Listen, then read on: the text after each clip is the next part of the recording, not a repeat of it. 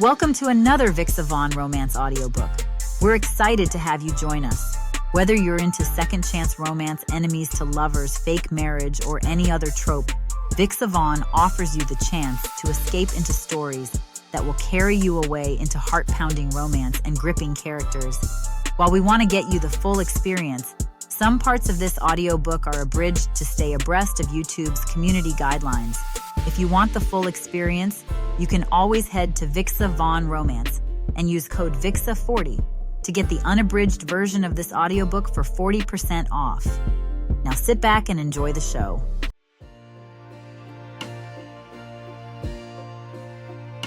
Chapter 1. Ashley. "Mommy, do I still look little?" asks Hope. I put down my coffee mug, look across our little kitchen table, and study my daughter. She's all creamy tawny skin, big hazel eyes, and 3 very askew pigtails in her shoulder-length wavy hair. She spoons the last of her breakfast cereal into her mouth. "Why, Hope, sweetie? All I see is my beautiful baby." I'm taken aback by the gorgeous child before me, especially the way the morning light sparkles on her light brown hair. Mrs. Kennedy says we grow when we sleep, and I think I turned into a big girl in the night. Her chair scrapes against the floor as she pushes it back to stand up. She picks up her bowl and studies the table for a few seconds. Plus, I ate my breakfast and drank my juice, and not one spill. Only big girls do that, said with the confidence of a 5-year-old. My lips quiver as I try to hold back a laugh. The poor thing is unaware of the milk stains spattered all over the front of her dark t-shirt. I watch her walk to the sink, bowl in hand. I hear her strain to get as far as her tippy toes will allow.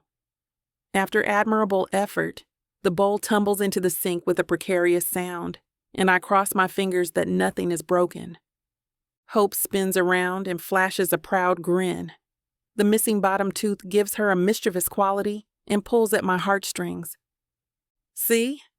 I don't even need my step stool anymore." I smile and give her a short round of applause. "I can see that. But let's still use it a teeny bit more, okay?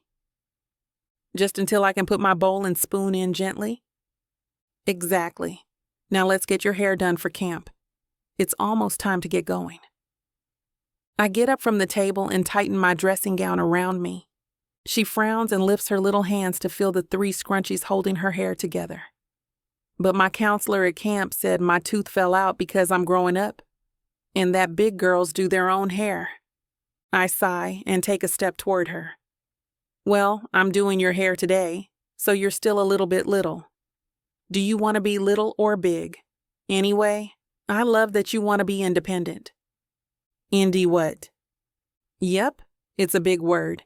It means you like doing things on your own without help." I wrap my arm around her shoulder and look down at her face. "You're still my baby, and I have to help you with some things, okay?" She nods and breaks the hug. We walk to my bedroom, where I sit her in front of my dressing mirror. She tilts her head. "They are kind of wonky." "You tried, that's what's important. Maybe on Saturday we can both wear our hair wonky if you'd like. And we can do a wonky art project." I pull out the scrunchies and brush her hair into a braided ponytail. "But yours is too nice to be wonky." I glance at my reflection in the mirror. My curly hair is braided, cornrows meeting in a center puff that I can wear down to my waist or pull up into a bun. Cute enough for when I'm off duty, and great for when I'm on duty, especially dealing with the muck of pipes and sewage. I don't need hair in my face. "Oh, everyone's hair can be whacked out. We'll find a way," I tell her. There's barely enough time to change her shirt before the bus for camp hisses loudly outside. "Beep, beep," she yells in unison with the honking blue bus. Hope grabs her bag and flies out of the house without a goodbye. I stand in the doorway and watch her embark, hand in hand with a little girl from down the road. Another hiss, and the bus pulls away from the curb and disappears around the next corner. My big little girl. My pride in her hits me hard. It takes a few seconds to recognize the wet feeling on my cheek. I lift a balled-up fist to wipe the tears away. Then I shut the door and busy myself with clearing the kitchen. I probably have 20 minutes tops. A shrill ringtone interrupts my thoughts. I quickly finish wiping the surfaces, then trot to my room to get the phone. So much for 20 minutes. The day has begun. I pick up the call and sit on my bed. A panicked elderly woman answers. "Oh, Ashley, it's a disaster. He said the YouTube would help him. He promised he could do it, but now there's water everywhere." She wails into my ear. "Hi, Mrs. Reed. Is the water spraying or leaking?" "Spraying," she cries. "Everywhere. My floors are ruined." That familiar jolt of adrenaline kicks in. A reminder that I love my job. "Just stay calm, Mrs. Reed. I'll be there before you can say, 'burst pipes.'" "Burst pipes! Hurry!" I put down my phone and plod over to my closet. Anyone else and I might be in a hurry. The years I've spent in plumbing in and around the East End have given me a no-fail way of knowing when something is an emergency or not. And Mrs. Reed? Well, she is the poster child for chronic alarmists. I take my time to pull on a beige jumpsuit, so similar to Hope's coloring, and so far from my own deep coppery skin. One last glance in the mirror before I leave. Overalls on, boots fastened, hair tied, tool belt strapped. Then I lock up the house and jump into my van. This van, emblazoned with my company's name, Plum Perfect, is my second biggest achievement. "Okay, Mrs. Reed," I say to myself in the rearview mirror as I back out of the driveway. "Let's see how bad your dishwasher is." This woman needs an intervention. I expected to be greeted by a stream of liquid jutting from the dishwasher. Something like one of those fountains with a statue spouting water from its mouth or nether regions. But there's no spray, and her linoleum floors are intact, save for a small wet puddle on the tiles right next to the dishwashing machine. Her husband stands sheepishly by the nearest exit. Smart man. "Can you fix it?" Mrs. Reed asks behind me the third time since I got here. Some of her composure has returned. I poke my head once more into the cabinet next to the washer. It's the drain hose. Pretty standard stuff, very easy to fix. But first, can I get a mop to wipe this? I point at the minuscule amount of water next to my foot. "Let me find something." Mr. Reed jumps to life and pulls a rag from a broom closet. He comes over, and I step back while he bends down to mop the water. "Okay, that's it," Mrs. Reed says, when his help becomes overeager. She turns to me. "We're good for whatever the estimate will be, Ashley. Please get it done before Fix-It Felix here watches any more DIY videos." Her husband pulls himself up and slinks out of the kitchen. "I'd love to, but I have to get a new hose and a few more things. I think the drain pump might also need some attention." "So how long will that be?" "You're my first call for the day and therefore my top priority. Let me just pop over to the office, then the hardware store, and I'll be back before mid-morning." My phone beeps, and I look down to read the message. Another burst pipe. Seems like an epidemic in the East End of Belmont. I raise my head and meet Mrs. Reed's eyes. I see that she suspects my return might be delayed. She isn't pleased, but I eventually negotiate my way out of her house. I drive through the historic streets of the East End, noting the homes of past and present clients. Another call comes in. I park by the side of the road to take it. "Kelly, I'm on my way," I say to the speaker. Kelly is my office manager/apprentice, and she holds down the fort at Plum Perfect when my journeyman plumber, Jenny, and I are out in the field, which is most of the day. "I'm not calling about that," she giggles. "What's up then?" "A call from Westcrest." "Woohoo, big money? Who is it and what's the issue?" I ask. Charles. No last name. Sounds like a clogged drain. I'll forward you the info." "Is Jenny in yet?" "I already have Mrs. Reed on my hands, and you know how she gets. I have to get a replacement piece for her dishwasher. She got called out as soon as she walked in." I hear keys clacking through the phone. Kelly and her multitasking. I do some mental gymnastics and decide I can juggle everything. The thing with the wealthy Westcrest residents is that work at their homes always fetches a higher price than my regular work. All right, I'm on it. It's an easy part to replace at Mrs. Reed's. I have one more house call, and then I'll deal with Charles and his clog. Tell him I'll be there before the end of the day.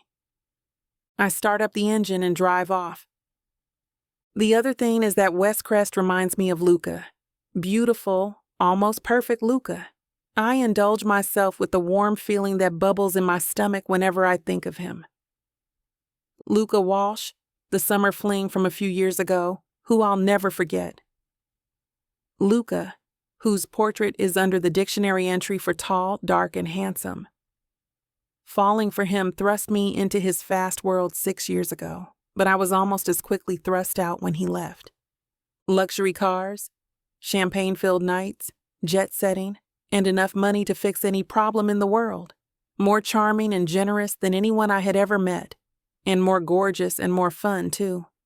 I sigh as I reach my next stop. The fling may be in the past, but at least I have the stories to tell my grandkids, along with his daughter. He left before I could tell him. It was for the best. I didn't belong in that world. I only belong in the one I've built for myself. And right now, my sole focus is building my business, providing for my family, and raising my daughter to be the incredible woman I know she'll be. I jump out of the truck and head inside. Chapter 2 of Luca. 1 minute till touchdown, the pilot says, his voice stilted and mechanical through the headset positioned over my ears. I turn my head to the side and look through the window at the sprawling expanse of Westcrest below. From up here, the view is all pristine private pools, manicured lots, grand homes, country clubs, and acres upon acres of woods. Belmont's finest area. My chartered helicopter comes to a stop and descends on the private helipad behind my white brick estate. "Smooth landing, my guy," I say over the sound of the chopper's raucous blades. "Always a pleasure, Luca," he responds. I pull off the big headset and attach it to the rack inside the aircraft. My fingers fidget with the seatbelt and yank it free. The rotor is even louder when I grab my attaché case and push the door open. I duck my head as I run across the paved helipad. The blades spin wildly, enveloping me in a massive draft that turns my clothes into billowing sails. When I'm out of harm's way, I lift a hand to wave the pilot goodbye. He waves back. Then the craft descends. My face stays raised till the aircraft disappears into the blue sky. I turn to face the imposing house, not new, but new to me. Its pale green shutters pop against the white exterior.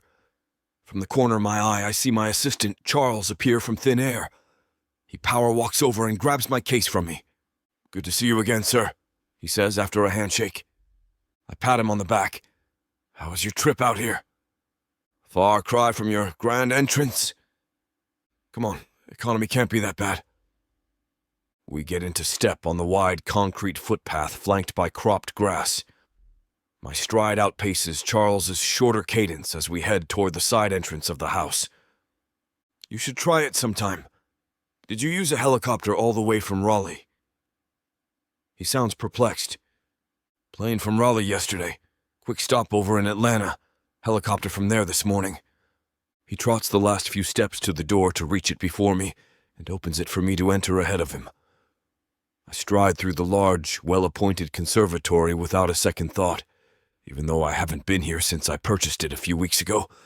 The movers have done an incredible job furnishing it and putting most of my things away.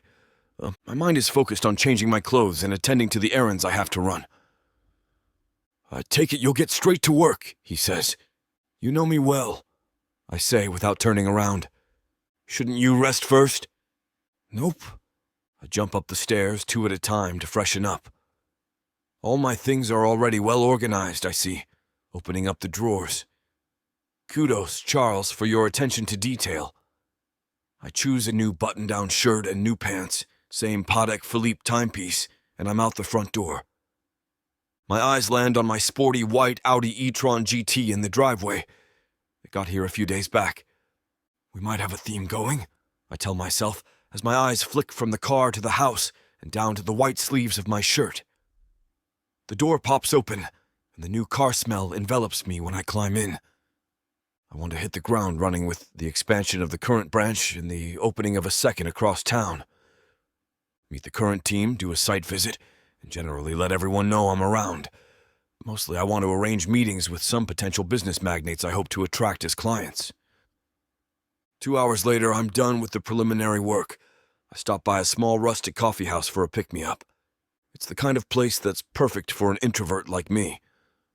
I'm seated alone awaiting my drink, bent over and reading emails on my phone when someone clears their throat next to me. I turn to see a pair of wide-leg white pants and a bronze silk blouse. Likely not the waiter. I lift my eyes to see the pert but condescending face of my ex-fiancée, Camilla Montgomery, in all her real estate heiress glory.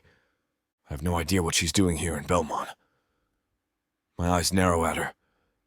Camilla? I'd know the back of that head anywhere. She puckers her mauve lips and runs a freshly manicured hand over the back of my head. What a splendid surprise. I jerk my head back and press my teeth together in response. A surprise indeed. She pulls out a chair and sits down uninvited. Her long raven hair is worn in loose curls that cascade thickly down one shoulder. Do you mind if I put my bag on the table? Vintage Chanel does not belong on the floor, or worse, hung from a chair like a cardigan. She plops it on the table without any response from me. It's good to see you, I lie, but I'm just about to go. I wouldn't want to leave you here by yourself. Oh, don't be ridiculous. There's no evidence of you having been served yet. Let's catch up for old time's sake. She looks around and clicks her fingers at various random staff members. Service these days, right? Is it too much to expect attentive waitstaff? The waiter returns with my espresso, and Camilla places her own order, identical to mine. I just got my teeth done and really shouldn't be drinking this stuff. She flashes her pearly whites at me and then gives me an intense look. What brings you to town? Family is expanding the local branch and opening a second one, and I'm to oversee that. I mull over the next words with a gulp of coffee. So, I'll be here a while. And what, may I ask, brings you to Belmont? You're a long way from Raleigh. I wanted to take in the small-town life. It must be the fates at work. It's almost as if I knew you'd be around. I recently discovered I'm an empath and that connectivity to energy must have... I zone out as she goes on with her word salad. I'm sure it's no coincidence that she's here. She's been relentless since we broke up, and she's made it no secret that she would like nothing more than to have a long, successful career as a trophy wife to me. She is an ex for a reason. She's the last person I want to see. There's only one person from my past I would like to see right now, and her name is Ashley Hughes. My mind goes back to my last time in Belmont and the woman I spent an exciting summer with. I was a VIP guest and keynote speaker at a small business expo in Atlanta. For me, it was meant to be an in-and-out thing until I spotted her in the crowd halfway through my speech. Nothing could have prepared me for the intense pull her angular face, spiral curls, and deep skin tone had on me. I haven't felt it since. In youth, you always assume the next love will be as great as the last. She taught me otherwise. Interesting business name, I'd said to her when I found her exhibition stand later that day. It's supposed to be funny. My grandfather thinks it's unserious, but he's proud of me anyway. He's the reason I became a plumber. Grandpa doesn't know what he is talking about. I like the pun. Really? Her youthful face lit up.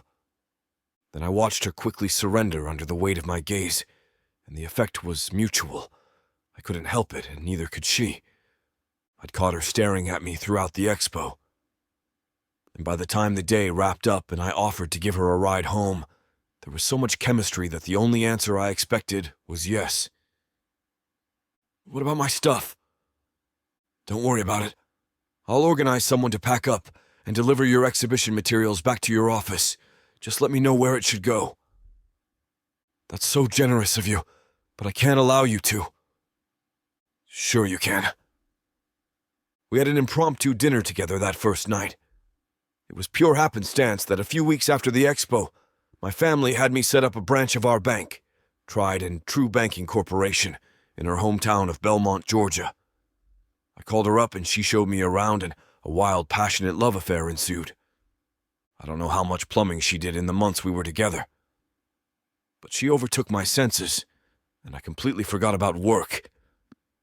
Instead, I was engrossed in wining and dining her, learning everything about her and flying us out for weekends together in Cancun or Key West. Then a new business venture in North Carolina happened with Tried and True Banking, and I left unexpectedly. I hadn't reached out. Neither had she. It's the greatest regret of my life. I wonder what happened to you, Ashley Hughes. I take the last gulp of my coffee and notice Camilla's nails tapping the table impatiently. She arches a tapered eyebrow at me. Have I been talking to myself, Luca? You haven't answered any of my questions, for starters. I just invited you for Sunday brunch. Everyone will be there. They're flying in from Raleigh, Durham, and Winston-Salem. What do you say? For old time's sake. I raise my hand for the bill. I have to decline. I'm swamped with the bank branches, and I still have to keep up with what's going on in Raleigh. I don't want to assume, but it's almost like you're not happy to see me. Her mouth contorts into an unflattering pout. That's ridiculous, of course, because I'm ecstatic to see you again. The waiter brings the bill. I pull out my wallet and leave enough money to cover both of our drinks. Keep the change, I say. Let me walk you out, she says, still seated. I jump to my feet and stuff my wallet back into my pocket. I'd rather you didn't.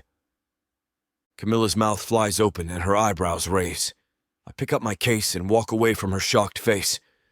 There's way too much work to catch up on to get bogged down in her little games. But why, oh why, couldn't it have been Ashley instead? I think of what it would be like to run into her again if she still calls Belmont home. Chapter 3. Ashley. Where the hell is this place? I feel lost. The cul-de-sacs in West Crest are playing tricks on me. They all look the same, and GPS isn't helping out. Eventually, I find myself outside a large gate. This looks like the place, I say to myself. A bulky security guard comes out, screens me, instructs me on where to park, and lets me in.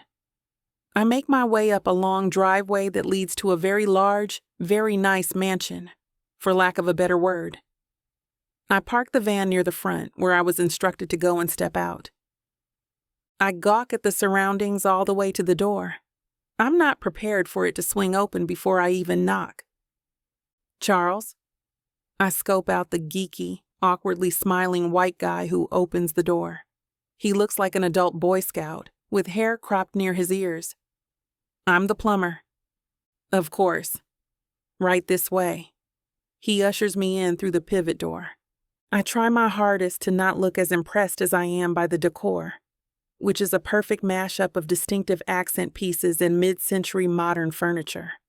He leads me down a few passageways and explains the problems as we walk side by side. He purchased this house virtually sight unseen because he needed a place to live fast, so we were unaware to some degree of the state it was in. I eye him sideways, and he catches it. Sorry, this is my boss's house.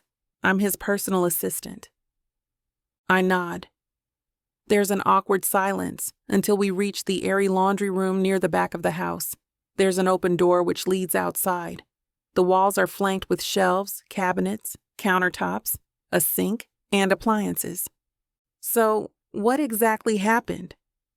The housekeeper tried to run a cycle for the first time yesterday, and the water stayed in the machine. Sounds like a blockage. That's what I said, he says, and his eyes light up. Is the washing machine new, or did it come with the house? Nothing has been replaced. I pick up some thick folded towels off a shelf and throw them into the washer. Can I use these, or is there anything worth washing to test? Go right ahead, he says with a curt nod. I press a few buttons to turn it on. There's a long whir and a hum. Then the water doesn't drain, and I know exactly what to do. "I'll leave you to it," Charles says once I explain the problem. "Feel free to use the other towels to mop up any spills. There's a bucket in this cabinet." He points at the shelf, which is still generously stocked, and then opens the bucket's hiding place. "Thank you." He leaves and I get to work. The drain pump is either clogged or broken. Luckily, I know my way around one and I have everything I need in my toolbox. I haul the washer around, prop it up on some wood planks, and remove the back panel. I crouch down and get knee-deep. The house is quiet, and it isn't long before I'm lost in my work. At some point, I feel around in my tool belt for my pliers. Nothing. Damn. I suck in my lips in frustration and get up to go search the truck. "Bingo," I exclaim when I find it on the driver's seat. I start to head right back into the house when the deep purr of an engine behind me snaps my neck back. A sporty white car comes up the driveway and skirts its way around my van. Then it starts to come up to the house but stops a little too fast. I can't see who is in it and don't want to find out. If it's the man of the house, he probably doesn't want to deal with the help, hence Charles. If it's a guest, I probably shouldn't be the one to meet them at the door. My head whips back to the front, and I go in. I make my way through the confusing corridors and immediately use the pliers to pull out a few particles stuck in the pump. I'm bent over, nibbling my bottom lip and tugging at my pliers, when a shadow falls on me. I raise my torso to see a man standing there, staring at me. His head of dark straight hair practically abuts the top of the back door's frame. Ashley. It's a statement, a question, and an answer all at once. His dark eyes hold mine and don't waver. Maybe it's because I'm so engrossed in my work and my mind is foggy, but it takes me longer than it should to recognize him. The aha moment starts slow at first, like a light patter of rain. Maybe it's the way he holds my gaze, but soon the patter turns into a lightning crash of realization and pelts my skin, my brain, and my heart. Luca. He's back. His name pumps through my bloodstream. My chest tightens, and my hands go slack. I drop the tool, but not even the sound of the metal clanging against the floor can break the trance I'm in, because this is a trance, and from his expression, it seems he is trapped in it too. With the way his eyes are set intently on me, I'm sure he can see how hard my heart is hammering in my chest. "This is unexpected," he says with the kind of confidence I wish I felt. He smiles and steps closer. Very unexpected, but a very pleasant surprise. I echo his sentiments internally, but outside I try to remain a sphinx. The last thing I imagined when I woke up today was to meet my ex and feel all the emotions I had when we'd been together, perhaps even stronger with time. My brain becomes mush. A strand of hair has fallen across his forehead, barely covering one eye, and I want to push it away, but I stay back. I almost feel like a cornered animal with how close he is. I can clearly see his nut brown eyes now, and his long lashes, which I'd always been so jealous of. I suck in air, cross my fingers, and hope Charles, or anybody else, interrupts this little rendezvous as soon as possible. He steps forward again and swoops down to pick up my pliers. It's so smooth of emotion, I feel my chest flutter involuntarily. He straightens up and stretches his arm to me. I'm frozen stiff and can't move. When I don't reach for his hand, he turns to the sink and places the pliers on the edge. "Thanks," I say with a weak voice. "Sure." There's that infuriating eye contact again before his sexy eyes fall to the washer. "You seem to have quite a bit on your hands. I'll drop by later." Then he spins around and exits through the back door. I watch his neck, shoulders, back, and everything else retreat with a pang in my stomach. It pulls at my chest to watch him leave again. And just like that, a routine house call flips my life on its head. All my work experience and training exited the room as soon as he walked into it. How exactly am I supposed to carry on like normal? I contemplate fleeing without my dignity, but decide to stay put. I take a huge breath and try to recalibrate my thoughts. Where was I? I ask the back panel and screws I removed earlier. They offer no answers from their resting place on the floor. I wring my hands and blow into them.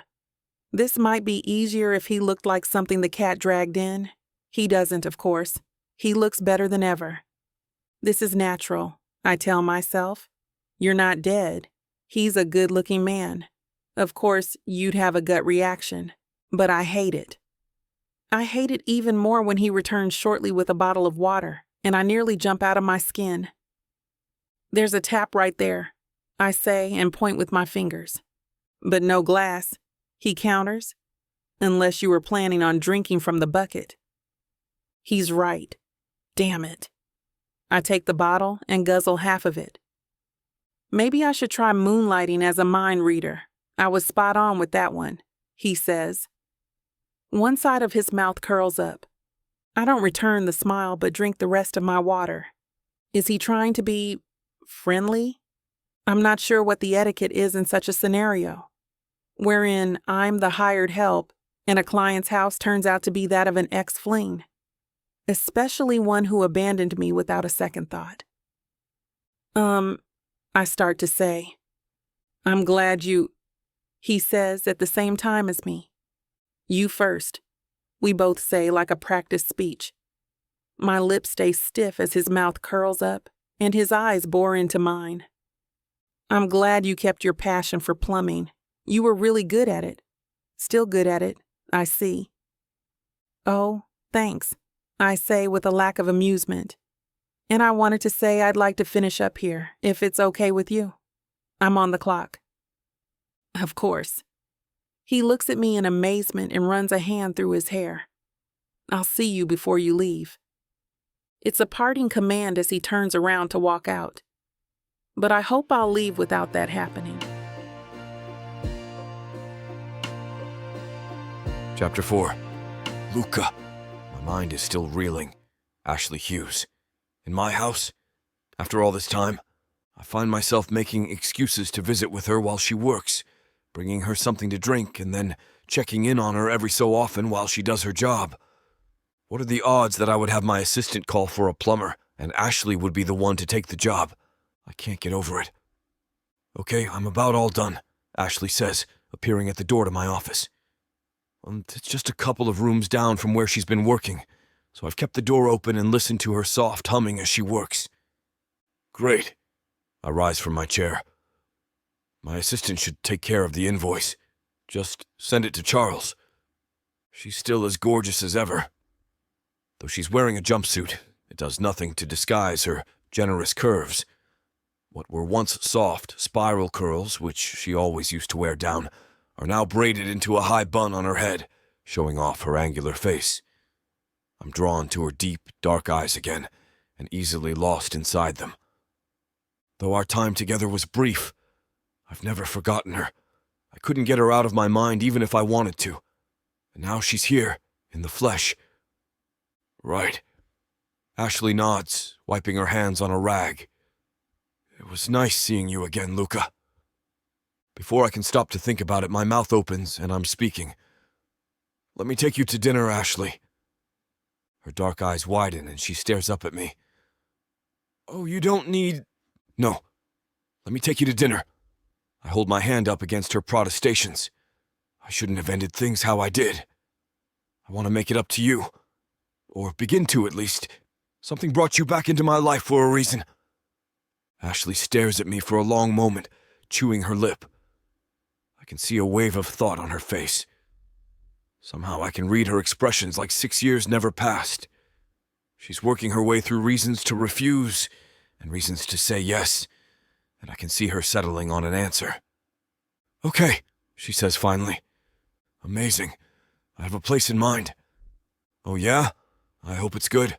Enough to make up for how you ended things. She gives a wry smile that lets me know I'm in the doghouse, but I have the potential to leave it. Meet me at Pickens on 5th. Tonight at 7, I say. It's a high-end soul food restaurant owned by the Pickenses, a prominent black family with a few restaurants in the historic downtown Belmont area in the East End. We exchange phone numbers, and as she leaves, I smile to myself. Even if it's just a dinner between friends, it will be nice to sit down with Ashley again. I find myself humming as I get back to my work in my home office. I'm looking forward to our dinner.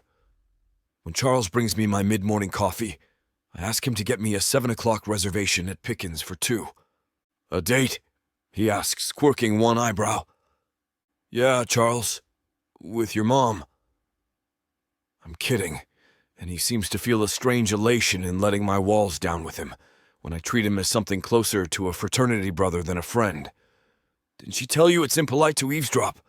I'm having dinner with an old friend. Now leave before I tell your mother you were spying on your boss." We smile at each other, knowing I'm joking. I spend the rest of the afternoon thinking about her. That evening, I find myself standing in front of the mirror, contemplating what to wear on our not date. I don't have any right to expect anything to happen between us, but I'd still like to make the best impression I can. She should know I care about tonight. I pull on a white button-down and a soft gray sweater paired with slim-fit black trousers. I have on my vintage Patek Philippe to complete my look. I cruise the streets in one of my cars, this time the Range Rover, watching the green leaves sway in the breeze. It's so beautiful here. I'm glad I decided to say yes to the new branch opening and expansion in Belmont. It has so much warmth and charm. Pulling up to the restaurant, the valet takes my keys. I stroll to the entrance, glancing around to see if I spot Ashley. She's not here yet, so I decide to wait for her outside, enjoying the beautiful evening. She strolls around the corner in a sexy, silky black dress with vivid yellow earrings, and my jaw drops.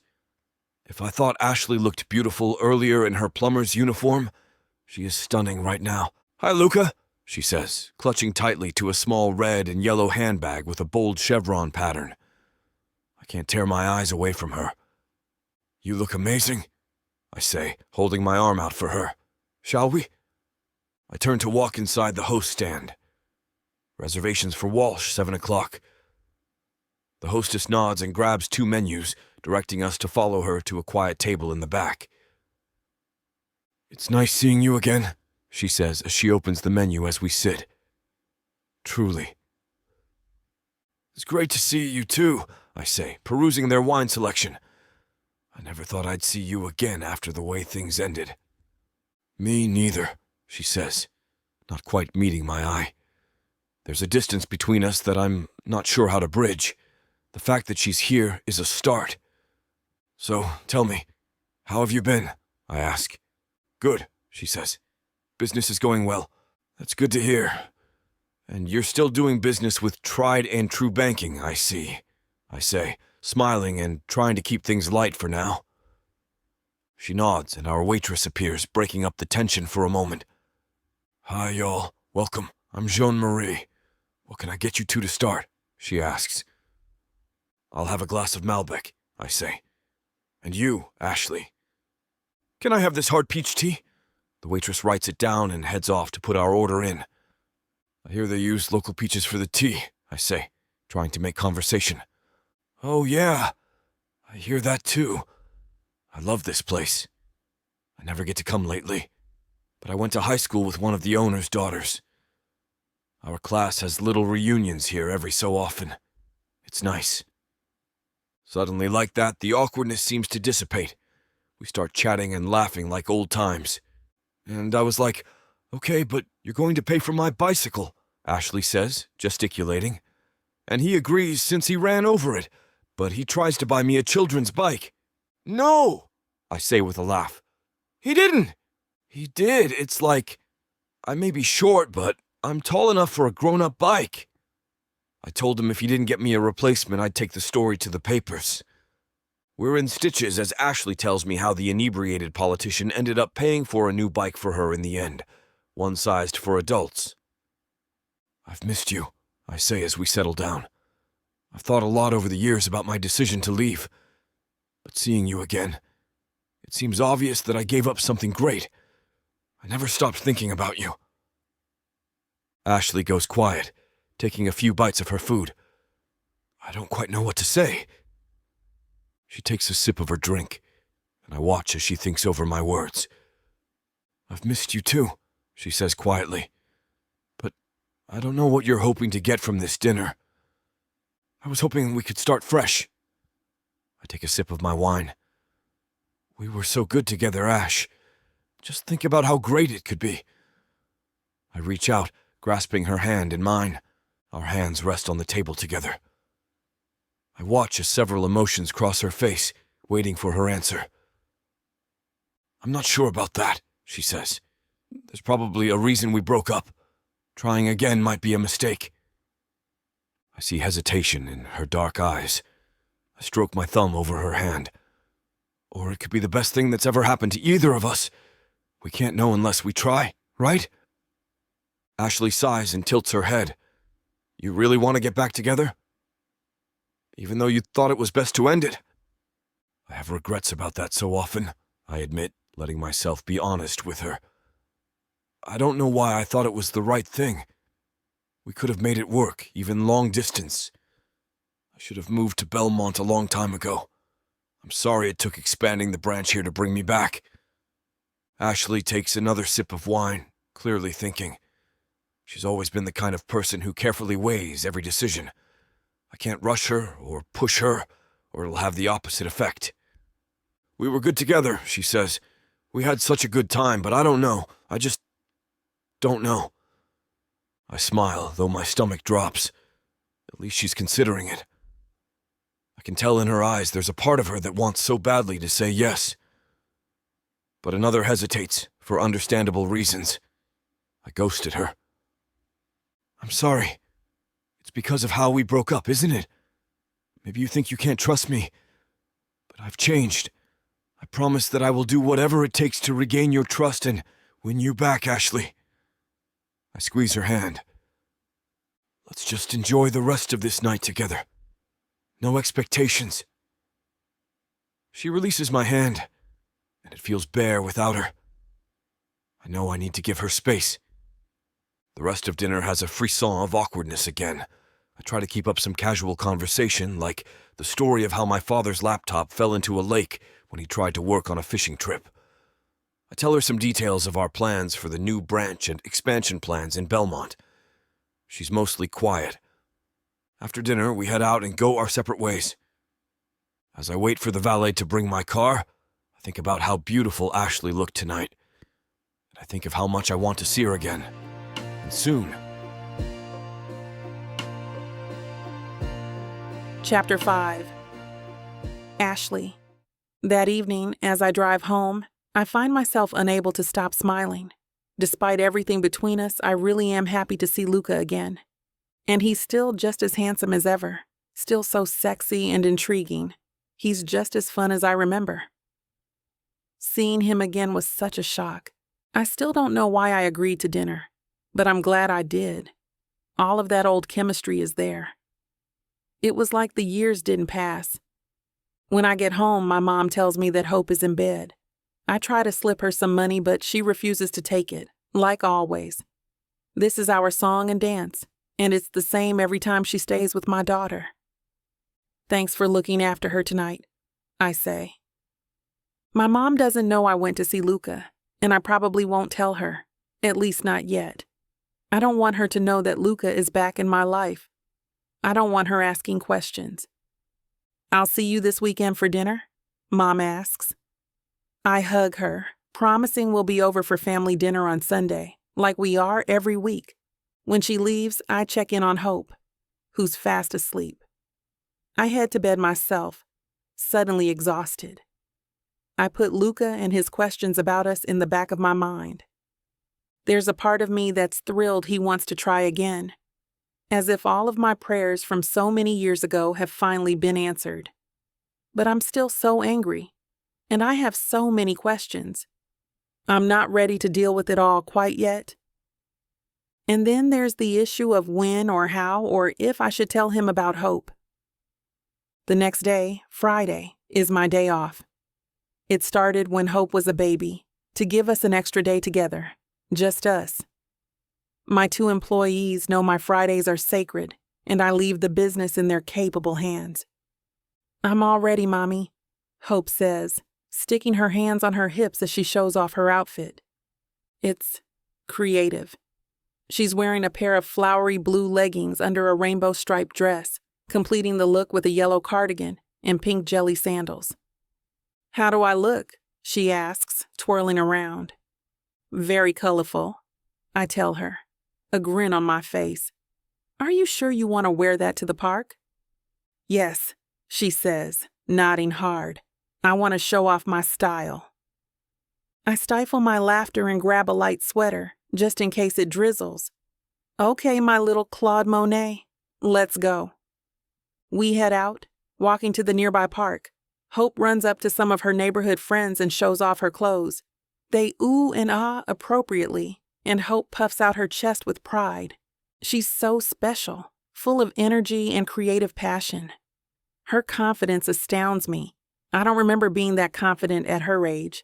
I hope no one ever tries to suppress it. I let her play for a couple of hours before we head back for lunch. "Did you have fun?" I ask. Hope tells me about their playtime through bites of her peanut butter and jelly.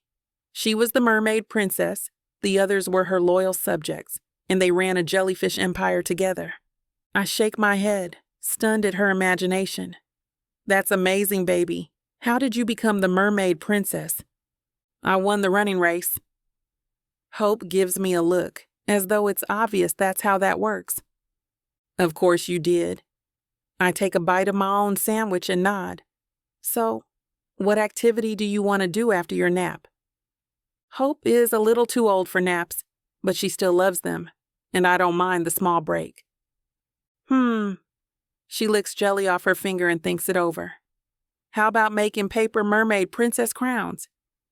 "Sounds like a plan, man," I say. "Oh, Mommy, you're so silly," Hope says with a giggle, eyes sparkling. We clean up and then get ready to do the nap time dance, getting out some movement before we rest. This time, Hope picks Shake Your Sillies Out. We dance around in the living room, wiggling our fingers and toes and stomping our feet. Hope is starting to look tired by the time we're done, and she goes to her room willingly, lying down on her bed and snuggling up with her stuffed rabbit. "Sleep well, little Claude Monet," I tell her, shutting her door softly. I head back into the living room, sitting down to check over client invoices and paperwork that I need to address while Hope naps. Jenny has sent me a few emails as well that need an answer right away. Jenny Hart is my journeyman plumber who takes all the client calls on my day off, and she does the majority of training for my office manager and apprentice Kelly. I employ women because it's a hard business to be in as a woman, and we need safe environments in which to learn and grow. I answer the important emails first, then send messages to clients who need a fast reply before getting back to a few business inquiries. Then, the smart home device goes off, signaling the end of nap time. Hope emerges from her room, sleep still clinging to her eyes, and her dress bunched around her waist. "Did you have a good nap?" I ask. She mumbles something unintelligible, and I give her some milk, which she sips while I finish my emails. "Are you ready to make mermaid princess crowns?" I ask once I'm done. Suddenly, Hope is wide awake, and she jumps to her feet, holding her cup of milk close to keep it from spilling. "Yes, let's do it," Hope shouts. I pull out the requisite paint, glitter, and construction paper, and we get to work making our crowns. Hope has the clever idea to use ice pop sticks to make the crown sturdier, and we both somehow end up covered in plenty of paint and glitter by the time we're done. "Let's let these dry and get dinner started," I say, sitting my purple crown down carefully on some spread-out junk mail flyers. Hope sets her pink and yellow crown down next to mine and follows me into the kitchen, where we start dinner together. She helps me by carefully peeling potatoes, and I chop up the sausages and start cooking them. Dinner is done in nearly no time at all with the two of us working together. As we sit down, Hope tells me more about the jellyfish empire she's going to run when she grows up. After dinner, I give her a bath and try to wash all the glitter and paint from her hands, and somehow her legs as well. Once that's done, I carefully twist out her hair and tuck it into a satin bonnet. Then we read a story together for bed before I tuck her in. "Good night, mermaid," I tell her as she settles down. She wishes me good night. I head back into the living room to clean up, my mind suddenly turning to thoughts of Luca now that I'm alone. Memories of our time together come to me now, unbidden. I remember how whirlwind it all was. The dinners, the nights out dancing at clubs in Atlanta, and our weekend away in Nashville. It all seems like a dream now. Luca was so intriguing to a small-town girl like me back then. He was smart, handsome, and stylish, with a confidence that drew all eyes to him as soon as he walked into a room. Tall with deep blue eyes and a gorgeous smile, like no one I'd ever met before. There is a large part of me that's screaming to jump right back into a relationship with him, to give in to the desires of my body and soul and be with him again. This part remembers the fun times, the way his body pressed close to mine when we danced, the way his hands touched me, and his deep, smoky scent whenever we kissed. My mind conjures up how he took me to places that I'd never seen before, like Miami and New York. He showed me a whole world that I'd never known. Being with Luca back then was like being in a fairy tale romance. But then I remember why we broke up, and how we broke up. Unceremoniously, with him moving and telling me after the fact. If I invite him inside my heart again, he could leave it shattered. And this time he might not just be leaving me. He might leave hope hurting too. And I don't know if I could live with myself if I let that happen. I can't let that happen. Even if things work out, and we become the family I'd always dreamed of, could I really trust that someday Luca wouldn't choose work over me again, or wouldn't walk out again? That he wouldn't put himself first? I sigh and sink down onto the couch, holding a stuffed toy I picked up. Luca was everything I thought I wanted once upon a time. Can I let him back into my life again? Or am I just risking an unhappy ending for everyone involved? I will have to see him again soon to give him an answer to his question. I'd brushed it aside at dinner, but I know I can't leave him hanging forever. He'll want to know sooner or later how I feel. And I'd be lying if I said there was nothing between us still. With everything that happened between us, the obvious choice seems to be to walk away. Better to let things lie in the past and keep my daughter's heart protected, along with mine. But I know in my heart that Hope deserves to know her father, and Luca deserves to know he has a child. I can't lie to him, especially now that he's back living in Belmont. I'll have to tell him the truth, even if I decide not to let him back into my heart. I can't risk him finding out from someone else, and word here gets around fast. Chapter 6. Luca. As I fall into bed, my thoughts are consumed by Ashley. Seeing her again brings back so many memories of all that time we spent together, and the way we fit together so naturally. When she walked around the corner in that sinfully silky black dress, it was hard to behave like a gentleman. Now that I'm alone, my head is full of all those moments of passion between us. I remember dancing close to her in the clubs in Atlanta. Our bodies pressed close as sweat glistened on our overheated skin. I pulled back to the way her soft curves felt under my hands. The way she smelled like cinnamon and cloves, like a warm fall evening. My mind drags me to that one weekend in Nashville, watching the crowds of bachelor and bachelorette parties weave through the streets from our hotel window, laughing at the tourists in cowboy boots before our eyes met. Our bodies clashed in a passionate frenzy, unable to keep our hands to ourselves. We spent the entire weekend in that hotel room, ordering room service and memorizing every inch of each other's bodies. I'm restless, tossing and turning as I try to get to sleep, feeling achy and hard as I think about how sweet she tasted for me, the way slick dripped from her, and I buried my face between her thighs for what seemed like hours, drinking straight from the source. Ashley, I'm burning up, unable to relax as I recall the memory of driving to the mountains for a picnic. We were hot and heavy that summer, consumed by our lust for one another. We made out right there in my car. I can still feel the way her body pressed right against mine as we ground our bodies together in the back seat. Ashley. I find myself unable to stop from reaching into the waistband of my shorts, drawing myself out into my hand as more memories resurface, memories that have me panting and groaning.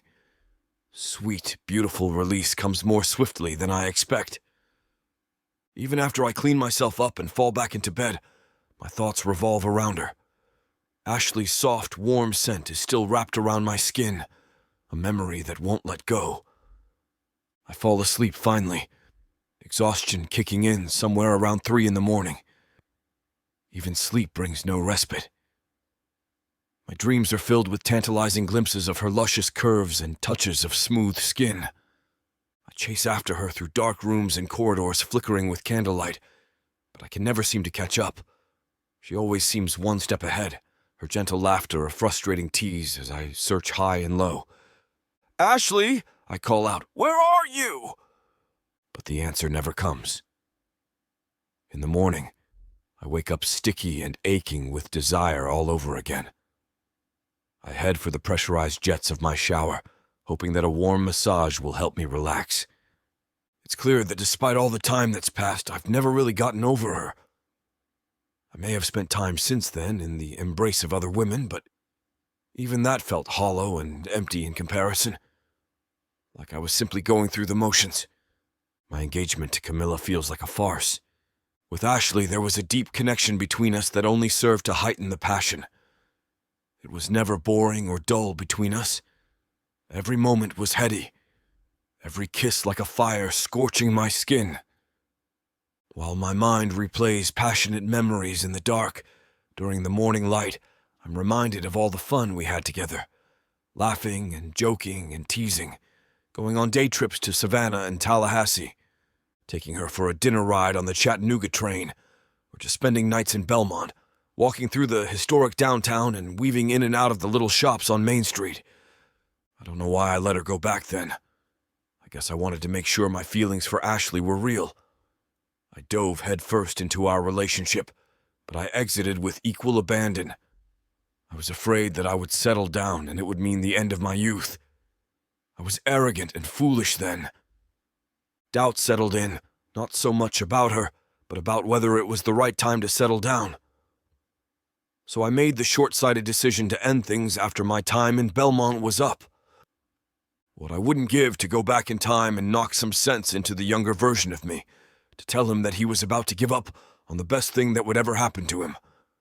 All I can do now is move forward, to prove to myself and to Ashley that I'm serious about being in her life again.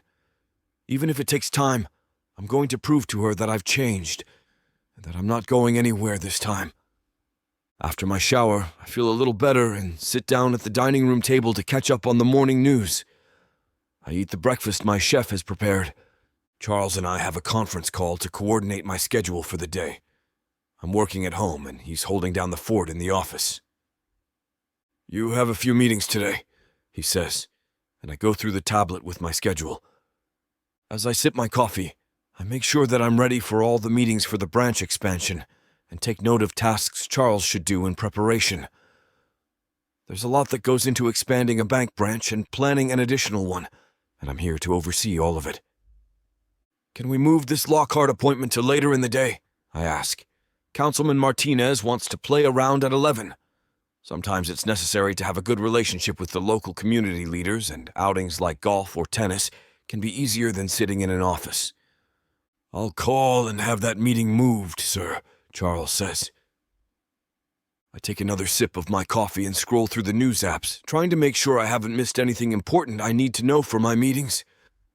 As I scroll, I see an ad for Ashley's plumbing business on my page and smile. The algorithms have found their own way to remind me about her.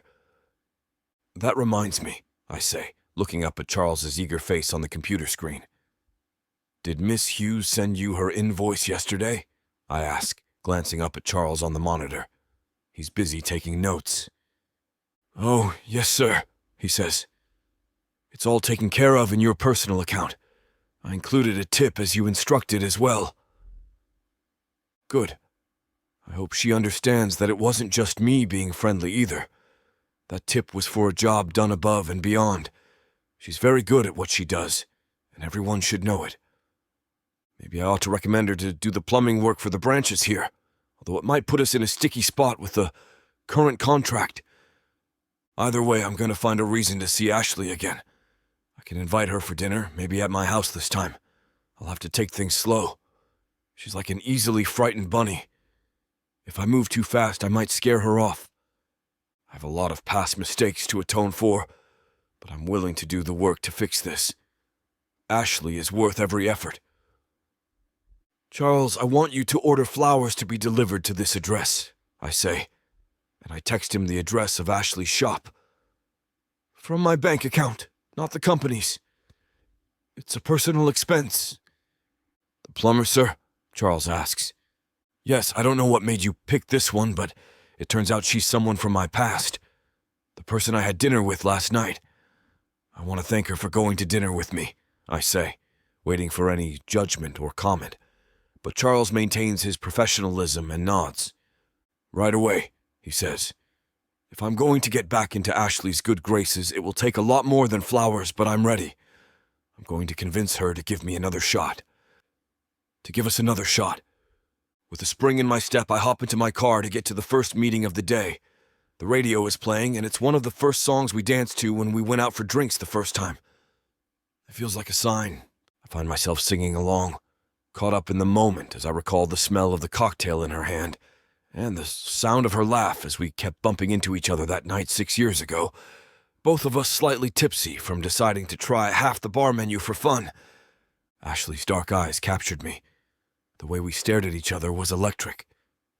When I grabbed her to dance and she happily obliged, it felt like I'd won the lottery. Our bodies moved in unison, and everything else was drowned out except the two of us. The background noise faded away, and the crowd became a blur as we looked into each other's eyes and danced. I remember pulling her in for a kiss, intoxicated by the taste of the sweet drink on our lips. That was just the start of it for us, of our whirlwind summer romance. I got it into my head that something that potent couldn't possibly last. I had to go back to Raleigh for the business, but I could have told my father no. There were other options. Now that I'm back, I'm not making the mistake of walking away twice. A relationship like this comes along once in a lifetime. Now that I have a second chance, I have to grab it. Chapter 7. Ashley. Hi, this is Ashley Hughes, I say into the speakerphone, wincing. I'm so sorry, but I'm running a little late.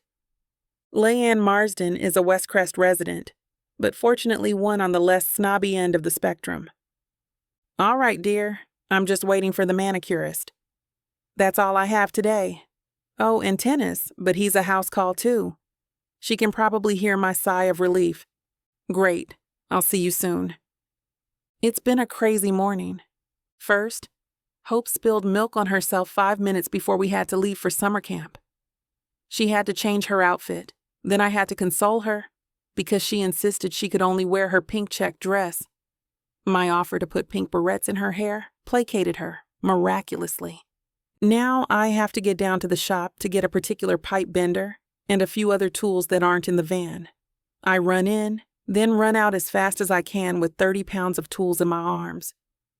The van is a hand-me-down from Granddad. I know it's time to get a new one, but I love it. It still runs well. Well, it still runs. The van rumbles into gear. Finally, progress. It's about a 15-minute drive, depending on how many stoplights I hit. About 5 stoplights later, the check engine light turns on. Runs fine for 40 years. Then today decides to screw up. I mutter to myself. After about 10 more stoplights, the engine sputters. Smoke seeps from the hood. It's about 2 miles away, maybe 3. Maybe I can make it. A half-mile later, I know I can't. The vehicle stops. I turn it off, then turn the keys again. Its wheeze tells me I'm not going anywhere. I dial roadside assistance to see how soon they can come, and I procrastinate calling Leanne.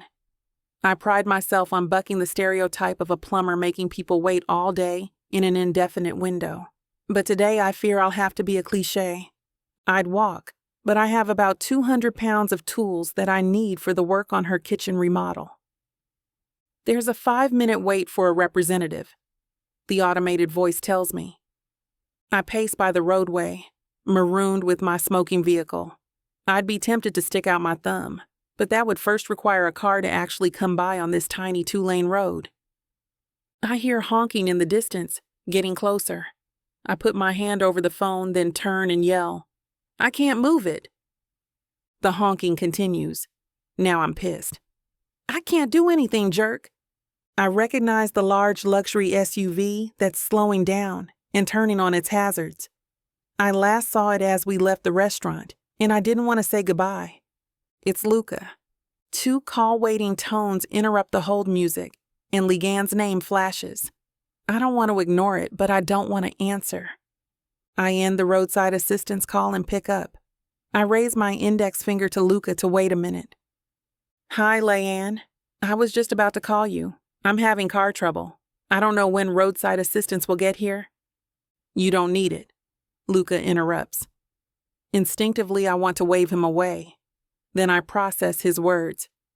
"I've got you, Ashley," he says. "Actually, Legan, I might be able to arrive sooner." "You're sure?" "It's no problem to wait." "Let me get back to you. Thanks for being so understanding." "No problem.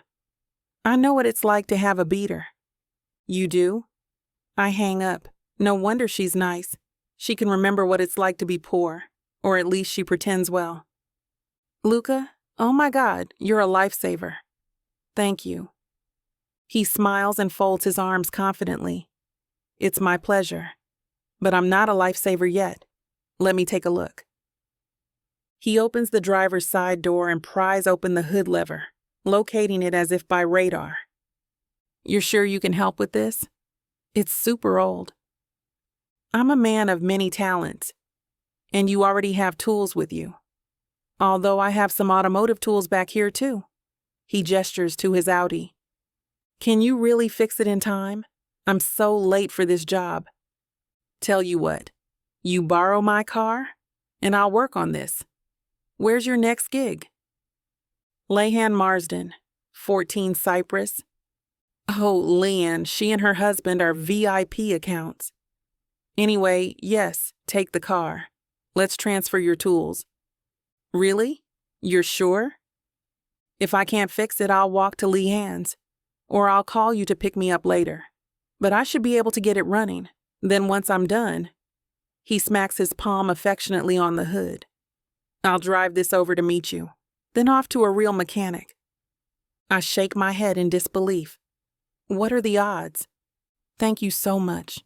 This means a lot." "It's no problem. I'm glad to help." When I pull up to Legan's, she's in the yard and seems stunned at my new vehicle.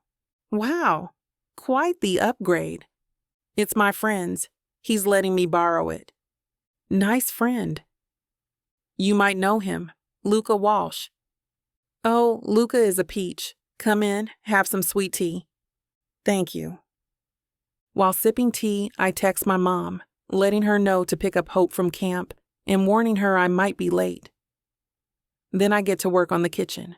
Leanne is curious about what it all entails, so she keeps me company. A few hours later, the doorbell rings. I hear Luca's sweet, deep voice before I see his tall frame and dark hair. He's sporting a fresh film of black grease on his hands. "Luca, welcome," Leanne says with a hug. "You fixed it?" I shout, elated. It took some Googling, but I managed to hold it together with some rubber bands and duct tape. Leanne invites him to stay, but he politely declines. "We have to get to the mechanic before they close." He turns to me. "You ready, Ashley?" "Yep. We're done for the day." "I'll see you later in the week. Thanks for everything, Ashley." "You too, Leanne." I drive the van, praying it doesn't give out, but it gets to the mechanic surprisingly smoothly. We drop it off and we walk over to his car. Luca opens the passenger side door and holds my hand to help me get in his vehicle. The touch is electrifying, like always. He gets in and starts it up. "Oh, Luca, before you take me home, can we stop at the shop? I want to put my tools back. Of course. Downtown, right?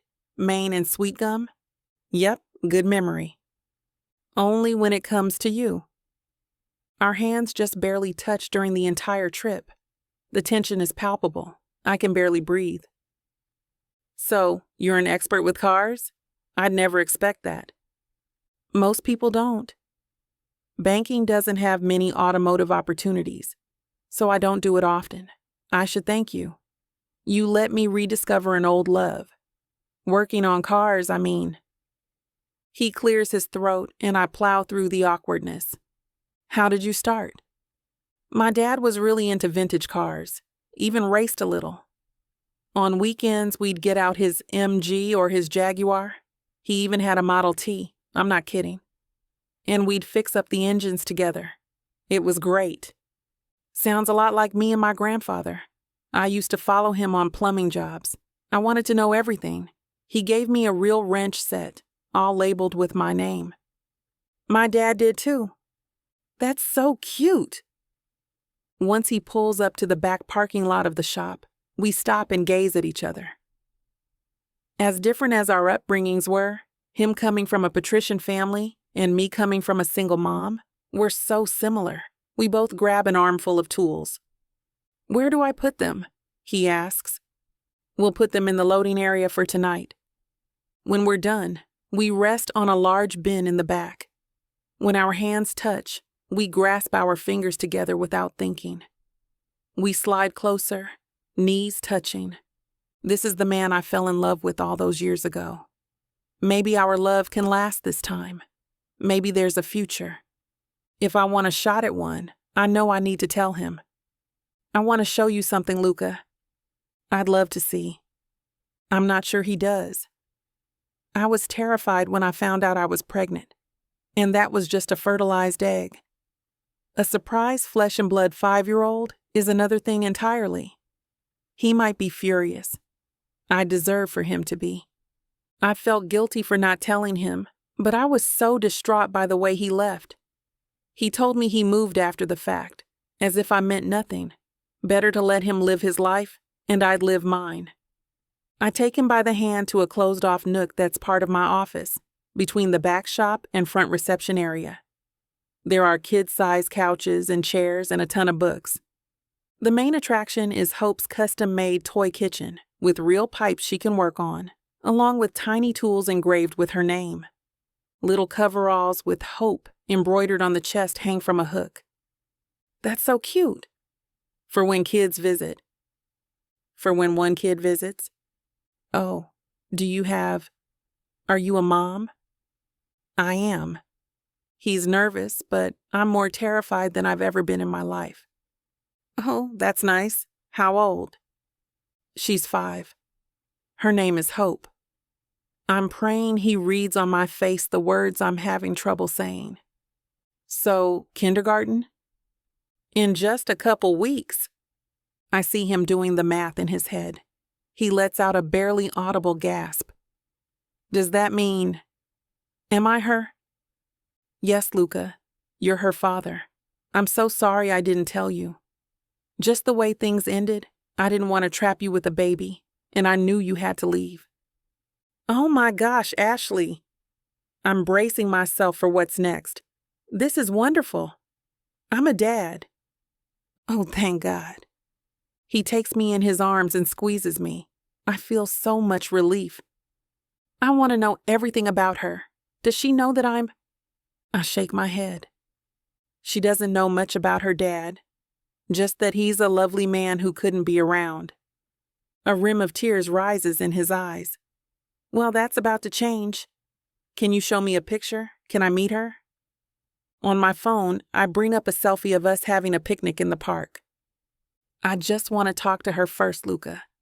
But as soon as I tell her, I want you to meet her. And for her to meet you. This is incredible, Ashley. I'm a dad. And I'm so happy he's happy. Chapter 8. Luca. I have a daughter. If I repeat it enough, maybe it will seem real. I'm a dad, and I'm just a few minutes away from meeting my little girl for the first time, I tell myself on the drive to Ashley's. When I got home the other night, we texted until after midnight. I had so many questions, but I didn't even have to ask most of them. Once she started gushing about our daughter, she couldn't stop. I'm actually a parent. The word parent always evoked my own dysfunctional household. My dad runs a banking empire, but never kept banker's hours. Even now, at retirement age, he spends his waking hours in the office. We always had very specific, limited time we spent together. Even working on cars with him was a rarity, which probably is the reason it stands out so much in my memory. It was one of the few opportunities I really had to hang out with my dad. It wasn't until I started working for him that he and I began to get closer. My mother was loyal to my father and loving enough to us. But I don't think the housewife life was ever for her. She had her friends and her hobbies. I don't begrudge her that, but I always felt like something of an afterthought as a child. My daughter will grow up with a mother who shows every day that a gifted woman of color can be anything she wants, whether it's a plumber and business owner or an amazing mother, or all of the above. She'll feel loved, important, and valued. She'll feel confident because of the amazing example her mother sets. And she'll grow up with a father who... That's enough to start with. I could have easily gone through life without knowing she even existed. I allowed myself last night to feel that pain long enough to process it. But I moved past it quickly because I'm here with Hope now. Where I will be in a moment, and that's what matters. I take a deep breath in Ashley's driveway. My life has changed so many times in 24 hours. It's about to change again. I ring the doorbell and hear a commotion. I put down the oversized gift bag, which I skipped work to put together. The piece de resistance was couriered in from Atlanta this afternoon. "Mommy," I hear a little voice through the closed door. "I think it's him. Can I get it?" "You sure can, sweet potato." I hear the doorknob wobble, picturing a sticky-handed girl reaching up. "Mama, I need help." "Coming," I hear Ashley say. The door begins to open, and I see the sliver of Ashley's smile, then the most beautiful little girl between my chest and my waist in height. Her face is a perfect combination of mine and Ashley's. "Hi, I'm Hope." I crouch down. "Hi, Hope. I've heard a lot about you. I'm Luca. My mom's told me a lot about you. Well, a little, but a lot." "Hi, Luca." Ashley kisses me on the cheek, and I close my eyes to experience it. Come in, come in." Hope has stunning hazel eyes like her mother, and impossibly long eyelashes like mine. Her hair is a dark honey color and soft curls. Already I love her. "What did you get me?" Hope shrieks with delight at the gift bag. "Hope!" Ashley chides. "Manners!" "What?" "He has presents. They're for me." She looks at me seriously. "I think they're for me, right?" "Yes, they're all for you." She hugs my leg and runs into the house, looking back to make sure I'm coming. Or at least that my bag is as I enter her life like Santa Claus. Hope's artwork hangs on every wall. There's a handprint turkey and a snowflake. Where there are two stick figures, one tall and one short, I picture a third stick figure with them. Ashley grabs my hand as if guiding me to my new life. Hope proudly says she baked the cookies on the table. Ashley's face says she helped. When we settle onto the sofa, Ashley is on one side, Hope on the other. Hope nudges me, wanting to start opening. I nod and smile. She carefully unwraps an animal plushie, the gift I strategically placed on top. "It's an alligator!" Hope starts moving the jaws of the plush reptile, pretending it can talk. "Gra, gra, I'm going to eat you!" "No, Mr. Alligator!" I cower in fake fear. "It's okay, Luca," Hope says. "He's not really alive." Phew, I was scared. I pretend to wipe my brow. "Hope, do you know why I got you this? It's no ordinary alligator." "He's not? How come?" I see her curious mind trying to work it out. Ashley chuckles because she knows. I start telling the urban legend as if it's a Greek myth. There's a legend in New York City that people had baby alligators as pets, but when they got too big, they'd flush them down the toilet. Poor alligators, were they okay? According to the story, they were better than okay. They became super alligators. Really? That's what they say. They adapted to the darkness of the sewers. What's adapted?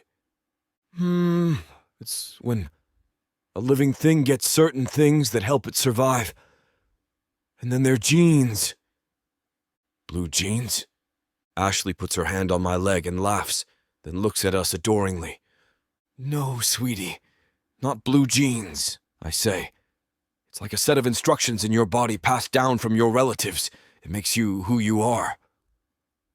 So, like, from you and Mama?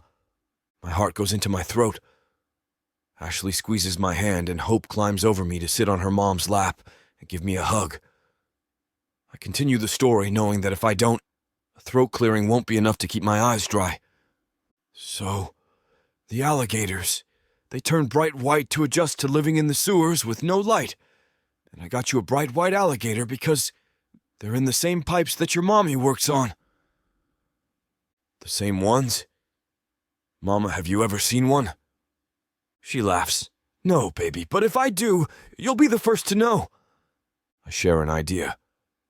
Maybe we can go to New York one day, Hope, and you can see where the story's from. Okay, I think I'm gonna name my alligator Blue Jeans, because he's got super ones. Thank you, Daddy. I have to clear my throat again, and I feel the tears climbing a little higher this time. I know this moment will be etched in my mind forever. It's the evening I gave my daughter a mutant alligator plushie, and she called me Daddy for the first time. Thank you, sweetie. I'm so glad you like it. I can see tears welling up in Ashley's eyes, and I put my arm around her. What else do you have, Daddy? What else? She's bouncing on her mom. There's a personalized journal for us to keep mementos of things we do together. She puts on the mermaid-themed jewelry I got her. She places the tiara on her head. I used to be the mermaid princess, but with this crown, I'm the mermaid queen. She pulls out the crafting kit, paint supplies, Lego bricks, magnetic tiles, science sets, and a stack of storybooks. She begs me to read her one. My favorite is a bright picture book with flaps and moving tabs, about accidents in life being opportunities to create something beautiful. She's proof. While Hope is playing with her toys and trying to walk Blue Jeans on a leash, oblivious to anyone else, Ashley takes me into the hallway. She's close enough to feel her breath. You didn't have to do all this, Luca. She would have loved you regardless. Well, I wanted to show her how much I love her. Ashley checks to see that Hope is occupied. Then she kisses me gently and slowly. During our frantic summer, we kissed desperately, insatiably, like we somehow suspected we were fighting an expiration date. Right now, it's a kiss of permanence, of rightness, of belonging, of coming home and staying. I look into her eyes as our faces drift apart, and we hold each other's hands. Let's rejoin our daughter, shall we? She suggests. In the weeks since that first meeting, I see Hope and Ashley every single day. We go to the movies, the candy store downtown, and what feels like every playground in Belmont. Ashley and I make dinner, and Hope helps by breaking the eggs or stirring the sauce as I hold her little hand. Some days Ashley is open and vulnerable like that first day. Others she's more guarded. I follow her lead implicitly. I know wherever we're going, at whatever speed I want to be with her. That means being careful with her this time. Especially now that I'm her daughter's father in real life, not just in the abstract. She needs to know I'm here for the long haul. It gets harder every day to leave. Ashley and I usually talk after bedtime with a bottle of wine or a cup of coffee, depending on how long we want to stay up. I stayed for hours tonight after Hope went to sleep. It's past midnight, but I'm not remotely tired. It's amazing how naturally fatherhood comes to you, Luca. You just slid into it. With Hope, it's easy. She's amazing. Isn't she? She's a miracle. As for being a dad, I guess I'm also going off of what I learned from my family. just by opposite example. Really? I would have thought you'd have every advantage. I did. That was the problem.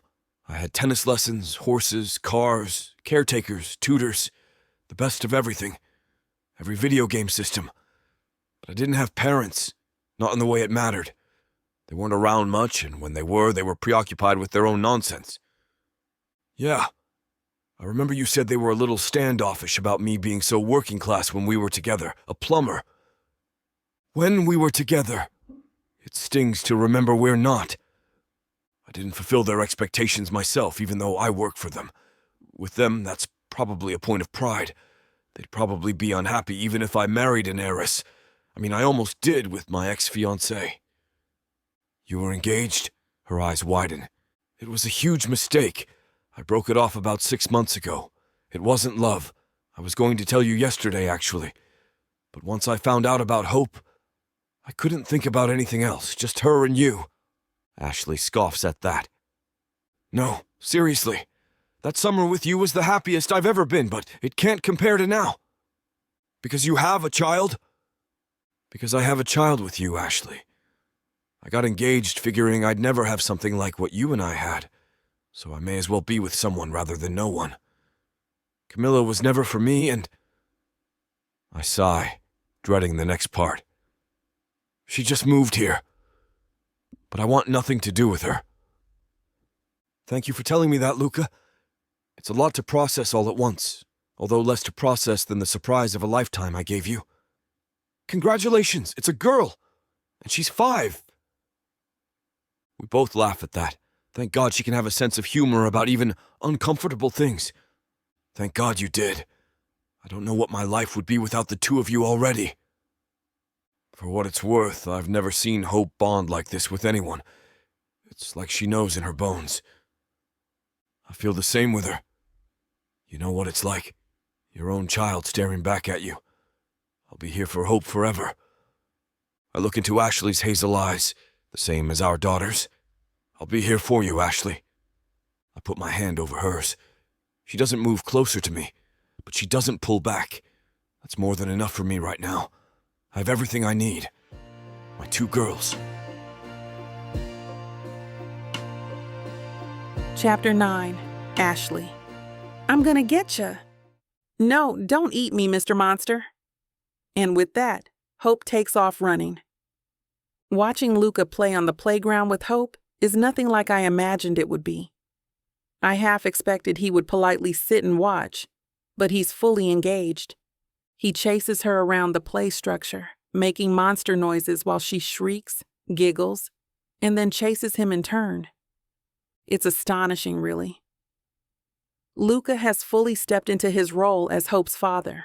On her first day of kindergarten, he watched her climb up the steps of the bus and put his arm around me as we waved goodbye. It was nice to have someone there who knew the significance of the moment, to share that love for her. He's also been respectful about his place in her life. He's agreed to see her on both of our terms, and he's made every effort to be around her as much as he can between his work schedule and the branch construction. Dad, can you push me? Hope asks, tiring of the monster game and throwing herself onto the swings. Push me, Daddy. I've never seen my little girl look so happy and carefree. I figured I'd be a single mom like my mom was, but it's clear that Hope adores Luca and vice versa. I shouldn't have kept them from one another, regardless of what happened between me and Luca.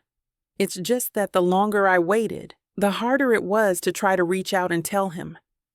I watch as Luca pushes Hope on the swings, the two of them talking about a show that Hope likes, some kind of cartoon about a boy and his dog. Glancing at my phone, I realize it's almost lunchtime. Hope, I call out. 5 minutes. Yes, Mommy, Hope says, glancing back up at Luca with a smile of pure sunshine. Luca looks down at her with a happiness that rivals hers, a look of utter devotion. The two of them make their way over to me, and I have Hope pack up her sand toys so we can go home for lunch. I'm especially grateful to have a second set of hands when Hope starts getting distracted looking for rocks. Your mom says it's lunchtime, kiddo. Luca puts his hand on Hope's shoulder and she drops the rock she was playing with. "Okay," she says, grabbing his hand and dragging him along on the sidewalk toward my house. I follow along, watching how they bump into each other and giggle every few feet. As soon as we get in the door, Hope heads to the bathroom to wash her hands. Luca and I start divvying up the lunch tasks. It's strange to have another adult in the house, working side by side to get tasks done that I'm used to doing alone. But it's nice as well. Luca starts chopping vegetables for the salad while I make a pot of tomato soup. When Hope gets back, she carefully sets the table for us. "Look at us, working together like a well-oiled machine," Luca says, grinning. Hope gives him a high five with a giggle, and the two of them bump hips. We sit down to eat and start talking about nothing in particular. Then Luca changes the topic and brings up something that I'd been thinking about myself. "Do you think Hope would want to stay at my place this weekend? If you're okay with that, of course. If it were anyone else, I'd be annoyed at someone bringing up something like this without talking to me first. But with Luca, it's different. Also, he's her dad. I think an overnight visit on Saturday would be nice." I smile and glance at my daughter as well. As long as Hope is okay with it. "Really? I can stay with Daddy?" Hope asks. "I get to see his big house?" I think that it's time for the two of them to spend more one-on-one time together. It's been on my mind lately anyway. I trust Luca with my life, and I know he'd never do anything to put Hope in danger. It's right for them to have this relationship. "Yes, absolutely. I bet you'll have a great time," I tell her. "And we can all have breakfast together on Sunday," Luca offers, turning to me. "Oh yeah, maybe." I turn the topic of conversation to discussing Hope's upcoming parent visit to her kindergarten classroom, taking the focus off the question. It's not that I'm bothered by the idea of having breakfast with my daughter and Luca. It's more the thought of such an intimate thing, having breakfast all together at Luca's house. I don't know why it feels more daunting than being here, but somehow it does. It feels like a big step. While I'm all for the two of them having a relationship, I'm still uncertain about what I want regarding him. There's something growing between us, but it doesn't mean I have to give into the feelings. We have so much to consider. Our complicated past, our child together, and possibly even the ex. What if she causes problems for us somehow? It's odd that of all the places she could live, she shows up here just after Luca arrives. If I give in to the feelings, I'm risking so much. My business has just started to take off too. We've grown in the last year, from a one-woman shop to me and 2 employees. Even though Jenny is only a journeyman plumber and Kelly an apprentice and office manager, it's 4 more extra hands than I had before. Having a relationship might sidetrack me. It's best to take things slowly. I know I can trust Luca, but then I think about how peaceful everything has been. What if things fall apart and he decides he wants to work out a formal custody agreement? When I think about what he might ask for, my shoulders get tense. What if he tries to fight me in court? There's a lot at stake. If our relationship goes south, he has so much more money, which means unfettered access to the top lawyers in the country. Maybe I'm getting ahead of myself. As long as I keep things the way they are, no one will get hurt. If I just keep letting Luca see Hope, the two of them can develop a relationship on their own. "Let's get ready for our nap time," Hope says, dragging Luca into the living room as soon as the lunch dishes are done. "You're not too old for naps?" he asks. "You're never too old for naps," she says. "She's got a point," Luca says to me. She tells our smart speaker to play one of her dancing songs, and the 3 of us shake it to Baby Shark. We always dance before sleeping, I tell Luca as we twist around the room. It helps us settle. "I'll have to try that one for myself," Luca says as he dances, grinning as he takes Hope's hands and dances in a circle with her. "Seems like it's working. See, Daddy?" He lifts her up and she shrieks in delight.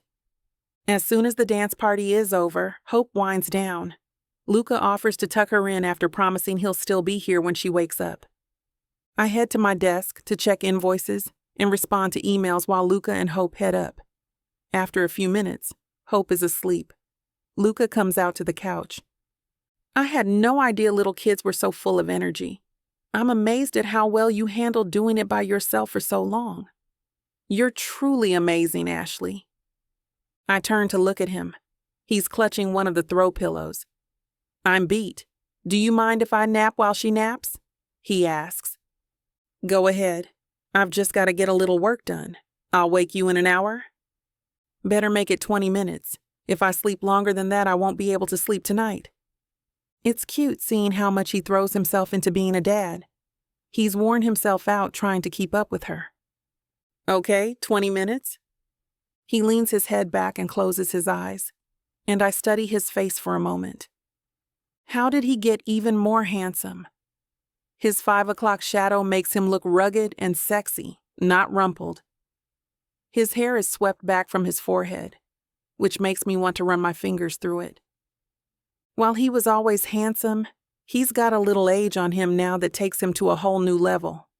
The way the lines next to his eyes crease when he smiles drives me wild. His voice has deepened a little, and it gets me weak in the knees. It would be so easy to let myself fall for him again, to get swept up by his charm and his manners, to be carried away by his kindness and compassion. But it would be dangerous too. Like being carried out on a riptide, I'd never see the shoreline again. I could drown in him, and I'd never even realize until it was too late. I need to keep myself grounded. I almost don't realize when the timer goes off. I'm startled by the soft jangling alarm. I walk over to Luca, but he looks so serene. I don't want to disturb his sleep. I lightly jostle him awake. Hey, you said to get you up in 20 minutes. He smiles up at me, a sleepy, warm grin that has me melting from the inside out. I have to step back. Thanks. He sits up and yawns. I really need to be careful around him. Getting too close can be hazardous for my health. Chapter 10. Luca. I get up earlier than usual and make the drive to the East End. My daughter's on my mind. I've lost almost 6 years of fatherhood. I don't intend to waste any more time. Once I'm there, I kick myself. Hope is already gone for school by the time I make it to Ashley's. She greets me with a wide smile and a warmth I didn't think possible when we reconnected 2 months ago. I'm hit by how happy I am to see this woman. You just missed her, she says, dressed for work with a sparkle in her eyes when she opens the door for me. I follow her to the kitchen where we sit down across from each other at the table. She nudges the plate of toast in front of her. Care to join me for a cup of coffee? She asks. I came to see Hope and to see if you wanted coffee, so I'm happy to have it here. Her head tilts to the side before she answers. I guess I can juggle both your company and the flurry of client calls that will start soon. I watch her get up to turn on the coffee maker and place 2 slices of bread in the toaster. There's something calming about watching her. What if I took her to school someday? Would she like that? She doesn't turn. I think she'd like anything that involves you. I'm taken back to the day not too long ago when the 3 of us baked cookies right here in this kitchen. And it's like Hope is here again, in hysterics as I use a fork to draw silly faces on the round cookies before baking. It's hard to believe the effect this little girl has on me. Ashley turns back to me. She leans against the counter. What's with the smile? She asks. I'm remembering the cookie bake-off, I say. Hope hasn't stopped talking about that. It really made her year, maybe even her decade, and she's not even 10 yet. And then there was the toy store. How she went insane that first time when I said she could get anything she wanted. Or the 3rd time when she realized we were going to the same place again. I let out a chuckle. Our eyes meet, but she turns away as the toast springs up before anything of meaning passes between us. Do you want anything on your toast? Nope. It's perfect undressed. The unintentional double entendre hangs in the air awkwardly. She pours me a cup of coffee, brings over my food, and then we sit down to eat. "How long do I have you for?" I ask after a gulp of coffee. Her phone lights up next to her. I was going to say an hour, but now you've jinxed the peace and quiet." She picks up the device and answers. "Morning to you too, Morgan. Yes, I've been meaning to pass by the diner, but work has been crazy lately, I eat my toast and watch as she listens to the other person on the other end of the line. A gurgling sound definitely sounds like a clogged drain. Does it smell like sewage, too? How long is the water staying in the sink? No, we definitely can't have that in a commercial kitchen. Any kitchen, really. Hopefully you aren't getting inspected today." The switch-up is impressive. She's a totally different person, very professional and in her element. She goes ahead like I've evaporated from the room. "So if the DIY baking soda trick doesn't work and your plunger broke, then whatever it is must be lodged much further down." "Sure thing. I'll be over with my snake shortly. See you." "Your snake?" I ask, baffled when the call ends. She blurts out, laughing. "Plumber's snake. It's a simple little contraption used to unclog the deep recesses of a drain." "Right, of course." "Have you used one before?" she asks. "Oh, yeah. My dad, like most people who are obscenely rich, is incredibly cheap. We always did our own repairs." "Probably not a bad thing. So who needs the snake?" "Oh, you know, the Vidalia diner? It's amazing. The owner, Morgan, is having an issue with the sink there, so I need to go check it out." Amazing little diner. An idea begins to form at the back of my mind. Then another call comes in for her before I can mention it. My breakfast is done, so I sit back, fold my arms, and watch her pick up and do her thing. This time, the conversation isn't so pleasant. I hear a muffled, high-pitched, angry voice come through her speakerphone. "They just fell right off like dominoes," says the voice. "This isn't quality workmanship, Ashley. I understand your frustration. I left express instructions that the caulk needed to dry for at least 8 hours before you could use the fixtures. I believe that is covered in the terms of service that you agreed to. I'll be happy to have you come into the office and discuss this further." "All right, yes. I'll talk to you then." She gives a sigh as she hangs up. "Sounds like one of those clients, huh?" "You said it. The service industry is not for the weak. It's worse than dealing with children. And I have a 5-year-old. Our daughter is so well-behaved, though. You did a great job. They could learn from her. You have such a great handle on it. I'd love to be a fly on the wall when you and that customer do talk." "Oh, people like that are all bark, no bite. She knows she's in the wrong but wants me to go do it again for free." My eyes stay on her face and body language. Something about this side of her is irresistible. "Are you working today, Luca? Looks like I should get going." She gets up to clear the table. First, she puts her own utensils in the sink. Then she comes to my side of the table and tries to pick up my plate. I grip her wrist with my thumb and forefinger before she can do so. Her eyes grow wider as I lift myself from my seat. I'm aroused just looking at her and touching her skin. She looks down at her arm where I have her cuffed, noticing the protrusion. "What's going on?" she asks. My wordless response is to dip my head and lock her lips with mine. I can't help it. With my other hand, I pull her in by the waist, yielding to me. Even though it's been close to 6.5 years since we dated, it feels not only familiar and right, but just as enticing as it was back then. She pulls away first, visibly flustered. "What's going on? What was that for?" "It was for you because you're you. I just had to." She blinks and bites her lip. "Why don't you sit down, Ashley? We should talk." I pull out the dining chair next to mine for her, and she lowers herself into it. I decide against sitting. I walk around the small table and stand by the sink with my arms folded across my chest. "I've been thinking a lot," I start. "Some about the past, but more about the present and the future. I love getting to know Hope, and I want you to know I'm here for the long haul." I see it, and I appreciate it, especially the willingness to be part of her life. I'm glad. I'd love for us to have as much family time as possible. Trips to the movies and bedtime stories. So much time has already been lost. We shouldn't waste any more.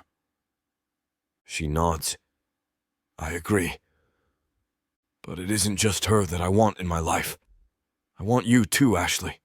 I say. I want to get to know you again. I want to prove myself to you again. Really?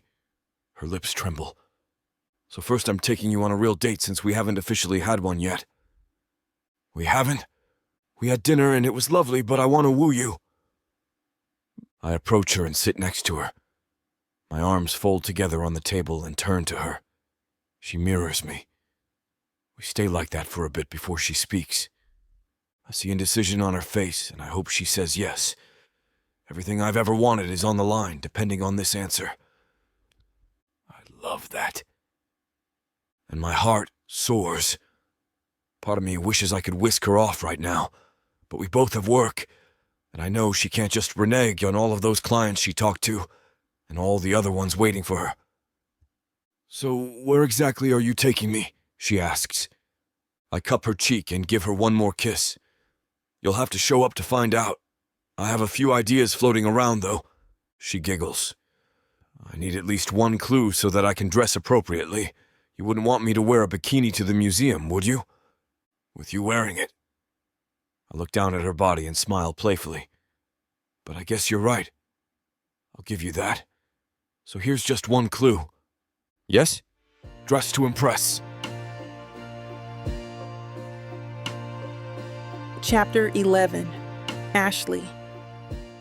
Despite my reservations, Luca has slowly been breaking down my barriers. I have to admit that he has the patience of a saint. He's shown that he's not going anywhere, and that he's serious about being in our lives. I've decided to let him take me for a proper date, to see how things go. Even though I'm nervous, I'm giving this a real shot. I even hired a real babysitter for Hope this evening. Mom has a meeting with her volunteer group, so I have a friend of Kelly's, Joanna, coming over to watch my daughter. Mommy, you look so fancy, Hope says, wandering into my room where I'm trying to finish getting dressed. I've put on a black crop top cami over an olive green silk skirt. It has a high slit with ruching and shows off my legs nicely. I'm fastening gold hoops in my ears as Hope sits down on the bed, watching me get ready. Are you going to see Daddy? She asks, reaching out to touch the silky fabric of my skirt. Yes, I am. Daddy and I are going to spend some time alone together tonight. Just the two of us. Like a date? I turn around and smile at her. Something like that. Daddy and I are friends right now. We just want to see how we like spending some extra time together. Hope claps her hands and bounces on the bed. You and Daddy are going to get married, she says, with a sing-song lilt. I laugh and tousle her hair. Let's not get ahead of ourselves, sweetie. It's just a nice dinner together, okay? I see Luca in the way the corners crinkle in Hope's eyes as she smiles. The babysitter arrives at that moment, and I'm saved from an awkward conversation with a 5-year-old. I explain the nighttime routine to Joanna and introduce her to Hope. The two of them start talking about some kids' show on her backpack that Hope loves, and I'm relieved that it looks like she'll have a good night. I'll be back late after you're asleep, baby. I kiss on the forehead. Okay, have fun with Daddy, she says with a giggle. Ventuco's is busy even for a Friday night. I'm glad Luca made reservations. Otherwise, we'd never get a table. Luca is already there when I arrive, wearing a smartly tailored gray suit and white button-down. I catch a glimpse of some kind of fancy watch on his wrist when he runs a hand through his hair. He looks good, well put together, and sexy. Butterflies rise in my stomach as I take him in. You look beautiful, Ashley, Luca says, reaching out a hand for mine. He takes my arm and tucks it into his as he escorts me into the restaurant to give our names to the hostess. You look good too, I tell him. Very stylish. We're just a pair of beauties, he says with a smile. I giggle, feeling more and more relaxed. Our hostess brings us to a nice table on a glassed-in terrace that looks out at the forest beyond. I'm glad you said yes to dinner. Luca says, reaching out to squeeze my hand. I feel little zings of electricity where his warm hands touch mine. I'm unable to tear my gaze away from him. I thought it would be nice to have a meal with just the two of us, I say. The waitress comes, and we put in our drink orders, while light jazz music plays from the stage in the corner. I forgot they have live music on Fridays and Saturdays. How's Hope adjusting to kindergarten? Luca asks, sipping his water. She likes it, I say, thinking back to what she's shared with me over her first few weeks. She's getting used to going every day, but she loves it. She was telling me all about her new friends at school. One of them has a dad with a watch like yours. Which one? Oh, I'm not well versed on watches, but I think it's that Philip one, I say, trying to recall. My Patek Philippe? Luca asks. I nod, recognizing the name. He starts telling me about how he tracked it down from a vintage watch seller in Croatia, which leads to him telling me some of his travel tales. So I was there in Egypt. No clue where I left my passport, Luca says. I'm leaning in on the edge of my seat, waiting to hear what happens next, when a sharp voice startles us both. Bless my soul, is that you, Luca? We both turn and glance up at the same time to see a raven-haired white woman approaching the table, holding out one perfectly manicured hand. So sorry to interrupt. I'm Camilla Montgomery, Luca's fiancée. Ex-fiancée, Luca corrects her, raising an eyebrow. I meant ex-fiancée, of course, Camilla says with a smile that doesn't reach her eyes. What are you doing here, Camilla? Luca asks, staring at her. Oh, I heard you were having dinner with a friend here, and I thought I'd stop by to say hello. She tilts her head, tucking one curly strand behind her ear. There's something about her that's just cold. She's dressed nicely in designer clothing and delicate gold jewelry, but the way she eyes me up and down with that ramrod straight posture makes me shiver. It's so nice to meet you, she says, hinting at wanting a name. Ashley. Nice to meet you, Ashlyn. That fake smile never once leaves her face. It's so cute how you've got your own plumbing business from what I hear. You're like Cinderella or something. And Luca is the prince. And you're the frog, I think to myself. Anyway, I just thought I'd come to say hello, she says, pulling up a seat from behind her and sitting down next to Luca. You know, catch up and all that. It's not like you two are on a date or anything, right? She laughs at that, as if it's so unbelievable that someone like Luca could be with someone like me. Camilla, Luca begins. So anyway, it's great that you're here. I wanted to see you, Luca, Camilla says, reaching out to run a manicured finger up his arm. You haven't returned my calls. I was hoping we could get together sometime next week. You know, just to catch up like old friends. She leans into his space, batting her eyelashes. I roll my eyes so hard I think they might fall out.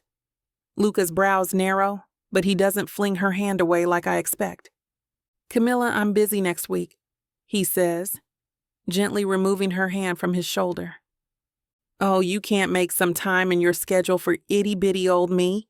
She asks, moving her hand to stroke over his lower arm. Oh, Lord Jesus in heaven. Luca's about to tell her to get lost, I'm sure. Camilla, I'm sorry, but I'm busy right now. I've got a lot going on. But what about me? Camilla asks, pouting her overfilled lips. I'm here with Ashley. We're in the middle of a date. Camilla turns to me. You really think you're something special, don't you? She all but hisses the words. You're nothing but a little distraction. He'll get bored of you quickly enough. I have half a mind to tell her off myself. I glance over to see Luca's reaction. While his jaw is clenched, he keeps his hands on his lap and actually smiles at Camilla. How can he be so calm, especially when he knows how upsetting this must be for me? I don't know what gave you the impression that there was anything still left between us, but there isn't, he says, voice even. Please leave. I'm in the middle of a nice dinner. and I don't have time for your interruptions. I'm not making a scene here, and you're trying to force me into one." He sounds like he's scolding a small child, not getting rid of a monster. I doubt she'll be deterred. And he said nothing about how much she's disrespected me. First by implying that I'm after Luca's money, then acting like I'm beneath her. How can Luca not defend me? "Whatever," Camilla says, tossing her dark hair over her shoulder. "Luca, you're just in a mood. I'll see you later when you can be rational." She turns on her high heels, swaying her hips. He's staring down at his plate silently. My head is spinning. What was that? It hurts. The fact that she stood there and made those nasty cutting remarks, and Luca didn't correct her. He told her to leave. But it was the way you'd send away a door-to-door salesman, not someone interfering in our lives in the rudest way possible. Part of me is angry at Luca. Maybe I was reading more into things than I should. His refusal to shut her down gives me pause. What if she had interrupted us when Hope was here? Pushing my chair back, I mumble something about having a headache. I grab my purse and take off. I'm not in the mood for dinner now or his company. Chapter 12. Luca. The second Ashley grabs her bag, I realize I've screwed up. The last thing I want is Camilla's sudden appearance to ruin our night, and causing a scene would do exactly that. In a situation with only bad options, I think I make the wise choice. But it comes at a cost. I'm still regaining Ashley's trust, so only breaking even still puts me at a deficit. Before I realize it, I'm halfway out of my chair to run after Ashley. But I don't want to upset her even further. She's also out the door, and I can't skip out on a check. I stand up and take a few deep breaths, trying to figure out my next move. I need to give her time to cool down, to take some space. "Sir, could I get you a drink?" the server asks when they're both gone. "How'd you guess? Balvenie 25 years, rocks." The server nods. "Of course, sir." "Thank you." I have to wonder how Camilla even found out I was here at Ventuco's. Did she con someone into getting access to my schedule? Or does she have access to my account somehow? My irritation grows as I rub my temples, trying to figure out how to salvage this situation. I should have tossed Camilla out on her ear, but I was trying to keep my composure. I don't want to become a pariah at one of Ashley's favorite spots. In the process, I might have made myself a pariah to Ashley. I could have done more to put Camilla in her place, in hindsight. I send Ashley a quick text, wishing her a speedy recovery from her headache. Maybe I'll score points for going along with the headache story. "What headache?" I imagine her thinking. I finish my whiskey and then leave the restaurant after paying. We didn't even get to finish enjoying our meal. Just as I exit Ventuco's, I spot Camilla lurking around the parking lot, clearly hoping to run into me. While I was reluctant to make a large scene inside the restaurant, I have zero hesitation about confronting her now. "Camilla!" I practically growl. She feigns surprise, but I'm not buying it. "You came for me," she says, batting her lashes. "I knew you'd get some common sense and dump that little trollop." I start scolding her like I should have in there. "I came for my car. I'd like to get as far away from you as possible, especially with your nastiness toward a person I love. You should be ashamed of yourself. Ashley is an incredible woman, and I care for her. You're just jealous, and those kinds of insults are beneath you. Leave me alone and leave Ashley alone. This is the last time we'll be speaking." "Luca," Camilla says, a whine in her voice. "I just came to say hello." "Right," I say, rolling my eyes. "And I'm the next Miss America." "Luca, please. You and I both know that whatever was going on in there is a fling. We were so good together. Don't you remember? What I remember is you insulting my friends constantly and dragging me along on your shopping sprees in Europe. We never had a real connection. Don't pretend that we did." "Luca, you know that's not true," Camilla protests, squaring her shoulders. "You and I cared deeply for each other. We had plenty of good times." "What good times?" I ask. "You hated everything I liked. All you wanted to do was spend money. What's wrong with spending money if you have it? Camilla asks, putting one hand on her hip. Also, my friend Karina told me something very interesting the other day. She pointed out that girl, Ashlyn, looks remarkably like the same girl you were cavorting with right after our engagement ended.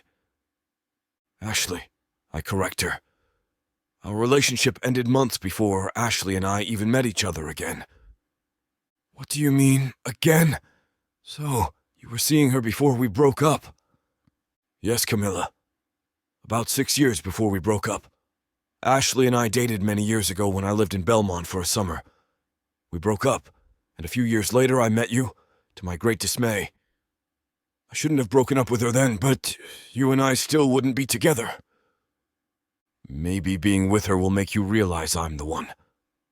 Nope, not a chance. Now leave me alone, or I'll get an order of protection. Camilla's scrunched face starts looking red, on the verge of exploding. I ignore her and get into my car. She's banging on the window as I start slowly driving off, feeling a sense of catharsis. That felt good.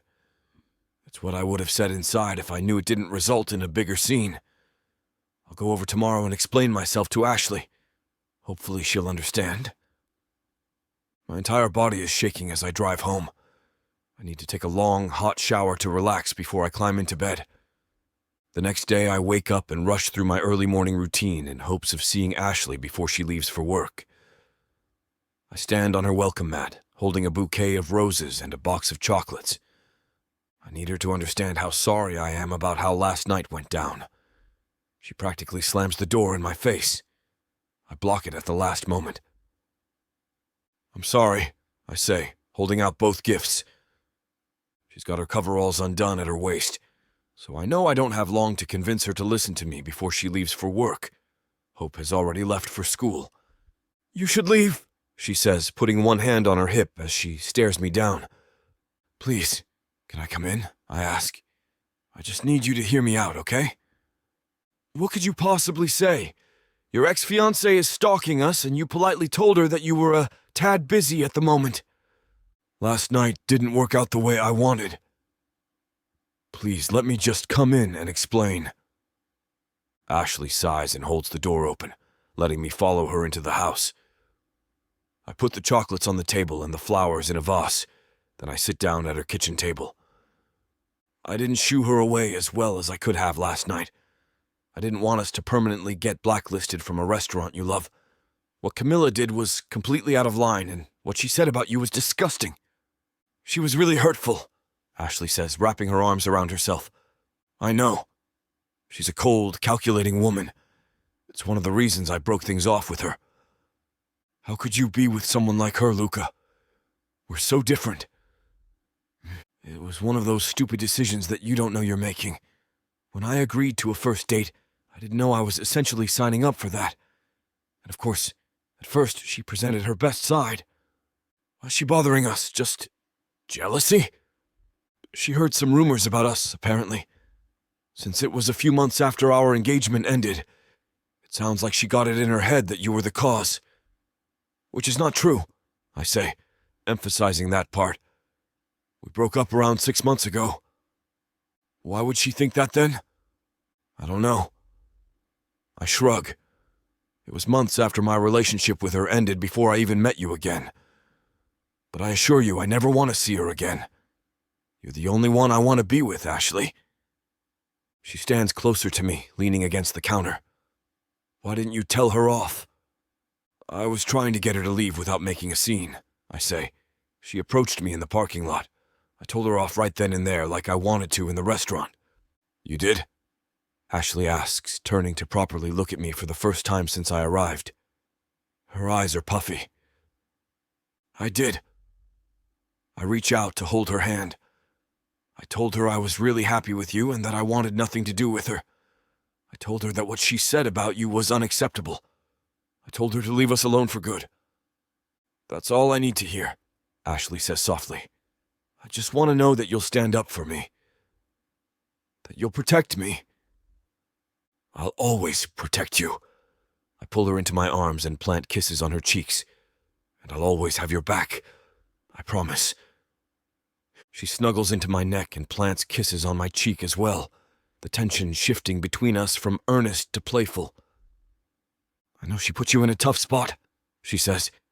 "Yeah, but I still should have told her off more firmly in front of you and everyone there. I wish I had. I wish I could go back and yell at her. I'd tell her Ashley Hughes is my girl, and no one else can come between us." "I am?" Ashley asks, eyes glistening. "Yes," I breathe the word into her ear. "If you'll have me. I know we've been taking it slow. But Ashley, seeing you in that outfit last night, I shouldn't tell you all the things I wanted to do to you." Ashley moans as my mouth finds hers, and we start kissing. Our bodies move together in a familiar dance. It's been so long since I've held her like this, but I can't get enough. "I really care about you," I say as I run my hands over her shoulders and down her back. "And I'm so attracted to you.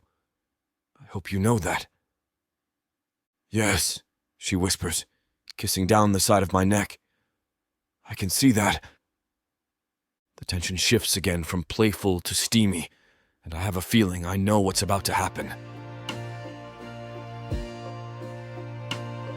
Chapter 13. Ashley, I can't help myself anymore. The man I had always wondered what if is here announcing how he feels for me and promising to never let me down. I pull my lips from his neck to try and ground myself. I look into his eyes, and there's a moment of pause as we stare at one another. If you want to know where this naughty scene is headed, you'll have to get it from billionaire.com. This platform has rules and guidelines that we have to follow in order to keep these free stories coming. Find any Vixa audiobook on her website and use code VIXA40 for a 40% discount to make up for these interruptions. Let's return to the story. I lay there afterward, feeling a sense of contentment wash over me.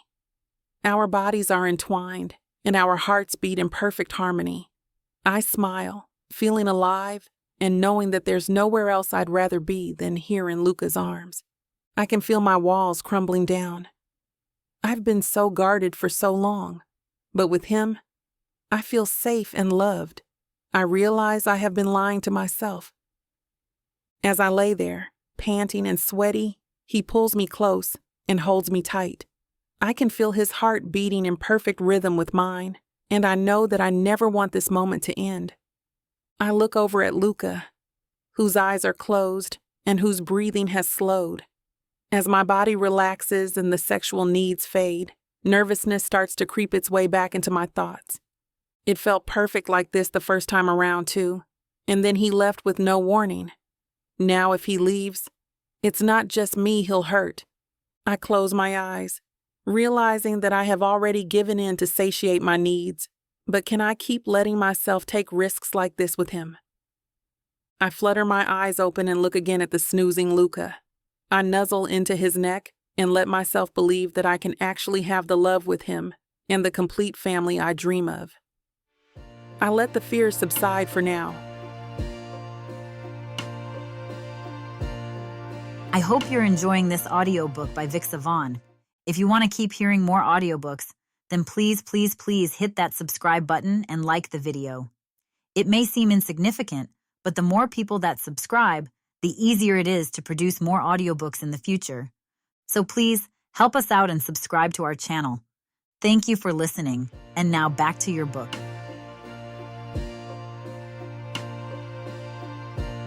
Chapter 14. Luca. "Charles," I call, rubbing my temples as I try to read through the contract on my desk. He usually brings me a coffee around this time as part of a daily ritual. He gets a morning break and a complimentary coffee, and I get a caffeine pick-me-up without leaving my desk. I haven't seen him for most of the morning, though.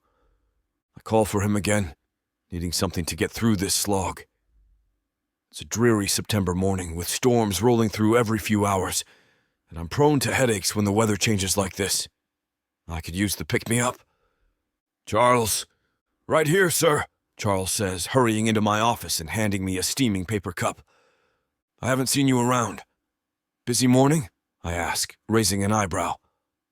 "There's been an issue with Miss Montgomery," Charles says, sighing. His eyes dart around as his hands shake slightly. Oh God, what's going on with her now, Charles? Sorry that you have to deal with her too.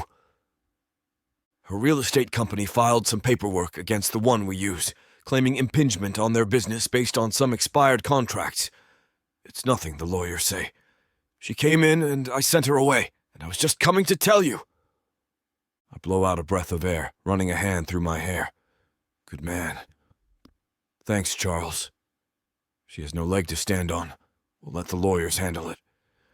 That's why we use the Worthington firm. It's what they're good at. Of course, Charles says. I have to wonder how much she's personally harassed him. He's so loyal, he probably wouldn't say anything about it unless I prodded. It's likely he's fielded more calls and visits than I know. Take the rest of the morning off, Charles. You've done plenty. I'll turn my phone on silent for now. Charles smiles. Right, of course. Thank you. He leaves quickly, and I get back to a contract I'm looking at, sipping my coffee as I try to decipher what this business is asking for in their negotiations. I let my mind wander back to the intimate morning with Ashley. It was glorious to feel our bodies moving together again.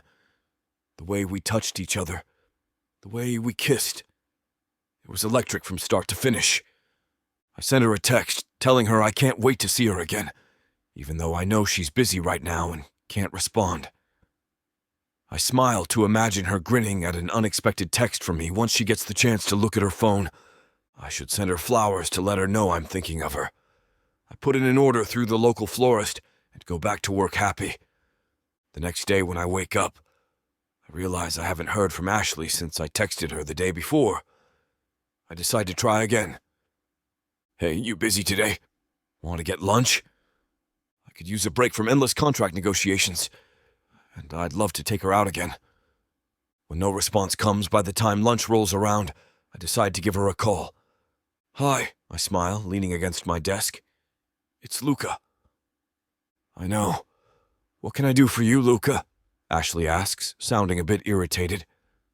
Just wanted to see if you'd want to get lunch today if you aren't busy, I offer. I am busy, Ashley says. I'll have to call you later. I'm snaking a drain right now. Okay, that's fine. I'll talk to you later then. Are we still on for dinner tomorrow night with Hope? Yeah, Ashley sighs. Bye, Luca. That was strange. I chalk it up to her being busier than usual with work. I text her to let her know I can pick Hope up from school today if she needs me to. Instead of stressing, I go to the gym and work out to let off some steam. Ashley has been distant the last few days. It's starting to make me wonder. I have my answer the next day when Ashley calls. I sent you a text, she says flatly on speaker. Take a look at the link. It takes me to her online reviews, where there's an odd influx of one-star reviews. Plum Perfect not only failed to show up on time, but Ashley, the plumber, was rude and made comments about my house. I read out loud from one of them. Oh my God, that sounds like nonsense. It is. I've never even worked for the person who left that review. She exhales sharply. I don't know what's going on, but all of a sudden, I've been hit with a bunch of one-star reviews that have tanked my rating. On top of that, I had 3 clients cancel over the last few days, all from West Crest. What in the world is going on? I ask, furrowing my brows as I stare at more one-star reviews. And I know who's behind it, too. Camilla Montgomery. A few of them told me they heard I stole from her when I worked there. Luca, I've never done any work for Camilla. Anger bubbles up inside me. How dare Camilla go after Ashley like this? I'm sure you haven't, I growl. God, that woman. I'm so sorry. I won't stand for this. Do you want me to call the clients and tell them the truth? I want to help make this right. No, she says, sighing. If you do, they'll just see it as a desperate attempt on my part to get their business back. I sit down, the rage settling just under the surface. I spread my hands on my desk and try to think. She will want to fight this in her own way. I just don't know if she's prepared to go up against someone as single-minded, calculating, and well-resourced as Camilla. What do you want to do? I ask instead. How can I help? Maybe you can talk to some of your friends in West Crest. Try to get them to use my business and leave positive reviews after, Ashley says. I don't want them to flood my page with unearned positive reviews, so I'd rather do the work and let it speak for itself. I can do that, I tell her. I actually know one person who's looking to do a bathroom renovation. Your work would be invaluable. I guarantee Sam will spread the word about you. Thank you so much, Luca, Ashley says, her voice sounding calmer. You have no idea how devastating this has been. I'm sorry that I took it out on you. I've just been so stressed about losing business. I love working for my East End clients, but the West Crest clients are the ones who spend the kind of money that keeps me afloat. I completely understand, I say, voice soft. You know I'll always have your back. I'll do whatever I can to help. And I'll do whatever I can to fix this issue with Camilla. I vow silently to myself. Just because Camilla isn't over me doesn't give her the right to attack someone as sweet and kind as Ashley. I want to confront her, but I know that might just be playing into her hands. I tell Ashley I'll bring something for dinner tonight, so that she doesn't have to cook. She thanks me again before we hang up. Charles, I call. My assistant pokes his head through the door. I need you to put in an order at the Vidalia Diner for me to pick up later this afternoon. 2 burgers with fries and a plate of kids' chicken tenders. Diner food is just what the 3 of us need on a day like today. Right away, Charles says, nodding before he heads off to take care of my request. I call my friend Sam, letting him know that I have the perfect person to do his bathroom remodel, but she needs a 5-star rating, and the word spread. She'll definitely earn the 5 stars, I say. I wouldn't doubt your endorsement. I'll call her right away. Thanks, Luca. I reach out to a few other friends and get a few bites. I also email most of my contacts and let them know that if they need a plumber for any kind of work, Ashley's the woman to hire. As soon as I wrap up my work, I head for the diner and pick up our order, taking it straight to Ashley's. Hope comes up to me as soon as I walk through the door, hugging my legs. Daddy, she says with a squeal. I have to tell you about school. I can't wait to hear it, I say. Here, take a paper bag. I love helping. She carries it carefully over to set it down, beaming with pride. I got a call from your friend Sam today, Ashley says, walking in from the kitchen. He's got quite a big remodel that he wants done in his bathroom. Thank you for telling him about me. I reached out to him and a lot of my other contacts in the area, just to let them know you're the one to call for general plumbing needs. I can't let Camilla do this to you. Oh, what did you get? Vidalia? She looks into the bag, then looks up with a smile. I nod, and she gives me a kiss on the cheek. I hold her close for a few seconds longer than I might normally. Let's eat, Mom and Dad, Hope says, pulling out her milkshake first. Chapter 15. Ashley. Sam's bathroom remodel is nearly done, and he's already given a 5-star review. Plenty of other people Luca knows have been contacting me, and their reviews have been going up too. Word is getting around in the West Crest community, fortunately. I'm suddenly booked solid for weeks, with jobs ranging from the mundane, like installing dishwashers and unclogging toilets, to full-scale work, like retrofitting a kitchen or creating a laundry room with utility sinks and a pet bath. I've got a client at Tried and True looking to put in a pot filler line above their stove, Luca says, not even bothering with a greeting when I pick up the phone. Sounds handy to fill a pot from above the stove. Maybe we should get one. Could you see him on Thursday for a consult? Checking my calendar, I confirm that I have a slot around mid-morning on Thursday, and Luca gives me the details. It's strange going from septic tank issues and water main breaks to outfitting homes with shiny new appliances and fixtures. But the money is great, and Luca has been a huge help. He's been working on the bank branches and helping me get business nearly nonstop. The man is a powerhouse when it comes to brokering deals and negotiating contracts. I don't know how he does it. He seems to stay up late and get up early without batting an eyelash. I've been busy too, with all the new business. The people who canceled on me are suddenly calling me back, begging to get in my books again after they found out how amazing I was from their friends. I've gone from a toxic asset to a status symbol in the space of just a few weeks. I get another phone call, my third in a row, and I start wondering if I should expand and hire someone just to handle phones for me full-time since Kelly does double duty. Plum Perfect, this is Ashley speaking. How can I help you? Hi, my name is Addison West. I got your number from a friend of mine, Hannah Ray Huntsberger. You installed her washing machine. Yep, sure did. Last week, I say, thinking of the tiny dark-haired Southern gal who had a washing machine twice her size installed. It took every bit of willpower not to ask her how she'd ever get her clothes in and out of that thing. I love her new machine so much that I was hoping someone could put one into my home just like it. I'd be happy to, I say, grinning. When were you looking to have it installed? We go over the details and the type of machine she needs. I tell her I'll send the order off, then when it arrives, I'll do the installation. Looks like I'll have steady business for the next few months at this rate. I might even be able to start hiring more employees. Running a successful all-female plumbing business has been my dream since forever. The phone rings again, and I blow out a breath of air.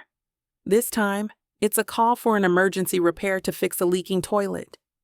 When I check my books, I realize I'm completely booked. Even Jenny and Kelly aren't available. Where are you located? I ask, hoping it's close so I can make a quick stop. I'm right off 4th and Sweet Gum, the lady says. It's only a couple blocks from me, but it would be a tight squeeze to get over there, fix the toilet, and then drive to West Crest for my second kitchen consult of the day. After thinking it over for a moment, I realize I'm going to have to decline. Even if I'm fast, there's no telling how bad the damage might be to her toilet, and I can't guarantee good workmanship in such a short time frame. Let me refer you to someone, actually. I don't have any time in my schedule for today, as much as I wish I could. Henderson Plumbing is excellent. They do great work. Henderson is owned by one of my grandfather's old plumber friends, who is still in business. Thank you. I appreciate it. That speaks well of you, giving business to a competitor. Thanks so much, and best of luck, I say before I hang up. I sit back in my chair, dazed. I realize it's the first time in my life I've had to decline business due to capacity. Part of me feels instantly guilty for not being able to help a woman in the East End with a leaky toilet because I'm too busy helping West Crest clients build new kitchens. That wasn't my original intent either. When I went out on my own, my only goal was to help serve the community, my community. I wanted to provide honest quality service to people who couldn't afford larger corporate plumbing companies. Maybe I'll bring that up with Luca tonight at dinner. Even though he's been busy, he still makes time to stop and have dinner with us several times a week and on the weekends. As I check my watch, I realize I need to get going to make it to my next appointment on time.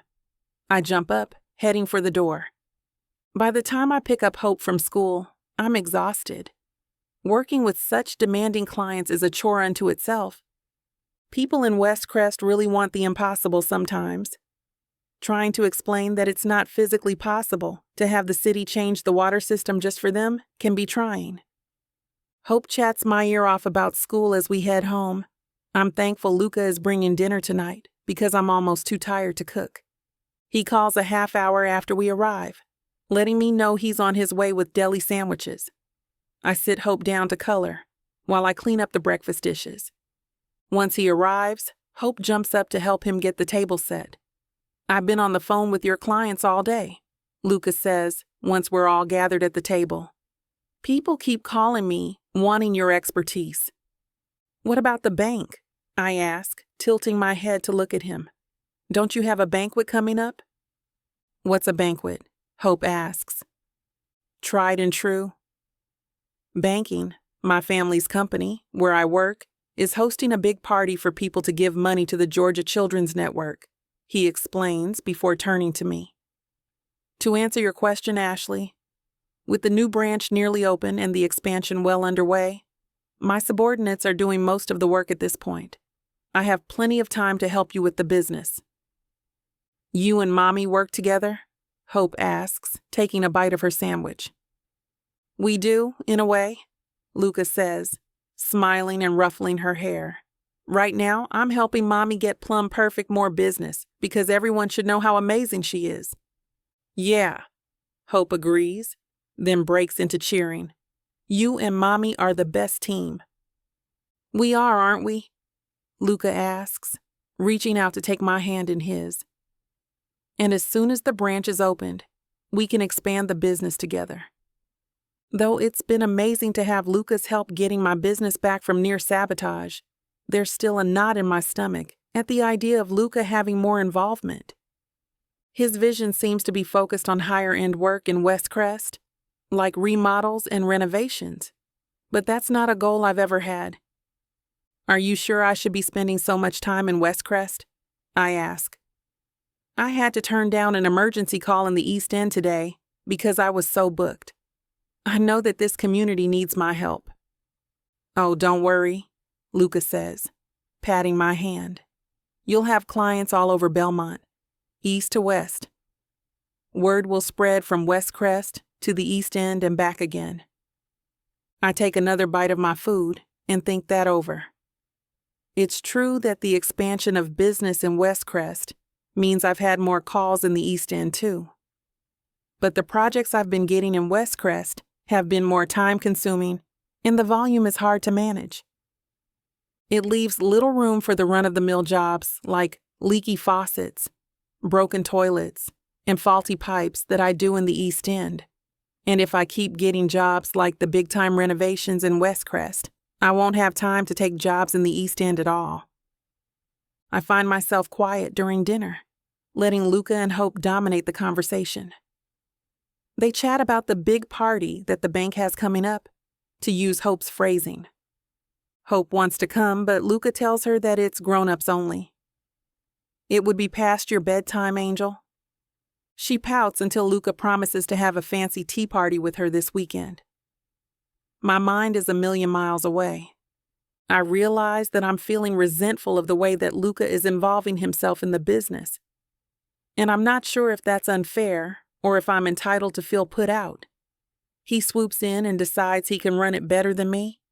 He's only trying to help me grow my business, and he has a track record of success. He's here, taking an active role in our child's life, and he wants her to have the best. He's right that the work in West Crest is good for my business. If I want to expand, it's good to have new opportunities. Still, some part of me thinks that what we're doing is wrong, that we're going in the wrong direction. I think of teenage Ashley, the one who dreamed of her all-female plumbing business. I wanted us all to wear pink jumpsuits and have pink and white vans that we drove around, helping people in our neighborhood. I wanted to help people like my mom, a single mom who had to work 2 jobs to provide for me. She couldn't afford to call the plumber whenever something broke. I was so grateful we had my grandfather, a master plumber, to help, not just with the pipes, but with everything. It's not like that for most people without money. I want to be that person who can help and give back. Is it still practical to want to be that person and to also want success? Chapter 16. Luca. I'm sitting on the couch playing a hand-clapping game with Hope in blue jeans, the amazing albino alligator.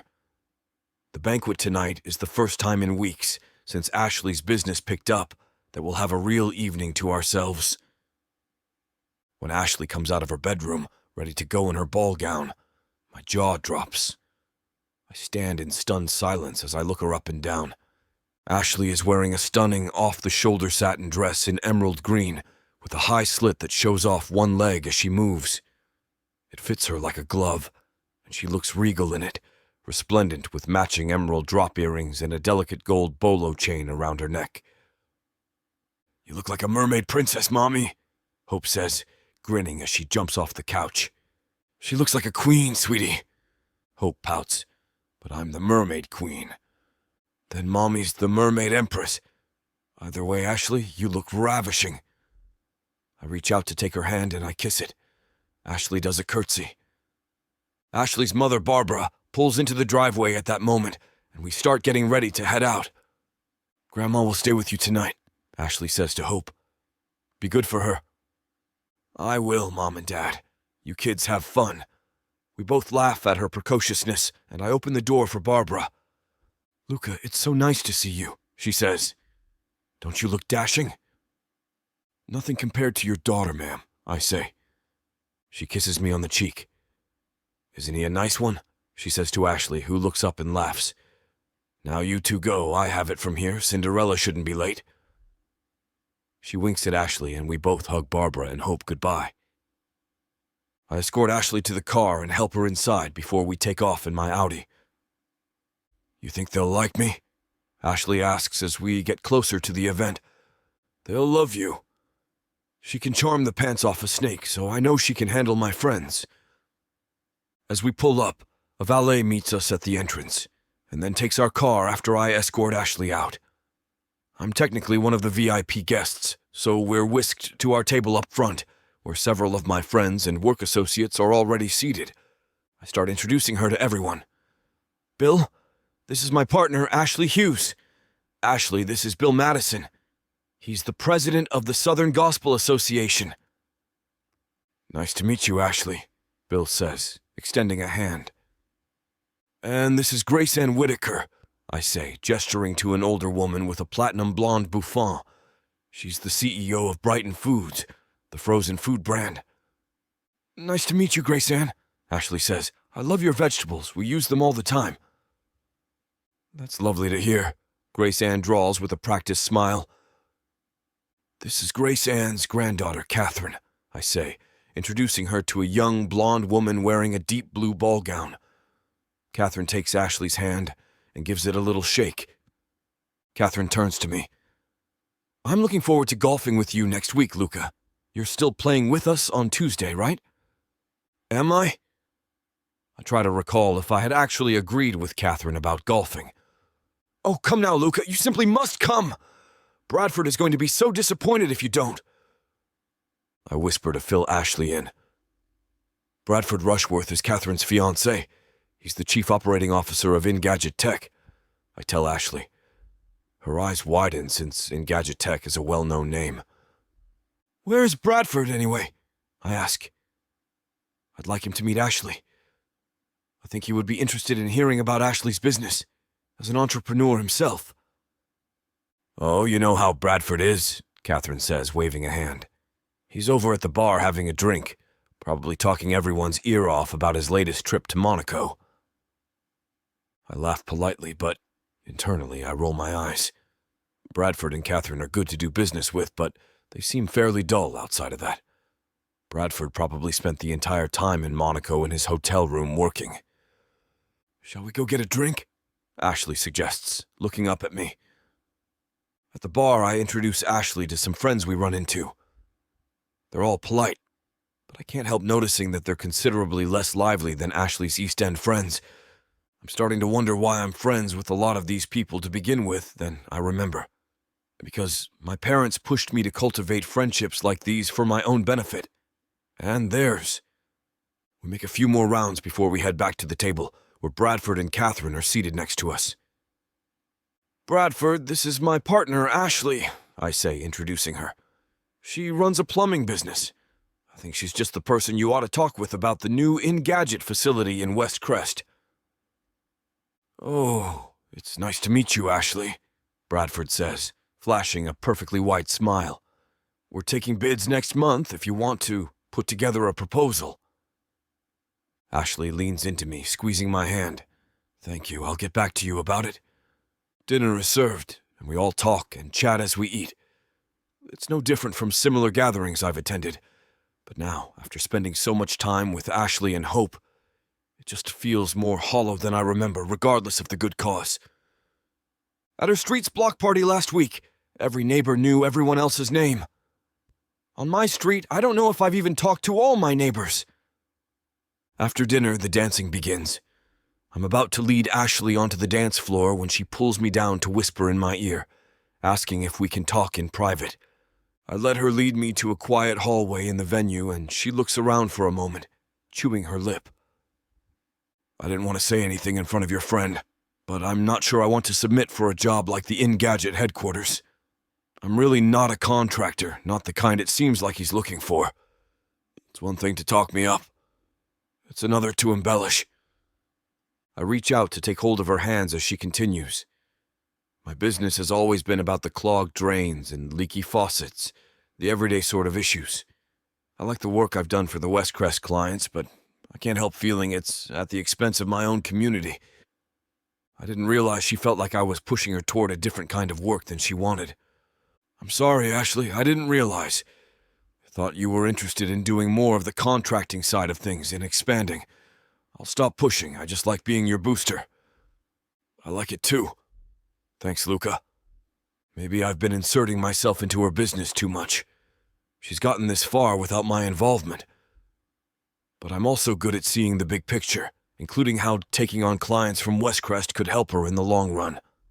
She could cut back her involvement as she expands, leaving her able to spend more time with our daughter. She could even grow the company to have a large enough crew to service both communities at the same time. Well, just consider the Engadget proposal, I say. You've got the chance to impress someone who might be willing to help the business get to the next level. We've come so far in such a short time. We don't want to lose momentum. Before Ashley can respond, I hear a grating voice, like barbs in my ears. Well, if it isn't Luca and his little friend, Camilla says, sauntering up behind us. I turn slowly, rolling my eyes. This is a private conversation, Camilla, and Ashley and I were just leaving. Come on, I tell Ashley, tugging her along back into the ballroom. She follows, but so does Camilla. Luca, why can't you see you're throwing your life away for some loser? All eyes are on us now, and Camilla smirks. Ashley is a fraud, she announces to the crowd that is watching. She's a plumber from the East End, and she doesn't deserve to be here. She fixes people's toilets. I'm not about to let Camilla ruin our night a second time. I learned my lesson the first time. First off, I'm proud that Ashley is from the East End, and I'm proud she does something as valuable as plumbing. She's built an incredible business all on her own, doing something real that people need. Everything she has is through hard work, and that's something anyone in this room can respect. What have you done with your life, Camilla, besides spending Daddy's money? Camilla's face is mottled purple now, and she looks like she's about to throw something. She lets out a shriek and clenches her fists. Run along now, Camilla. Go find someone else to annoy. This isn't over. She stomps off, exiting the room. So, you're from the East End? Bill asks, turning to Ashley as soon as Camilla is gone. I have some clients from there. Everyone starts asking Ashley questions. It seems like Camilla's outburst had the opposite effect than she intended.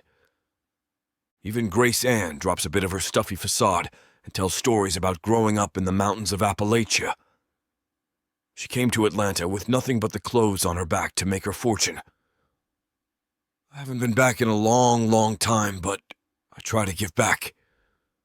It's nice to know that the friends I thought of as stuffy have a softer side. The rest of the evening flows more smoothly. By the time we're leaving, Ashley is the belle of the ball and in high spirits. It was really nice meeting your friends, she says as we wait for the car out front. I didn't know if I'd like them or if they'd like me. But I'm so glad I came. Some of them are really wonderful. I'm glad you came, I tell her, leaning down to kiss her. And of course they loved you. Who wouldn't? You're amazing. I think you impressed Bradford quite a bit. We head back to Ashley's house, still riding high off our success at the banquet. Chapter 17. Ashley. The banquet was interesting, to say the least, I tell my mother when I get home. She's helping me with the dishes I'd neglected before. Oh, yeah? I know you were nervous. It was fun getting dressed up and the dinner was nice. Some of the people there were, too. But you remember I told you about his ex, Camilla? The wicked witch, yes. No, don't tell me she was there. Yeah, saying I didn't belong there. I was a plumber from the East End. Oh my gosh, how dare you show your face in polite society? I know. Luca stood up for me against her, and actually so did some of his fancy friends. They were really nice. And he's wonderful. That's good. Why am I sensing there's a but in there? I laugh. How do you always know? Just, he's proud of my business, but maybe a little too eager to tell me his ideas for expanding it. You know what's best for you, baby. You built this business. Don't let anyone tell you how to run it. Thanks, Mama. And thanks for watching Hope. Can I give you... She raises her hand and declines any payment as always. I kiss her on the cheek. Okay. How about you come over this weekend for some meatloaf? Sounds delicious. I'd love to cook for you. Mom, I'm not letting you lift a finger. We kiss each other goodnight. The next day, I'm making lamb stew, one of Hope's favorites, and I can't shake the feeling that Luca and I are going to have another talk. As soon as I have the thought, Luca comes into the house with the key I gave him. He hangs up his coat on the hook and bends down to give Hope a big hug and kiss. The domesticity of it all sends a thrill through me. He looks good here, right at home. Hope comes running down the stairs from her room. Blue Jean says hi, Daddy. She holds her stuffed alligator out to Luca. He bends down and gives Hope a kiss first, then the alligator, and Hope giggles. Smells good in here, he says, sauntering into the kitchen and wrapping his arm around my waist. I lean into the touch and he presses a kiss to the back of my neck. Glad to see you, I say. I'm glad to be here. He leans against the counter and sighs wearily. Work was quite the ordeal. I'll tell you both about it over dinner. He pulls me in for a kiss. I hope it slows down for you soon, Luca. Yeah, it will, I'm sure. I'm excited about Plum Perfect, though. Did you have a chance to look at the link I sent you for the Engadget Tech proposal? I stiffen, biting my lip. Luca, we talked about this. I know. Just take a look. Can't do any harm, can it? And you'd have a leg up in getting it. You can hire a crew and the payday would be huge. I breathe out, trying to find my calm. What if I don't want that, Luca? I ask, stepping away from the stove. It sounds more like what you want. What? I thought it would be good for the business. Luca raises his eyebrows, letting his arms fall to his sides. It seemed like you understood what I told you at the event, but now I'm not sure. I don't know if it would be good for my business. My business is about helping the East End community, about servicing their needs for a fair price. You could help the East End, and so many more communities like that, though, by hiring them, if you don't think short-sighted, Luca says. My mouth falls open. What do you mean short-sighted? If you work with Bradford, you'd get the chance to network with people in Engadget Tech. They'd see the good work you do and make your company bigger. Luca reaches out to touch my shoulder. I jerk away and his eyes flash with hurt. Ashley, if you get the chance, you should take it. Why? So I can cater to the rich snobs of Westcrest? I don't need it. I was doing fine before I got involved with all these elaborate jobs, and I'll do fine if those projects dry up. Your van has broken down at least twice since we reconnected. Fine is a bit of a stretch. I sigh, pressing my fingers to the bridge of my nose. Well, maybe you're right that it was a bit of a struggle. But I'm not ready to go full corporate with Plum Perfect. I don't know why you're so reluctant to expand. Luca shakes his head.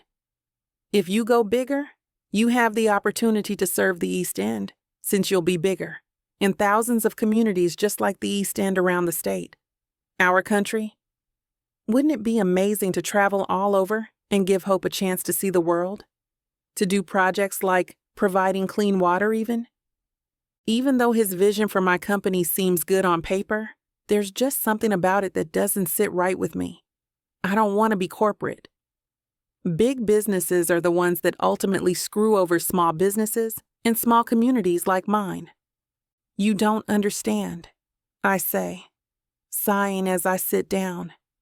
If I expand into a huge corporation, I don't get full control over what happens. With plans like yours, pretty soon someone will come along and offer to buy my business for more money than I can turn down. Then the plum perfect name won't belong to me anymore, and everything I worked for will mean nothing. But if your company gets big enough, you can afford to put the people in charge who will ensure your vision gets carried out. You can hire people from the East End. Luca crosses his arms. Isn't that what you want? To take a step back from working all the time and spend more time with Hope? Don't bring her into this, I say, angry that he would use our daughter against me. Everything I do it for her. So do I, Luca yells. And suddenly we're both staring at each other. We're both on the same page about wanting a better life for her, just not about what that actually looks like. I realize that Luca wants Hope to have the kind of childhood that he didn't, with parents who care and are involved. But I also want Hope to have parents who work hard and contribute to the fabric of a community. Maybe we're not so different, though. Are you guys mad at each other? Hope asks, voice soft. I blow out a breath and move closer to Luca. No, baby. We're not mad at each other. We're just talking about where we want Mommy's plumbing business to go. Hope gasps. Are we moving? Luca reaches out to pull her into an embrace, chuckling at the question. Nope. Different type of go. We're not going anywhere. I'm not going anywhere ever, he adds, kissing her on the head. Yeah, we're staying right here. I add myself to the hug, wrapping my arms around Hope. I might have an opportunity to do a really big job for one of Daddy's friends, and I'm not sure I want to do it. Why not? Well, I wouldn't get to spend as much time with you, first of all. I'd be really busy for a while. And secondly, I would be helping the people in West Crest and not the people here in the East End. But is what Daddy said true? Hope asks. If you do the job for his friend, would that mean you could give other people jobs that live here?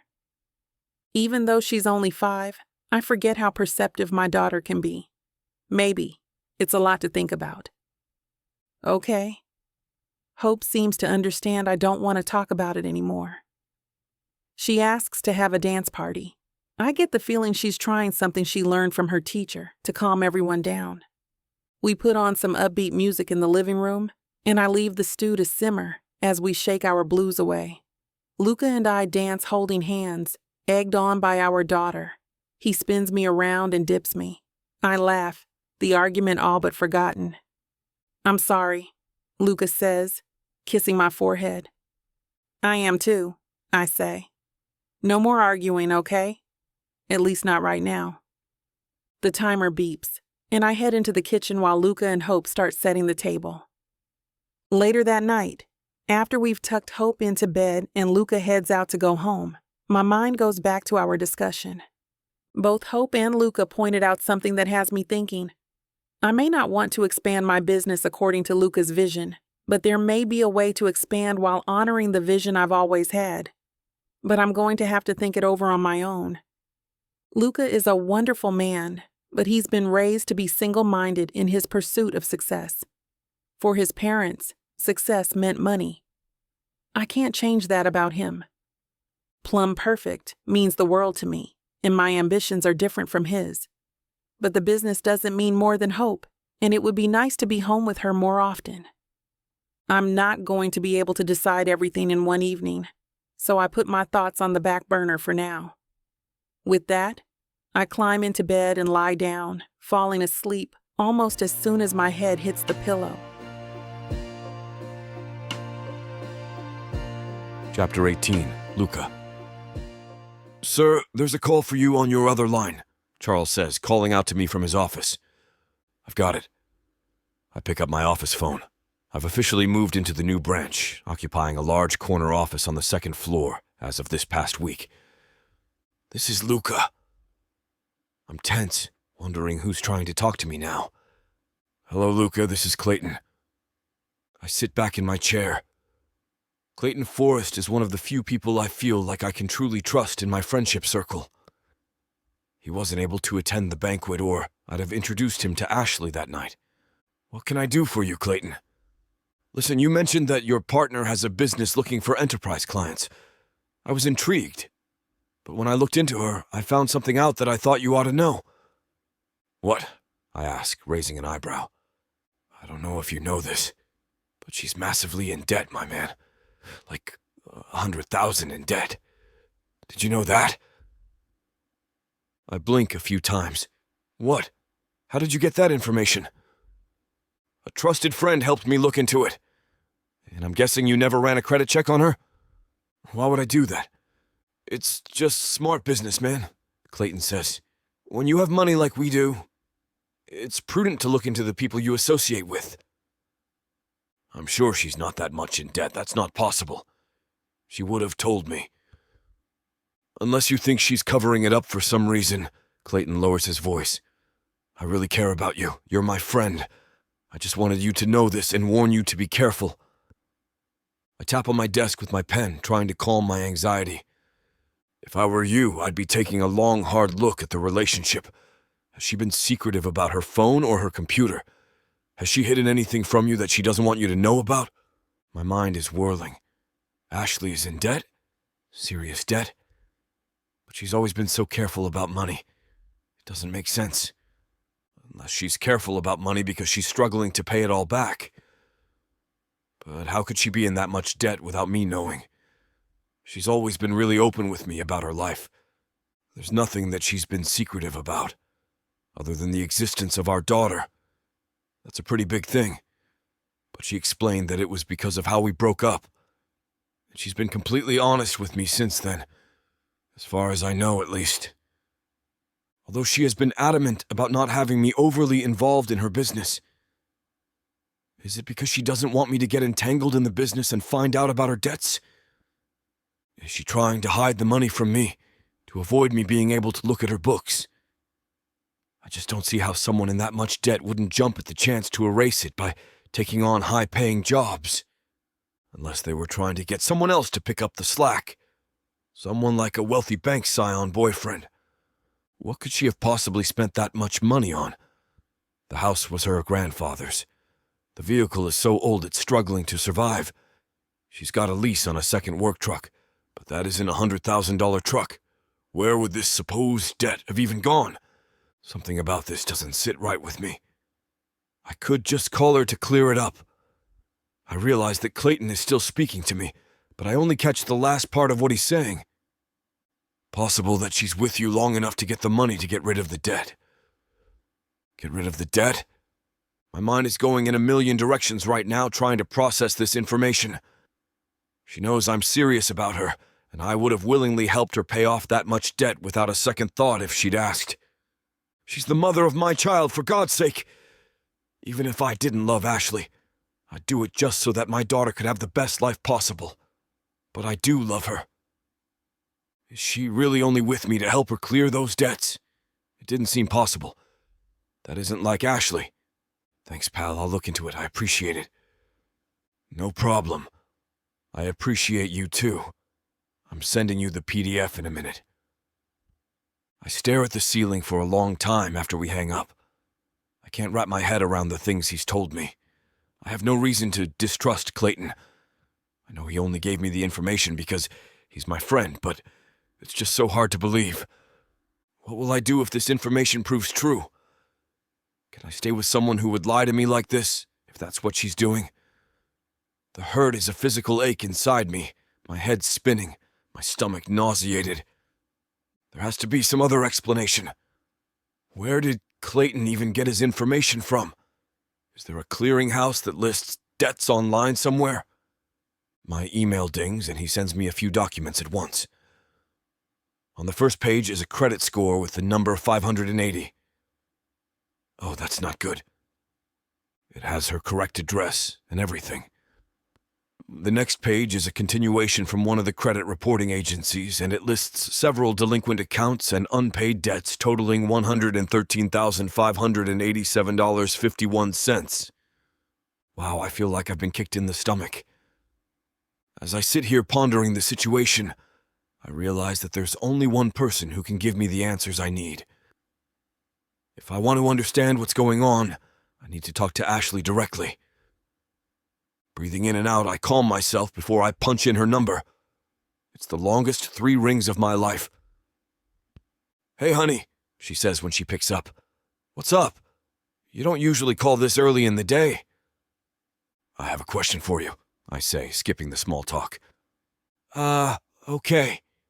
What is it? Is there something you want to tell me?" Is this a trick question? You know you can tell me anything, right?" "I know," Ashley says and pauses. "Is there something you need to tell me? Or something you're expecting me to tell you? I don't like these games, so just say it. Are you certain that you don't want to come clean about anything? You're making me nervous, Luca. You're speaking in riddles. What do you mean, come clean? Is this about the mustard Hope got on your Armani tie? I said I'd clean that. What? No, I don't care about the tie. I wave my hands involuntarily.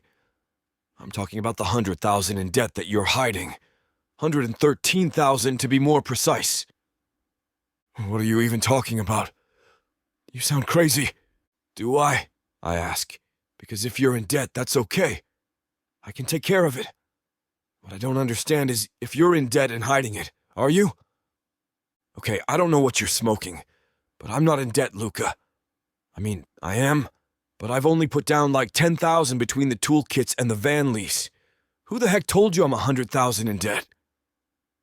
A friend of mine, Clayton. He sent me a PDF of your credit report.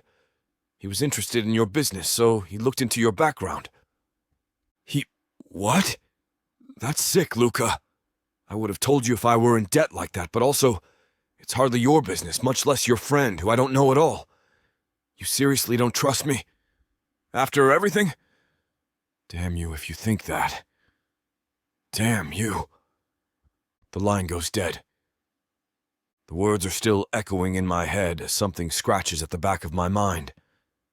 Clayton is the one who called. A trusted friend told him and sent it to him. A trusted friend. The realization washes over me in waves. I know Clayton wouldn't lie about this, but someone may have lied to him. Clayton has been my close friend since college. He even introduced me to my ex-fiancée. In fact, he's still friends with her. Camilla. Though Clayton was loyal enough to me, he was friendly with her family, and they still talk as far as I know. We got joint custody of him in the breakup. Of course, he thought he could trust Camilla. She probably presented it as trying to be helpful to him. She probably faked the credit report. A few bucks and a halfway decent graphic designer is all it takes. It's so obvious now, and I'm ashamed that I fell right into her trap. Clayton has no idea that Camilla still has designs on me because I haven't mentioned it to anyone, apart from those who have been confronted with her in the flesh. I try to keep my private life actually private. She targeted Clayton because she knows I trust him implicitly. She could create a false narrative and he would run straight to me because he cares about my well-being. I'm filled with rage. By believing Clayton, I let her sow doubts in my mind. What's worse is that I shared this with Ashley, who now thinks I don't trust her. I guess for a moment I was brainwashed into not trusting her because someone planted that seed. And now, the best relationship of my life is in jeopardy again. And again, it's because of me. The world suddenly comes back into sharp focus as I realize just what I've done. I call her back, praying to God she hasn't blocked me. What? She says as she picks up. Oh, thank God you answered. This is all my fault. I shouldn't have. I'm sorry, it's a lie and I fell for it. I trust you so much. I love you too much to doubt you like that. To her credit, she hasn't hung up on me. I wouldn't blame her if she did. Chapter 19. Ashley. As soon as Luca starts apologizing, talking about how he was tricked, I realize exactly what my friend Carrie's messages were about yesterday afternoon. Carrie had been texting me yesterday about a West Crest customer who came into her shop demanding an appointment for a wedding dress. But when Carrie asked about the groom, she was told that he needed to find out the truth first and then they'd be getting married straight away. She texted me that this customer had been really weird, but obviously rich, so she was reluctant to turn her away. But she had spent the whole time talking trash about someone that sounded like me. Now, as I listen to these weird accusations, it dawns on me that the customer was probably Camilla. She must have shown up at Carrie's shop after talking to Luca's friend about me, riding high on her little plot. Camilla had spread rumors about me to someone that Luca trusts, knowing it would get back to him straight away. It's my fault. I shouldn't have. Luca falters, and my anger surges. I'm sorry. It's a lie, and I fell for it. I trust you so much. I love you too much to doubt you like that. Love. He said love. I skipped past it. Luca, you really think I would do that? Or try to use you? Even after all this time of knowing me? You really think money is what I'm after? I had 6 years to ask you for money. Ashley. No, it's my turn to talk, I snap. I'm done listening to you. You just accused me of using you. I'm not interested in your money. At all. Ashley, please. I'm not done. You really have some nerve. Even if you had every reason to trust your friend, you should have trusted me enough to at least look into it before accusing me of using you for financial gain. My chest feels tight. I'm so sick of you West Crest people and your finger pointing. I am a strong Black woman. I don't need your help to get ahead. If you're so worried, you don't have to keep helping me at all. I've been managing for years without you, Luca, and I can keep managing on my own. Luca inhales sharply, and I can almost hear the hurt in his voice when he speaks. Ashley, you're right. Everything you said is right. I was so foolish. I should have verified it before talking to you. Maybe it's a sign that we're moving too quickly if you're so willing to believe someone else's word over mine. If you really question me when I tell you honestly that I have zero interest in your stupid money, then maybe it's best if we put some distance between us. You can still be a part of Hope's life. We'll co-parent. But maybe let's cool things off. There's a long pause before Luca responds. If that's what you think is best. His voice is flat and lifeless. He must think I hate him now. I doubt I could ever be capable of that. But I have to think about things. I can't put feelings for him over my own well-being. Look, I still truly love and care about you, Luca. I've never been in this for money or status. Those are meaningless. What drew me to you in the first place had nothing to do with what I thought you could offer. I know, he says. My heart hurts, and I feel like crying. Luca, listen. If you could distrust me so quickly based on secondhand information, it makes me wonder if you're still 1 foot out the door. Maybe you were willing to believe a lie for a reason. Maybe you still don't have faith in me, or in us. Luca is silent. I know he's thinking about my words. I'm going to hang up now, I tell him. I'll call you later. Please do. I'll talk to you later. I end the call, my head reeling. Tears start slipping down my cheeks, and I collapse onto the couch. Hope looks up at me from her spot at the coffee table with her coloring book. Mommy, are you okay? She stands up and comes next to me, giving me a hug. I lean into her embrace, hugging her back tightly. How come you're mad at Daddy, and how come you're crying? I'm okay, I reassure her. Daddy has a friend who wasn't very nice and made up a story that he thought was true. So, Daddy and I are still going to spend time with you, but not alone time together. It's hard to explain the complexities of everything, but I want her to know that both Luca and I still care about her and love her. For a 5-year-old, hearing her parents fight could bring up insecurities that I don't want her to face. I knew it was a mistake to get involved with Luca. Now my daughter is going to suffer the consequences, and it's all my fault. How come Daddy believed his friend? Hope asks. I'm not sure. Sometimes grown-ups get really stressed and don't think straight. Or they'll believe something based on information they're given before thinking about other information. Hope chews her lip for a moment. I love seeing these little traits that are so strongly genetic. She also plays with her hair when she's nervous, just like her dad. I know about some things like that from school. Do you want to hear? Of course, darling. Okay, so my friend Sarah told me Reagan took my coloring book at recess. But when I asked Reagan, she said she didn't, and I didn't believe her. So she showed me her backpack and cubby. Sarah was the one who took it, Mom. Can you believe that? I gasped dramatically. I know, Hope says deadly seriously. She wanted it. She lied, Mama, because she wanted me to be mad at Reagan and not her. She climbs onto my lap. Maybe if you and Daddy talk, you can find out why his friend was mean to you.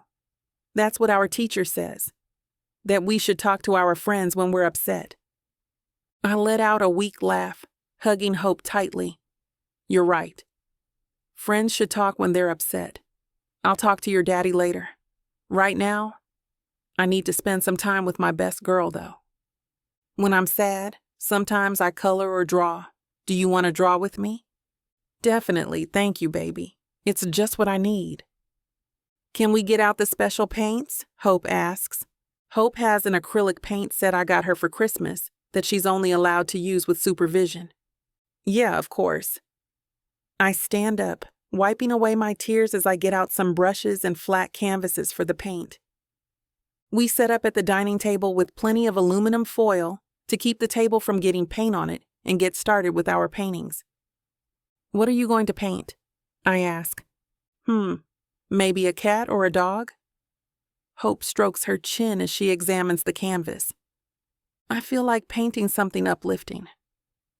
My mind wanders as I try to think of what uplifts me, and I smile, realizing an old standby that always cheers me up. As we paint, Hope tells me more about her friend Reagan and how the two of them have a secret garden on the playground where they dig holes, put in pine cones, and use their water bottles to water them. We're going to grow huge trees, Hope says. I hide my smile as I imagine the two of them waiting patiently every day for a tree to emerge from their garden plot. Painting is relaxing. I watch as Hope's canvas starts to take on a multitude of colors. Is that a rainbow? I ask. Yeah. I'm making a rainbow, and then I'm going to make the ocean, because it's sometimes blue, sometimes green, sometimes even a little bit pink. I like using all the different colors when I can use my paints, she explains. I'm impressed by the way she sees the world. She's a true artist. I smile as I dip my brush in the pink paint and swipe it across the small canvas. I'm painting Plumber Barbie. When I was little, I used to play plumber with my Barbies and dream of the day I would have a pink and white van of my own. Bringing myself back to my childhood reminds me why I went into the business in the first place. I watched my grandfather work hard to bring his services to the East End community at fair prices, and that's what I wanted. As I paint, though, I'm reminded that wasn't the only thing I dreamed of. I used to dream about having a whole crew of women plumbers. So far, I only have 3, including myself. Maybe I'm not thinking big enough. Sticking to my original plan would mean that I would keep serving the East End community, but I might not grow the way I want to grow. Maybe even I'm not quite certain what my dream for the company actually is. Would it really be so bad to have a bigger company if it meant having more jobs in trades, like plumbing for women, especially women of color? Do you like my ocean? Hope asks, pulling me from my thoughts. I glance over and see that she's painted a rainbow over a blue-green ocean, with a sandy island in the middle. It's beautiful, I tell her, my heart swelling with pride. I mean it. You have a great eye. What does that mean? Hope asks, giggling. It means you see the world in a unique way, in a way that not everyone else does. You see the little things that some people don't see. It means you're special. I give her a noisy kiss on the cheek. Hope giggles, and we finish our work, admiring what we've created.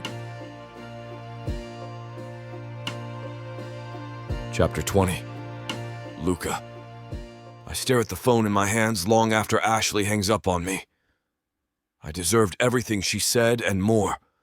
Not verifying the information before speaking to her was a huge mistake.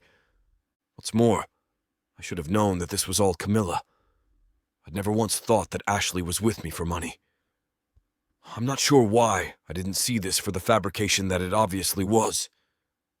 All the work I've done to convince Ashley that I was serious about her is undone by one stupid moment of doubt. It's up to me to make things right. I stand up at my desk, knowing that I'm going to accomplish nothing by sitting around feeling sorry for myself. "Charles, cancel my appointments for the rest of the day," I call out to my assistant. "I'm going to see Ashley. I don't want any calls or messages or emails until tomorrow."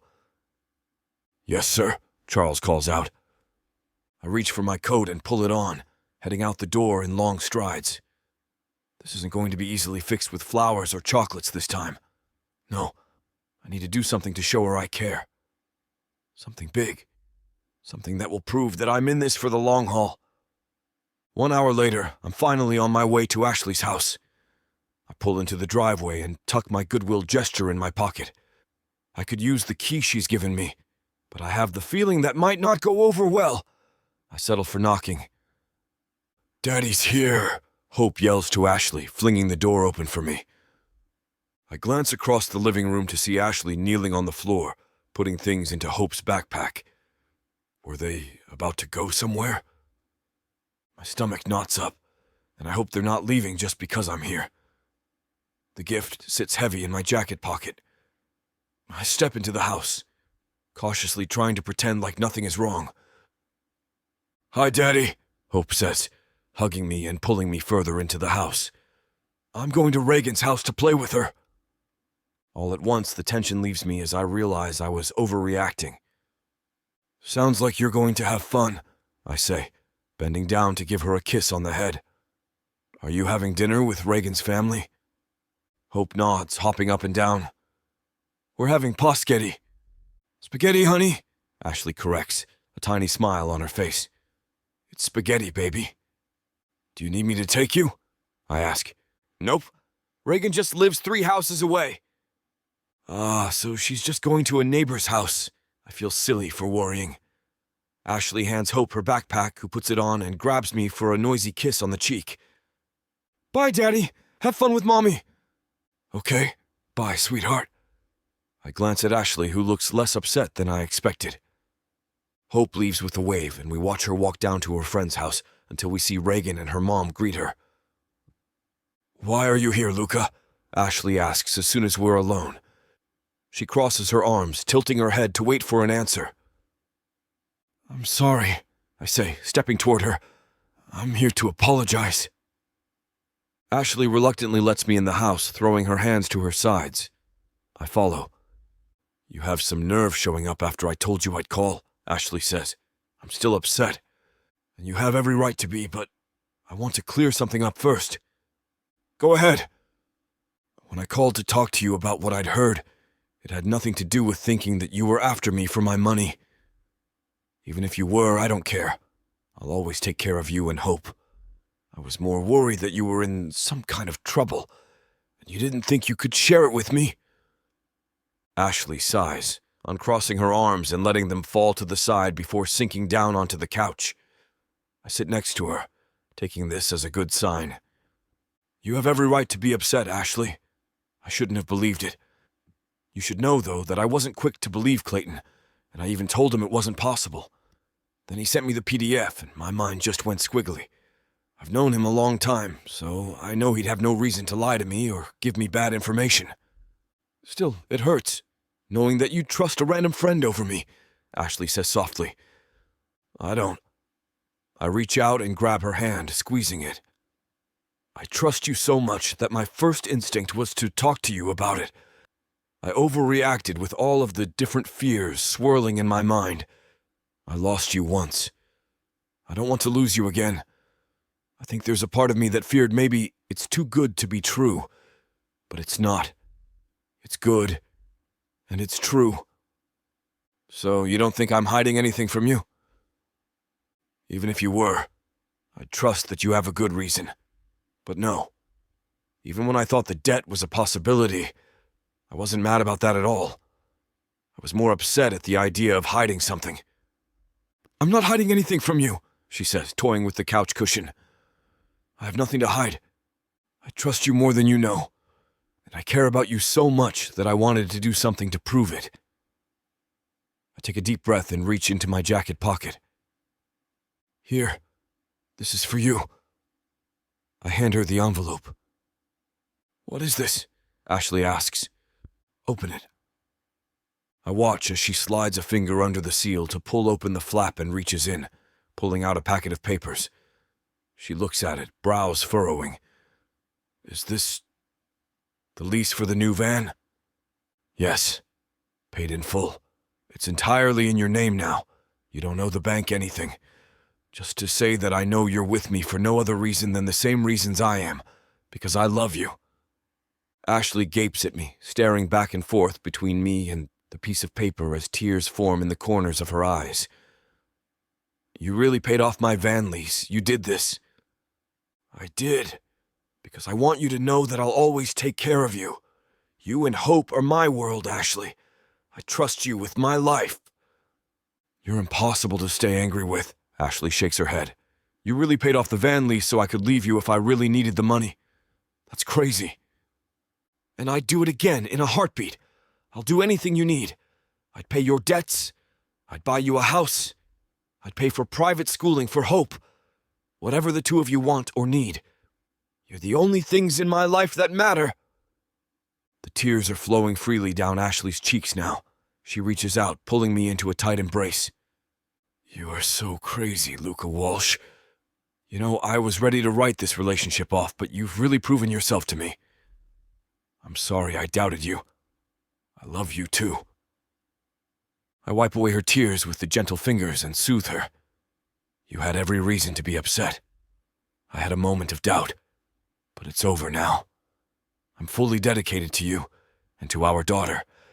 Nothing can change that, not now, not ever." "I just can't keep going back and forth with you," Ashley says, looking down at her hands. I reach out and cup her chin, making her look up at me. Our eyes meet, and I gaze into her dark irises, hoping that she can see the sincerity in my own eyes. "There's nothing I care about more than our relationship," I tell her. "If the world were to end tomorrow, I'd want to spend every last second by your side."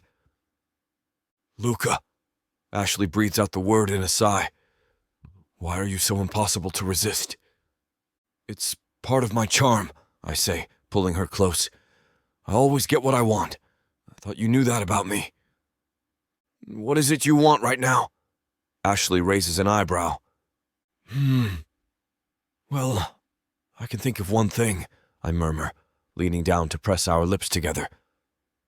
Ashley moves her lips against mine, letting the kiss linger between us. "Seems like you have a lot of making up to do," she says when she breaks away. "We can start by making out," I say in a sultry tone. Ashley starts laughing. "Yes, you can," she says, grabbing the front of my shirt as she pulls me toward her, capturing our lips in a heated embrace as we press our bodies against each other, moving gently. Desire grows inside me, heating me up from the inside out. "It's a good thing Hope is over at her friend's house," I say, panting a little as I break away from our kiss. "Because I intend to spend the rest of the evening making it up to you, and showing you over and over just how dedicated I am to you." Ashley grabs my hand, pulling me to her bedroom. Chapter 21. Ashley. I can't keep my hands from wandering over Luca's body. His defined physique is irresistible, and I long to fully explore it. I hate to burst your bubble when things are just getting started, but this platform won't allow us to air the steamy content coming up in this chapter. If you want us to keep bringing you free audiobooks, we have to abide by their rules.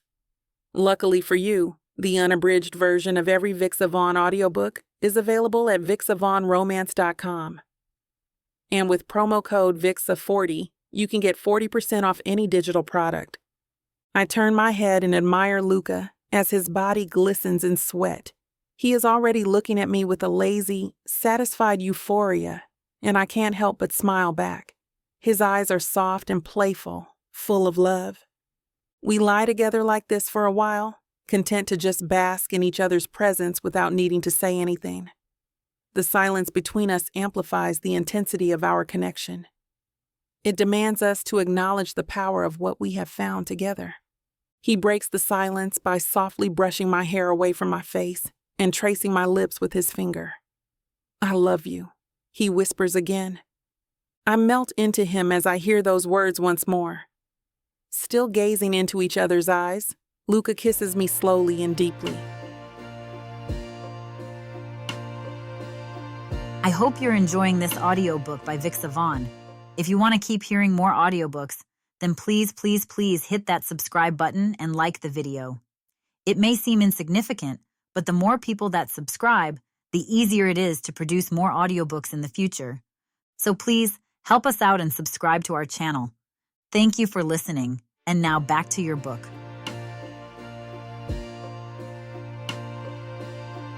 Chapter 22. Luca, it's been a week since Ashley and I made up, and it's flown by in a heartbeat. I recall the way we made up, and a smile comes to my face as I start the workday. "Sir," Charles calls. "What's up?"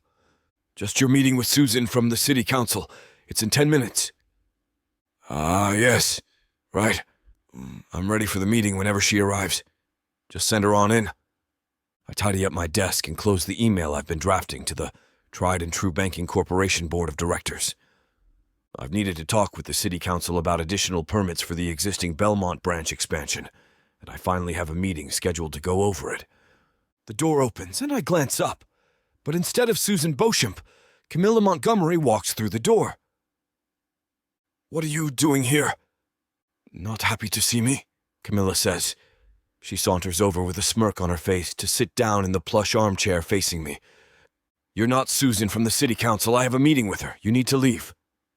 "Oh, you don't have a meeting with Susan," Camilla says, the smirk growing wider.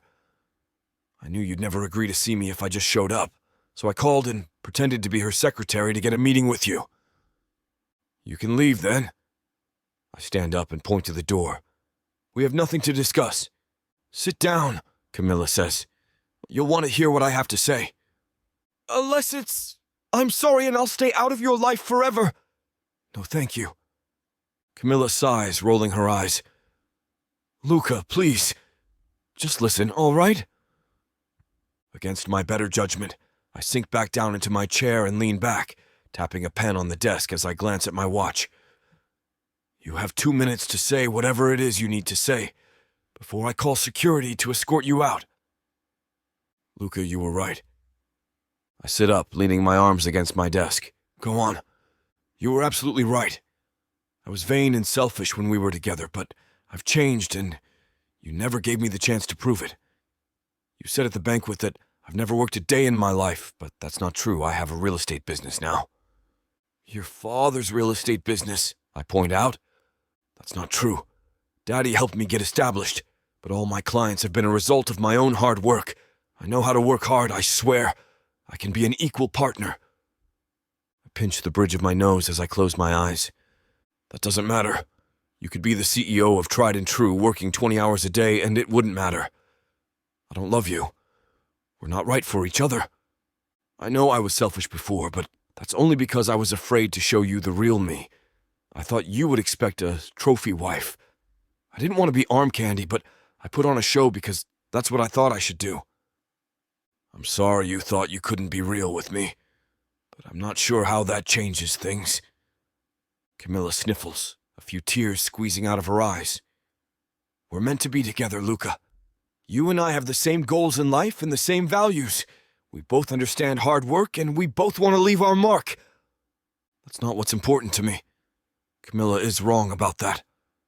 Once upon a time, I valued work and my job over everything else, and it led to the greatest mistake I've ever made. I didn't just sacrifice my relationship with Ashley.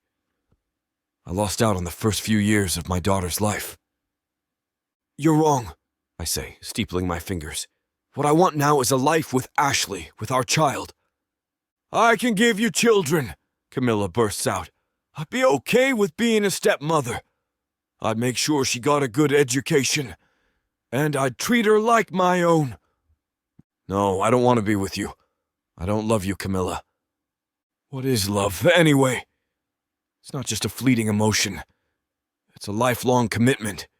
I can give you a good life and keep your home for you. Everything and anything you want. What part of this don't you understand? I ask, feeling the rage rise inside me. I already have a family. Ashley is my partner. Hope is my child. I don't understand why you're bothering to try to talk me into something when I've made it clear how I feel. There's nothing Camilla can say that will make me give up what I have with Ashley. Look, I know you've gotten yourself entangled in this relationship with the woman from the East End, but that doesn't have to keep you from being with me. We can write this off as a forgivable indiscretion. Indiscretion? My eyebrows shoot straight up. Well, yes, we both know you were having an affair with that woman behind my back. Camilla, for the last time, I didn't start seeing Ashley until months after you and I broke up. I never once cheated on you. If I recall correctly, when you and I first started seeing each other, a friend of yours texted me pictures of you in Costa Rica with the pool boy. Oh, come on, that was a vacation, Camilla protests, curling her fingers into fists. I'm not even going down that road because it's not worth it. There's nothing here. I draw a line between the two of us with my hand. Camilla's voice is rising. I don't do that anymore, Luca. I've matured. Maturity is realizing when things have ended and being respectful about it. You're just whining. Luca, Camilla snaps. I don't understand your obsession with that woman. She's a gold digger. She's never been interested in my money. My ire turns to ice. Unlike you, you may protest that you don't care about my money, but you're the most status-obsessed person I know. If I lost it all tomorrow, I don't think you'd be having this conversation. Ashley wouldn't care. I know this for a fact, Camilla. Camilla's mouth opens and closes a few times, and she narrows her eyes. Fine. If you can't see it, I'll make you see it. That woman is nothing more than a bottom-dwelling gutter rat. She's using the kid as a ticket out of her gutter hole. That's enough. I stand up to my full height. I'm not about to have you insult my family like this. I won't stand for it. You don't have to stay with her just because you have a kid together, Camilla says, standing up to face me. You don't owe them anything. I'm staying with her because I love her, Camilla. And I love our daughter. How do you even know the kid is yours? It could be some other guys that she's passing off as yours, claiming a rich man as the baby daddy. I mean, it's practically like winning the lottery for someone from her side of town. Look, you don't deserve this much of an explanation, but I'll give you one anyway. Ashley didn't even tell me about our daughter until this year, when we reconnected this summer. She wanted to do it on her own. You would be starting a registry the moment you saw a second line on the stick. So leave. Now, you're trespassing. You want to leave in handcuffs or by your own accord? Come away with me, Camilla says, leaning closer. Come with me to Saint-Tropez or Ibiza. I'm not interested, I say, voice flat. I'm not running away to some foreign country, and I'm certainly not going anywhere with you. What does she have that I don't? Class, work ethic, loyalty, compassion, a heart. There are so many things I could say, but instead, I simply curl my lip and shake my head. You can promise me anything in the world, and I don't care. There's nothing you can say to convince me to change my mind, Camilla. End of discussion. She sneers, leaning in close. Oh no, it's not! I'm just getting started! Chapter 23. Ashley. How was school today? I ask, as Hope sits at the coffee table coloring. I'm in the kitchen washing the breakfast dishes and keeping an eye on her. Good. We learned about the sounds of ch and k, she informs me, explaining the differences as I wipe down the last of the plates. I can tell from the way she talks about it that she loves going to school. I doubt I was that enthusiastic about academics when I was her age. We also talked about families today, she adds. Oh? What did you learn? Some people have just a mommy or just a daddy, or they have more than one mommy and daddy. but my daddy doesn't live with me. I pause, dropping the towel onto the counter. Do you wish he did? I ask, trying to keep my voice calm and steady. All my friends in class said that they live with their mommies and daddies. I felt sad because I love you and I love Daddy. But you don't live together, and I can't see Daddy every day like my friends. This conversation has probably been a long time coming, but I don't think I could have prepared for it. Some parents don't live together, sweetheart. Sarah said that my daddy doesn't live with us, and it's because you're not married. But Liza says her mommy and daddy aren't married and they live together. Hope spills her words out in a rush. I leave the kitchen holding Hope's hand, and we walk into the living room to sit down on the couch.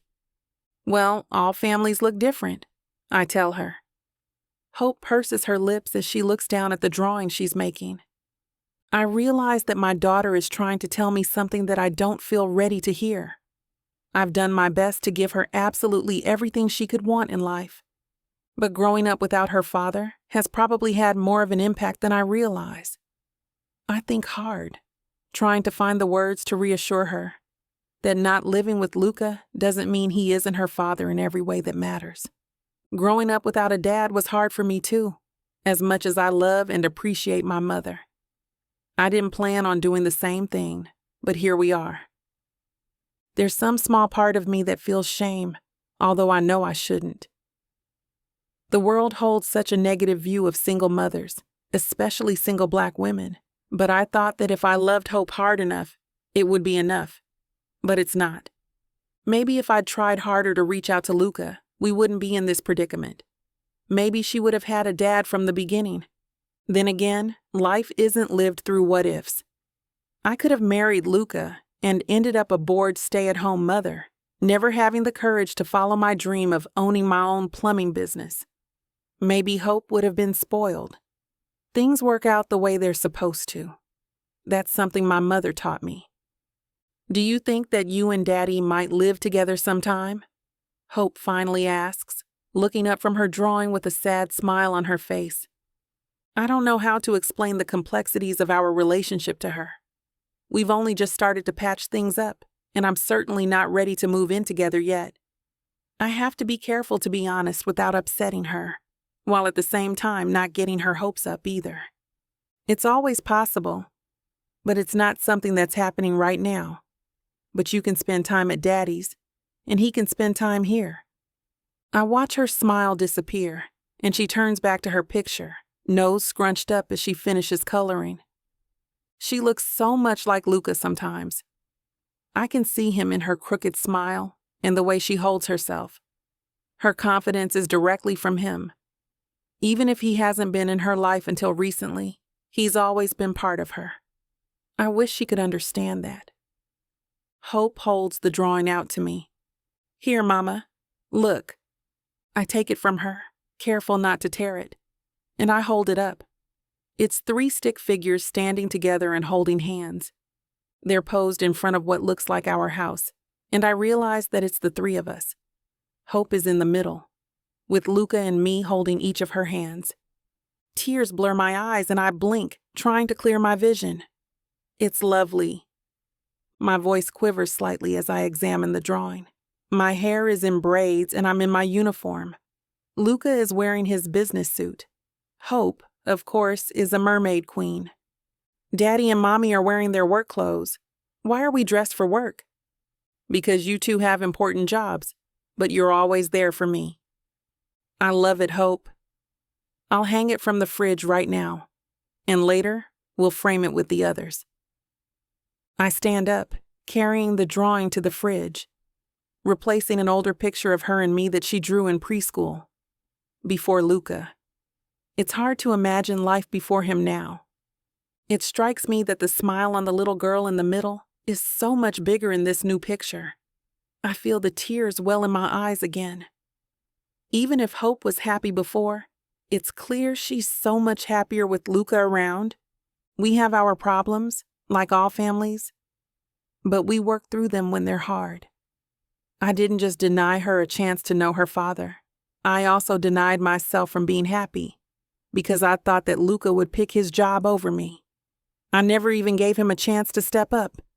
It hurts, knowing what could have been, but I could sit here for hours thinking about what life would be like if I had reached out to Luca. In the end, I can't change anything about the past, and I wouldn't. I had to learn how to stand on my own with hope, and it made me stronger for it. I grew my business through my own sweat and tears to give my daughter security. Now I have a thriving business to show for it. Luca and I aren't on the same page about some things, like the business. But even that is something we can work through. I love Luca. I love him with all my heart, and I know that he loves me. Maybe it's time to let go of some of my fears. It's time to throw myself into things more fully. I may not be ready to move in with Luca, but when I imagine the future, a life with him is what I see. Hope, how would you feel about going to the diner for dinner tonight? I call out.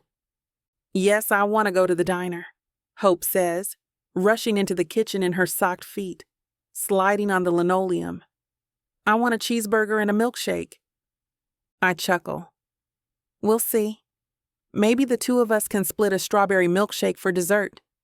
Hope's russet eyes light up, and she nearly tumbles over in her haste to grab her coat from the hook. When is Daddy going to come over again? Hope asks as we get into my Jetta. I strap her into her booster seat, and she looks up at me with wide eyes in the rear view. Tomorrow night.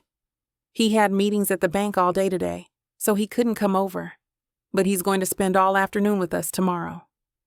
I know she wishes Luca lived with us, but all we can do is make sure she knows how much we both love her, at least until we've come to a decision regarding the future.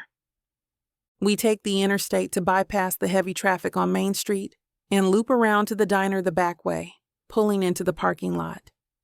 Just as we walk into the diner, my work phone has a message with a new job. I look down to see it's a plumbing emergency. Oops, sorry, baby. Looks like we'll have to take our food to go. Want to go help Mommy fix a broken toilet? Yes, let's fix a toilet. Flush! Relief floods inside me. She seems to be over her sadness for now. Making my daughter happy is my first priority, and I'm glad she seems to be in a better mood. Kids are resilient. I have to remember that. Chapter 24. Luca. Camilla's words hang in the air between us as I process what she said. What do you mean you're just getting started? I demand. Camilla's eyes narrow. If I can't persuade you to be with me, I'm not going to let you be with her either. I'm going to take you both down. A laugh escapes me as my eyes widen. Are you threatening me? It's not a threat, it's a promise, Camilla says, placing both arms on my desk as she leans toward me. You thought you could throw me away, but watch what I can do. I can burn the world down around you. She tilts her head, eyes widening as she bats her lashes. For instance, did you know that your precious baby mama brings your child to dangerous work sites? It's just so wrong to do that to an innocent child. Ashley would never do something to harm our child, I say, jaw clenched. You're delusional. I have proof. And you know, I haven't talked to my friend Beatrice in a while. You remember Beatrice, right, Luca? She's the commissioner of the Child Services Department. What the actual hell, Camilla? You're threatening to report Ashley to DCS because you can't be with me?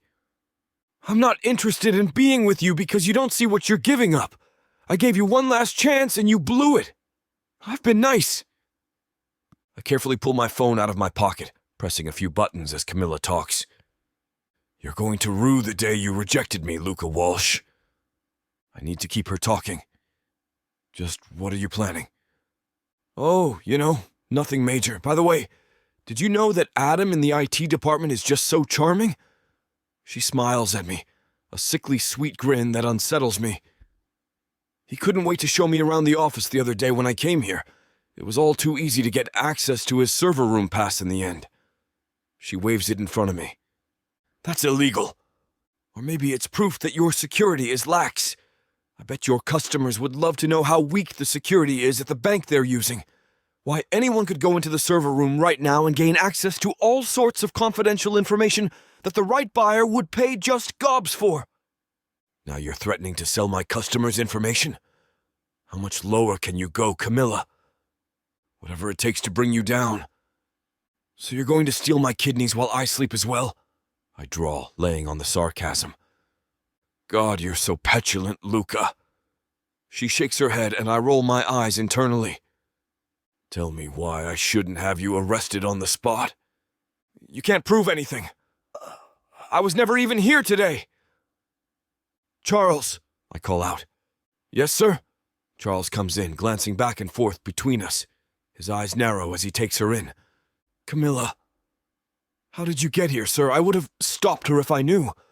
It was supposed to be Susan. She must have bypassed my desk. Just because your toady assistant knows I'm here now, that changes nothing. You're right, Charles. She knew you'd never let her in, I say, ignoring her and talking to Charles. She said some very interesting things in the last few minutes, hasn't she? Things that would truly be a shame if they got out. Charles's deep brown eyes darken as he takes Camilla in, looking her up and down. Oh, he says, a slow smile spreading across his face. So that's why you sent me that request. I turn to face Camilla again. You know, it was smart to come in under an assumed identity. You had no record of ever being here, but you forgot one thing. What? Camilla spits out.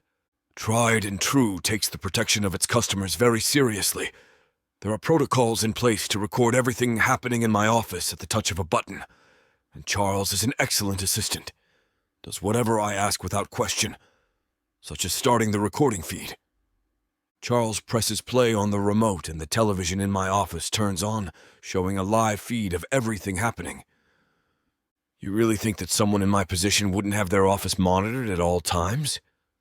Camilla's face pales. I'll sue you for invasion of privacy. Now she's just grasping at straws. I bark out a laugh. In a public place where you're trespassing, you have nothing. In fact, I have all the power now, so run along, Camilla.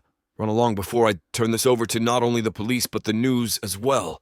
See, I have friends, too. You remember my friend Hugh Samuels, the evening news anchor for WSG? Camilla yelps, backing away. You wouldn't dare. He would probably be quite interested to know all the things you threatened to do. Oh, and I should also tell him how you were the one who went on a smear campaign against Ashley's plumbing business and feeding that doctored credit report to Clayton. Imagine the things you could accomplish if you used your talents for good. Her eyes widen. What? You thought I didn't know that was you? I can see the headline now. Area real estate agent goes on smear quest against beloved local plumbing company. She lets loose a string of profanities while Charles throws his hands out, keeping her from approaching me. You do this, and I'll go nuclear, she shouts. I'll track that little skank down and run her over with my car. Charles, call security. Now. Have them call the police. This woman is threatening to physically harm someone and is a danger to herself and others. Charles exits my office in a hurry. Camilla gives me a look of pure venom. You aren't going to get away with this. Camilla, I say, gritting my teeth. At this point, I would give you literally all the money in the world to just leave me and my family the hell alone. Security comes at that moment. Camilla fights against them as they start hauling her off, screaming the entire way. The police show up shortly after, and the entire office is watching as she's handcuffed and put into the back of the police vehicle. Okay, everyone back to work. Nothing to see here, I say, waving my arms. I don't want the media going crazy over this yet. I need to protect Ashley and Hope first and foremost. No one talks to the media about this. If I find out you did, you'll be fired. Everyone dissipates, but I know this will be hot gossip for the rest of the day. I'm so sorry she got in, sir, Charles stammers as soon as we get back to my office.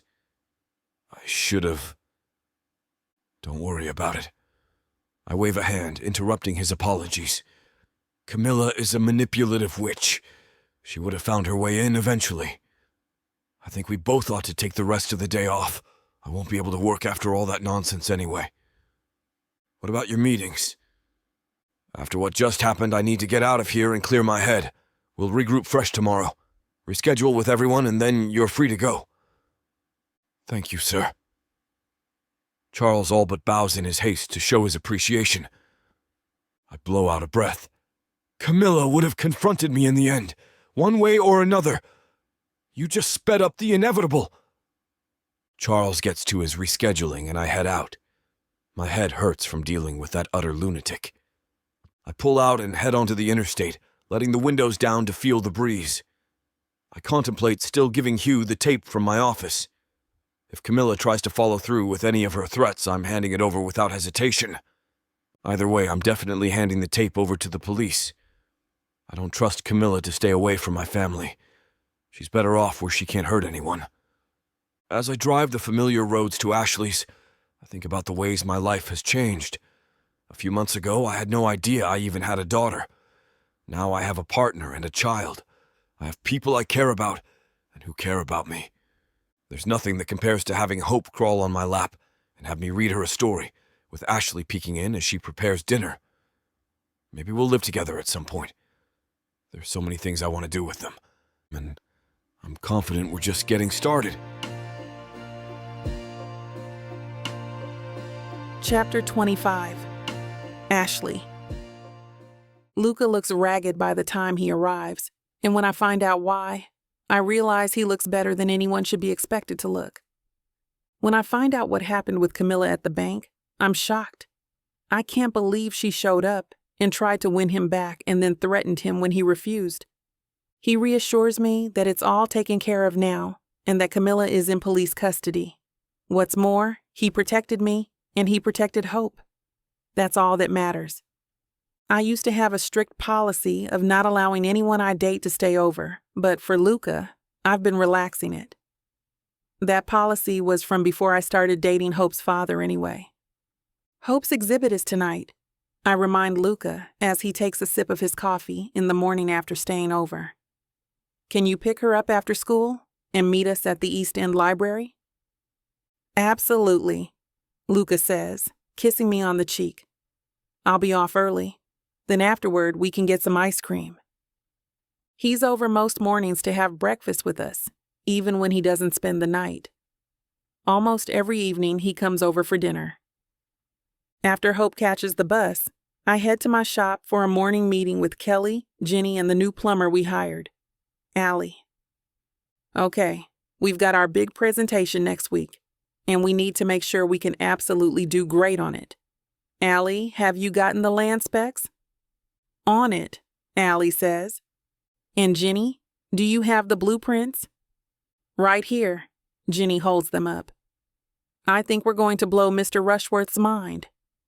I hope so. This is our chance to make a difference in our community, and I'm not about to let it go. I've got a few clients in the East End today that need some minor plumbing work done, mostly backed up toilets and sinks. Working with my hands relaxes me, and I'm in a good mood by the time I'm done. From there, I head over to Catherine Whitaker's house for her consultation. The meeting goes well. We plan not only the bathroom remodel, but we decide to work with a contractor to add in an entirely new laundry room. I can't believe how much the business has grown in such a short time. By the time I'm done, it's time for the children's art exhibit at the library. It's a tableau showcasing the children's ideas of what the East End means to them. The artist Alex Belmont is sponsoring it along with her husband, Peter Belmont, a member of the town's founding family. Hope has 2 of her own pieces of art in the exhibit, but she wants to keep it a surprise. My art is over here, Hope tells me as she rushes into the library's community room, and I keep pace with her. It's set up with temporary gallery walls, which showcase each student's art. Hope's 2 pieces are on their own wall, with little paper signs that have their titles and brief descriptions. Mommy, Hope says, her voice carrying over the din of the other children and their parents. I head over and stop, examining her art. Mommy's East End is a multimedia painting of a street of houses, with their owners standing outside, grins on their faces as they show off pasted magazine cutouts of gleaming toilets. The description reads, "My mommy fixes toilets for our community so that everyone has the best toilets in the world." "This is so special, Hope," I say, hugging her. "I love it." "Wow, you did this?" I ask. Hope nods, a grin on her face. "These are amazing." "Look at her second piece," Luca says, a grin on his face. I glance over and see that this one is another multimedia piece called Daddy's East End. It's a pasted picture of the new East End branch of Tried and True from a magazine ad. There's a painted line of customers who are all flush with cash. This inscription says, "My daddy gives people in our community money so that they can be happy." The way she shows her view of the community and the way we both play a part in it is touching. "I love it," I say. "I'll give you $10 for it. I want to hang it up at work." I reach out to touch the piece. "Mommy," Hope says, a giggle spilling out. "You can't buy it? It's for the people to look at tonight." "Oh, I see. Well, how about I buy it from you now and you can still display it? Then we can take it home and I can put it in my shop tomorrow." "I want to buy mine too," Luca adds. "We will be your first paying art customers. When you grow up, if you still do art, we can say we own original Hope Hughes art." Hughes Walsh. Hope is delighted by our response to her art pieces, and we watch as she spends the rest of the event showing it off to her friends, her teacher, and even one of the local reporters doing a piece on the show. "All right, ladies and gentlemen." Alex Belmont, dressed in a stylish black dress, along with a violet afro, calls for our attention. We all glance over to see she's standing on a small, raised platform. We have officially judged the pieces, and now we'll call out the names of the winners. We watch with bated breath, waiting while the awards for the older children are called. Hope waits patiently, but she bounces between me and Luca. We have some special awards for the younger children, and Best Newcomer goes to Hope Hughes Walsh for her 2 pieces, How We Take Care of Our Community. Everyone cheers and claps as Hope makes her way to the podium, where she beams alongside the other children. Alex pins a blue ribbon to her dress, and you would think Hope was an Olympic gold medalist from her huge smile. "I got an award," Hope shouts when she returns to us, holding her chest out proudly. "I know, you're my little Claude Monet." "You sure did, baby," Luca adds. "We're so proud of you." Once the event is over, we head for the ice cream shop to celebrate our daughter's triumphant debut in the art scene. "Your art is amazing," Luca says. "I can't wait for everyone to see it." Hope is on cloud 9 as we eat our ice cream. She's bouncing in her seat and kicking her little legs back and forth as she tells us about some of the other exhibits she saw. I steal a spoonful of her rainbow sherbet. She giggles and pretends to hide it away from me before taking a swipe of my mint chocolate chip. Luca watches as he eats his pistachio cone. "I want to do the show again next year, Mommy," Hope says as I buckle her in. "Of course, we love your art," I say. "And the town does too, clearly. And we'll make so much of it together," Luca adds. "There's so much we'll do." "Can we make art this week, Daddy?" "Of course. But this weekend, I want to do something special with your mommy." "Really? Like a special treat?" I raise my eyebrows at the suggestion of a surprise. "Do tell." "Remember our trip to Chattanooga all those years ago and our little excursion on the train?" My eyes light up and I grin. "One of the best times of my life. I'd love to go back there with you. It was amazing. The food was so good too." "Great. Get yourself all dolled up and we'll have a special evening." Chapter 26. "Luca, and you promise you'll behave for Grandma?" Ashley asks, cupping Hope's cheeks between her hands. Hope nods her head up and down eagerly. "We'll have fun, won't we?" Ashley's mom says. You kids have fun too. We all hug one last time, waving us off as we get into the waiting limousine. I can't believe we're finally going back to the Chattanooga train for a date. Ashley sits back, fluffing out the hem of her dress. She looks ravishing in a fitted, white bodycon dress that hugs her curves. The entire ensemble is very vintage-inspired, with a ruffled hemline and a belt around the waist. She completes the look with a cream-colored Angora cardigan draped over her shoulders and a strand of pearls around her neck. The color contrasts beautifully with her dark skin. Ashley truly looks stunning, and I can't take my eyes off her. You and I have been through so much, and I think we deserve to get away for a weekend.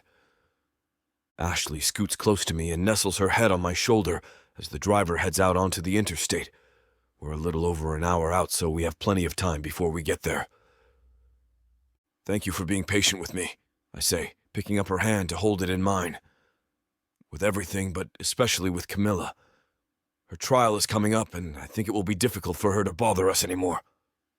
I'm just glad it's over, she says, playing with my fingers. Thank you for taking care of it all, Luca. We cuddle and chat for the rest of the ride, enjoying the quiet atmosphere and the beautiful mountain views. We've arrived, the driver calls back to us when we reach the red brick of the Chattanooga station, where the legendary train leaves. I check my watch to see that we're right on time. Ashley's face lights up as she takes in the ancient train gleaming in the sun. Shall we? I say, offering my arm to Ashley to help her out of the limousine.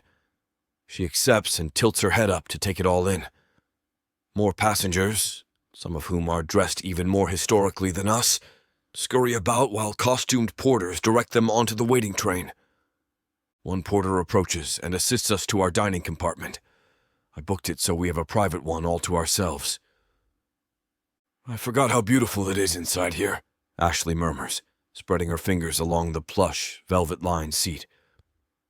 A waiter comes into the compartment and hands us menus with each of the course offerings outlined. We'll be taking off shortly. As soon as we start moving, I'll be back for your drink orders. We chug through the scenic Tennessee Valley as the trip gets underway. How come you got us a private compartment? Ashley asks as she scans the menu. Last time we ate in one of the dining cars with the other passengers. Just wanted to have a romantic evening with you. It hasn't been the two of us alone for a while. You're amazing, Ashley says, tongue darting out to wet her lip. You're so thoughtful and kind. It's because you make me want to be the best version of me. The train starts moving. We stare out the window, watching the landscape roll by until our waiter returns carrying glasses of water for us on a silver tray. He places them down gently before turning to take our drink orders. Oh, I think I'll have an old-fashioned, Ashley says. Bourbon, neat, I tell him. The waiter nods and leaves us to look over our menus at the appetizer selections. Look, I say, showing her the mountain pass we're about to travel through. The pass is carved straight into the mountain so it rises up on either side of us, dotted with a landscape of deciduous trees in vivid shades of red, orange, and yellow. It's so beautiful, Ashley murmurs, reaching out a hand to touch the window pane. Oh my goodness, look at this view. We pass through the mountains, and the valley spreads out below us, a riot of colorful flowers and grassy fields waving in the breeze. The sun is fading, dipping down below the horizon so the sky is a painted canvas of deep pinks, bright reds and oranges and muted purples. Hope would love to paint this, Ashley says, pulling out her phone to snap a picture. I can't wait to show her. Our drinks arrive, and we sip them as we watch the slowly darkening landscape. This area is just so beautiful. I couldn't imagine living anywhere else, especially not without Hope and Ashley. I'm in awe of how amazing things are for our family right now. After the whole thing with Camilla, there were a few days of turmoil, but it faded into smooth sailing. We spend every evening together now, having dinner, laughing, joking, watching movies, playing board games, or even just talking. I never want it to end. My mind has been preoccupied ever since the trial with making this contented, peaceful feeling last. The waiter comes in just then, interrupting my musings. "Dinner is served," he says, uncovering our dishes with a flourish. "Enjoy!" We dig in, enjoying the delicious cuisine. "This carved roast beef is incredible," I say. "Here, try it." Ashley leans in and takes the food from my offered fork, eyes fluttering closed in delight. "Delicious." Her voice has gone husky, and her deep brown eyes flutter as she looks up at me. The teasing look in them is driving me to distraction, and I nearly miss my next bite. "How's your salmon?" I ask. "Best thing I've had in a long time," Ashley says with a sigh. "I can't remember ever having salmon this good. I'm glad we could come." I smile, enjoying watching her enjoy the food. We eat in relative silence, savoring every last bite before the waiter comes to clear our plates. "Dessert will be here shortly, but here is some champagne." He uncorks the bottle and pours us each a glass, bowing before disappearing. "Wow, so fancy," Ashley grins. "I don't remember champagne last time." "Shall we toast?" I ask, holding up my glass. Ashley cocks her head to the side. "What should we toast to?" I pretend to think for a moment. To a beautiful, incredible woman, to the mother of my child and the love of my life. Ashley giggles, protesting. "You can't toast just to me." "Well, how about this?" I ask, holding my glass up higher. "To the future. To a future with the two of us together, side by side, growing old together, raising our child, never having to spend another day apart. How does that sound?" "That sounds lovely," Ashley murmurs, raising her own glass.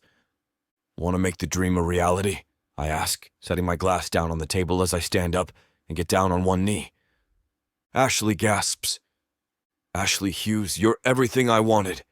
Losing you once was the greatest mistake of my life, and I don't want to have another day without you there. I can't imagine a life without you in it, and I don't want to have to. Will you marry me?"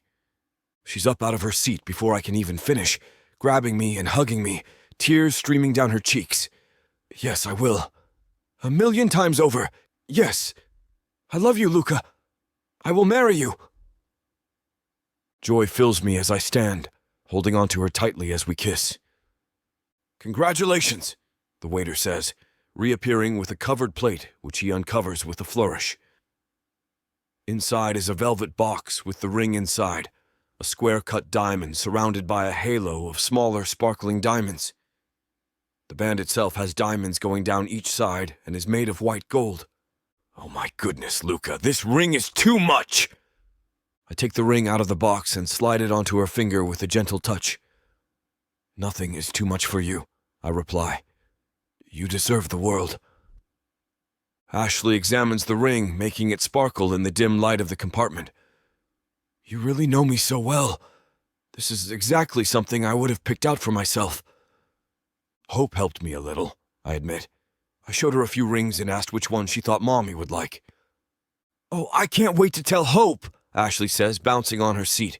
"And Mom, did she know you were planning this?" "Yes, she was just as excited. She actually was the one to offer to babysit Hope so we could go to the hotel afterward. She thought we'd want some alone time tonight." Ashley grins, biting her lip. She was definitely right about that. "I'm going to show you just how happy I am as soon as we get there." I take her hand in mine and kiss it. Sounds like a plan.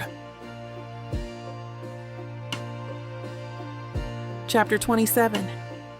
Ashley. "Mommy, you're going to be the prettiest bride ever. And you know what?" "What, sweetie?" Hope is skipping with her backpack on the walk home after getting out early, our typical Friday routine. "There is a type of dress that's a mermaid dress, and I think you need to get that one. You know why?" "Because you're the mermaid queen?" "Yes."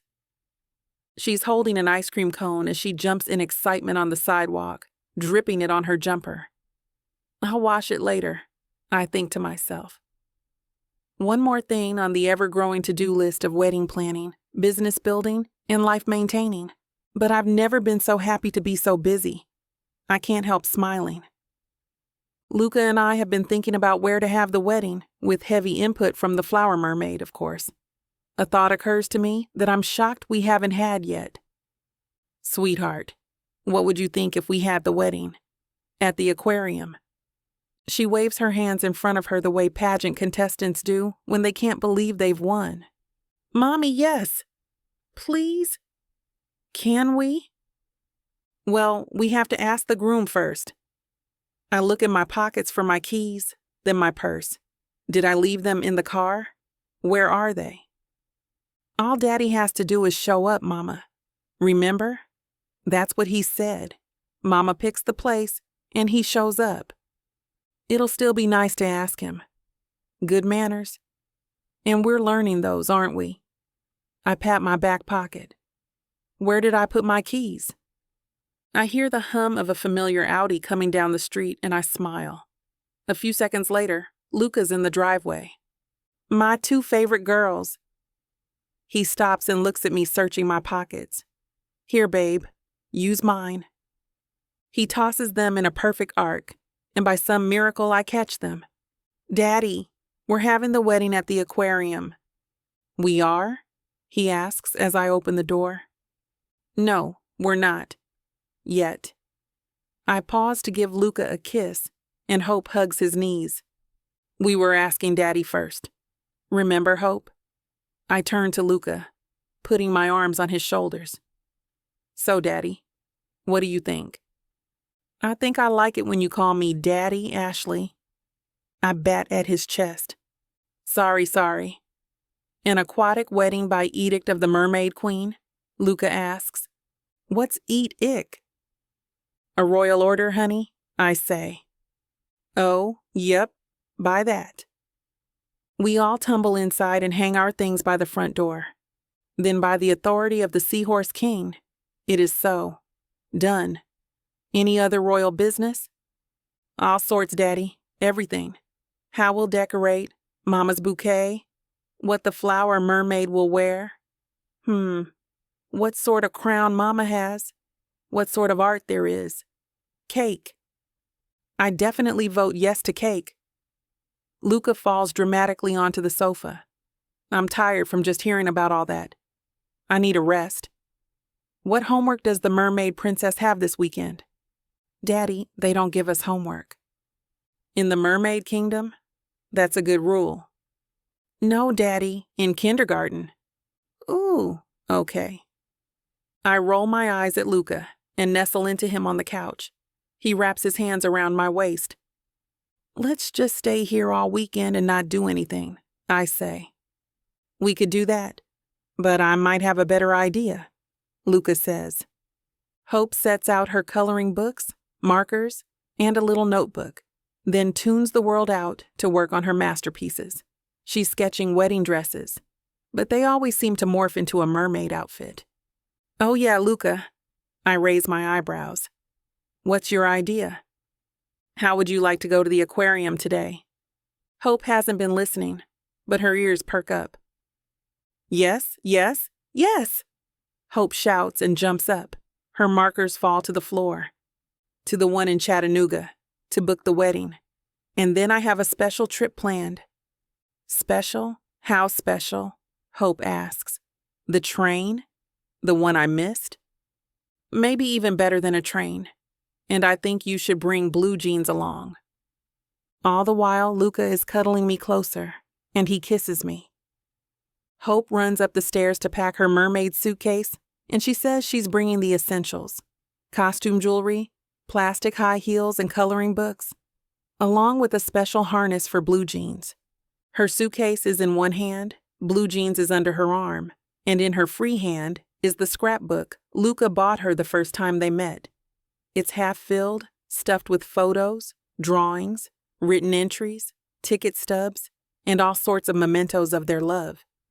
Blue jeans, we're going on a trip. Luca, you're amazing. I give him a soft kiss. Where are we going? You gave me the best surprise ever. I need to surprise you every so often. I just want to know so I know what to pack. Don't worry about packing. Anything you don't have, we can get there. Well, that's sort of a clue, no? Is it? Getting anything you want at any time of day? You'll have to wait and see.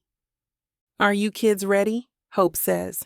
She has on her mermaid necklace, a mermaid tail, her crown, and plastic jelly shoes. Almost. We pack overnight bags and take a quick drive to Chattanooga. We have 3 dates in mind for the wedding, and Luca being Luca, he puts down deposits for all 3, knowing he'll lose 2. Small price to pay for true love, he says. I kiss him while holding his cheeks. You're crazy. About you. I see a lot of couples. The aquarium event planner tells us as we sign the contract. And I know a couple that's forever when I see it. My mommy and daddy were made for each other, Hope declares and hugs us both. It sure looks like it, the event planner says. We stay at the aquarium long enough for Hope to have conversations with 2 river otters, and she plays peekaboo with an octopus for nearly an hour. What time do we have to leave for our other surprise? I ask Luca. Whenever my girls are ready, our plane is just waiting for us on the tarmac. Oh no. Do the other passengers have to just sit there? I ask, concerned. Luca's eyes crinkle in a smile. No, my love. There are only 4 passengers, and they're all right here. I have a look of confusion, and Hope jumps in to elucidate me. You, me, Daddy, and Blue Jeans. Oh, of course. How could I forget? She tells everyone she meets in the reptile area about how her mother works with alligators. I shrug with a modest smile. Once Hope says her goodbyes, it's a 20-minute hop to the airport. She secures Blue Jeans into his own seat during liftoff before I put on her safety belt. I hold hands with Luca the whole time.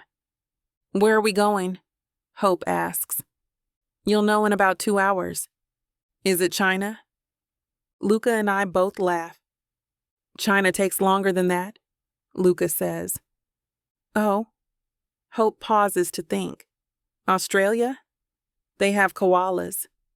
We crack up harder. Australia is further, I say.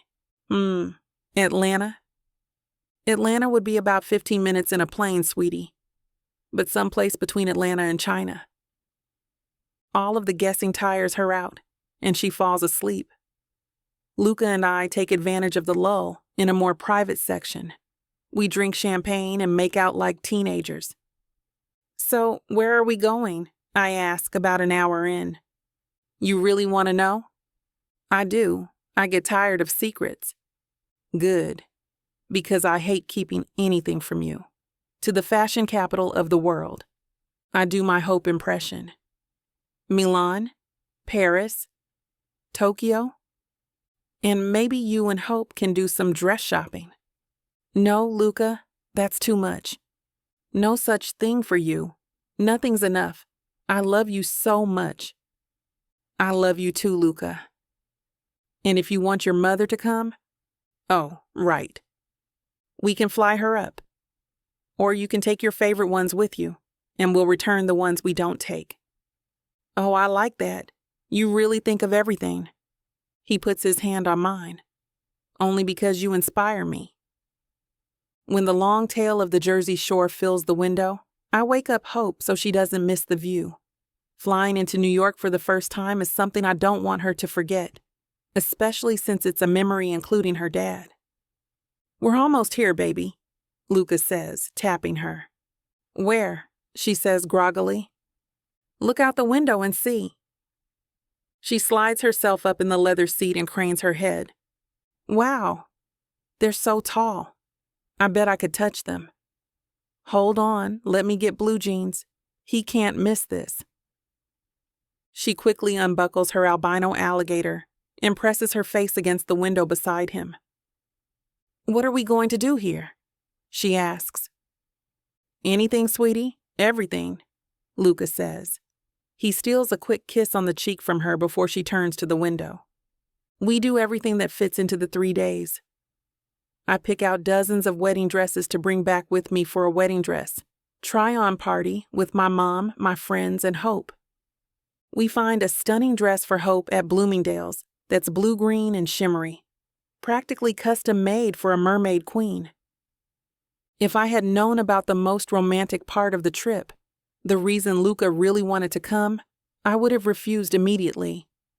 "Welcome to beautiful Newtown Creek," Luca says as we get off the ferry in Brooklyn. "The sewage plant? The pipes of the metropolis." "Cool," Hope says while starting to run around the giant egg-shaped metal towers. "Blue jeans. This is where your family lives."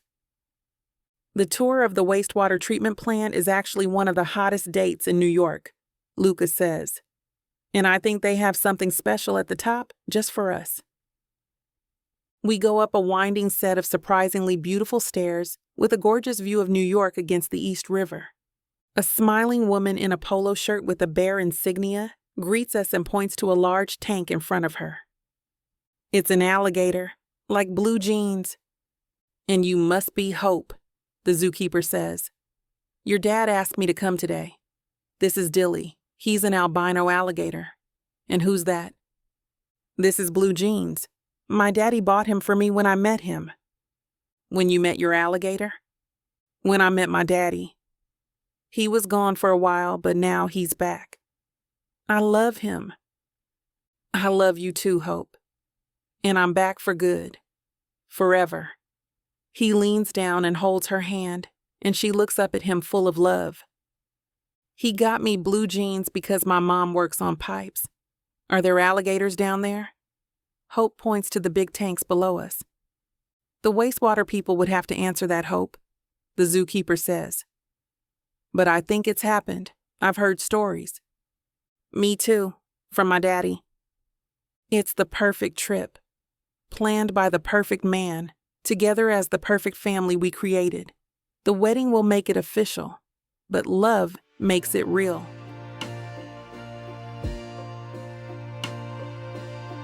Chapter 28. Luca. I'm surprised at how easily Ashley agrees to let me give her the wedding of her dreams. No expense will be spared to make my love feel like a princess or our daughter to feel like a mermaid queen. Planning takes the better part of 6 months and throwing around a bit of extra cash to smooth things along, but we're finally mere days away. I figure we've already waited 6 years. What's one more? Hope can't stop talking about how excited she is to be the flower mermaid and to show off her dress to everyone. Our colors are dark teal and copper, and Hope's dress matches exactly. Ashley made all the final decisions. It's no hardship to say yes to anything she asks for. Are you all packed for after the wedding? I hear Ashley asking Hope from the living room. Hope will be staying with her grandma during our week-long honeymoon. Almost, Hope replies. With actual clothes or just coloring books and blue jeans? Ashley asks. I chuckle to myself at the image of my daughter stuffing her suitcase with the essentials, like she did for our trip to New York City. I wipe the rest of the dishes down and set them in the drying rack before joining my 2 best girls in the living room. Ashley is looking over Hope's suitcase and tossing items that aren't allowed to go to Grandma's. All right, that looks marvelous, Hope, she declares, zipping up the suitcase. The next few days are a blur of packing, phone calls, planning, and handling of any last-minute problems that arise.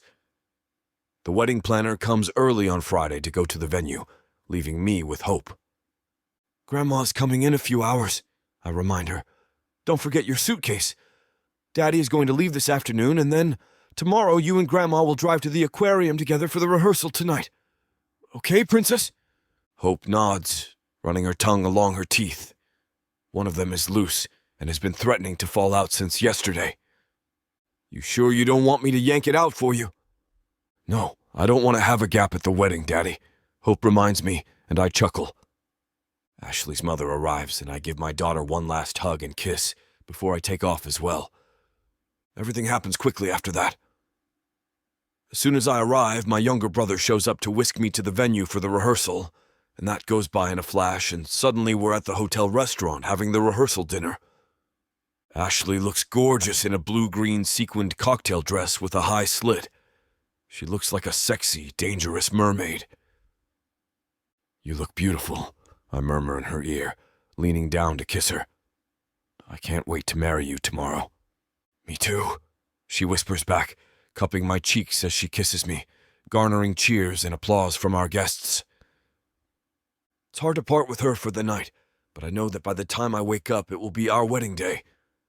When I open my eyes, it's to the sound of a knock at the door, hours before my alarm is set to go off. I open it up to see my younger brother Leo, my best man, with a huge grin on his face. It's a full house from my side of the family. Mom, Dad, brother, cousins, family friends. My man, Leo says, thumping me on the back as he comes in. You have nothing to do today but sit and look pretty, so I thought I'd come by and take you for a bit of fun before the wedding. Fun? I ask, raising an eyebrow. I don't want to do anything crazy. Nothing big. We're just going to go play a serious game of golf, Leo promises. It should be fun. We end up at a mini golf course nearby with a storybook theme. It's way more of a blast than I expected, putting into castles and haunted houses, avoiding dragons and ghosts. Nice form, Clayton calls. I'd forgiven him for not seeing through Camilla's lies, since he was just trying to be a good friend. He'd finally cut her off for good after the trial. Yeah, you should bring that kind of game the next time we play around, Bradford eggs me on. Ever since Ashley got the Engadget tech contract for the plumbing at the new facility, Bradford and Catherine have grown closer to me and Ashley. We definitely aren't best friends, but it's nice to have another couple to do things with on occasion.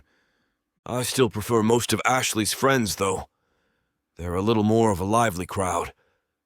We hit the balls into the last hole, the light on top spinning around and setting off loud clanging sirens as we all get holes in one. The attendant offers us prizes, and we all partake. I grab mine, a stuffed otter to hold hands with blue jeans. Back at the hotel, I rush back to my room to get ready with my groomsmen. A photographer takes photos of the process the whole time, as does another photographer on the bride's side. It feels like a dream when I'm brought to the waiting limousine to take us to the aquarium. The reality setting in that I'm about to stand up in front of hundreds of guests to marry the love of my life. I can't wait. Once we arrive, the wedding planner escorts me down to the reception room, where I'll wait with my groomsmen until it's time to walk down the aisle. I take in the room, surrounded on all sides by large tanks holding fish of all colors swimming aimlessly around. Copper chairs surround circular tables with deep teal and copper draping. The tables are decorated with tall vases of deep bronze orange and dark blue flowers that match the bunting hanging from the ceiling. The place settings are lined with half a dozen pieces of silverware. I hear the guests murmuring in the adjoining rooms, and then music starts up. Taking a deep breath, I nod to my brother and follow the planner into the event room. This is it. One by one, the bridesmaids are escorted down with each of the groomsmen, who are wearing black suits with deep teal ties and pocket squares. The bridesmaids have satiny teal dresses that match, shimmering under the dim lights of the room. We're inside the large viewing gallery. The entire room is one big aquarium. The blue-green lighting makes everything feel so romantic.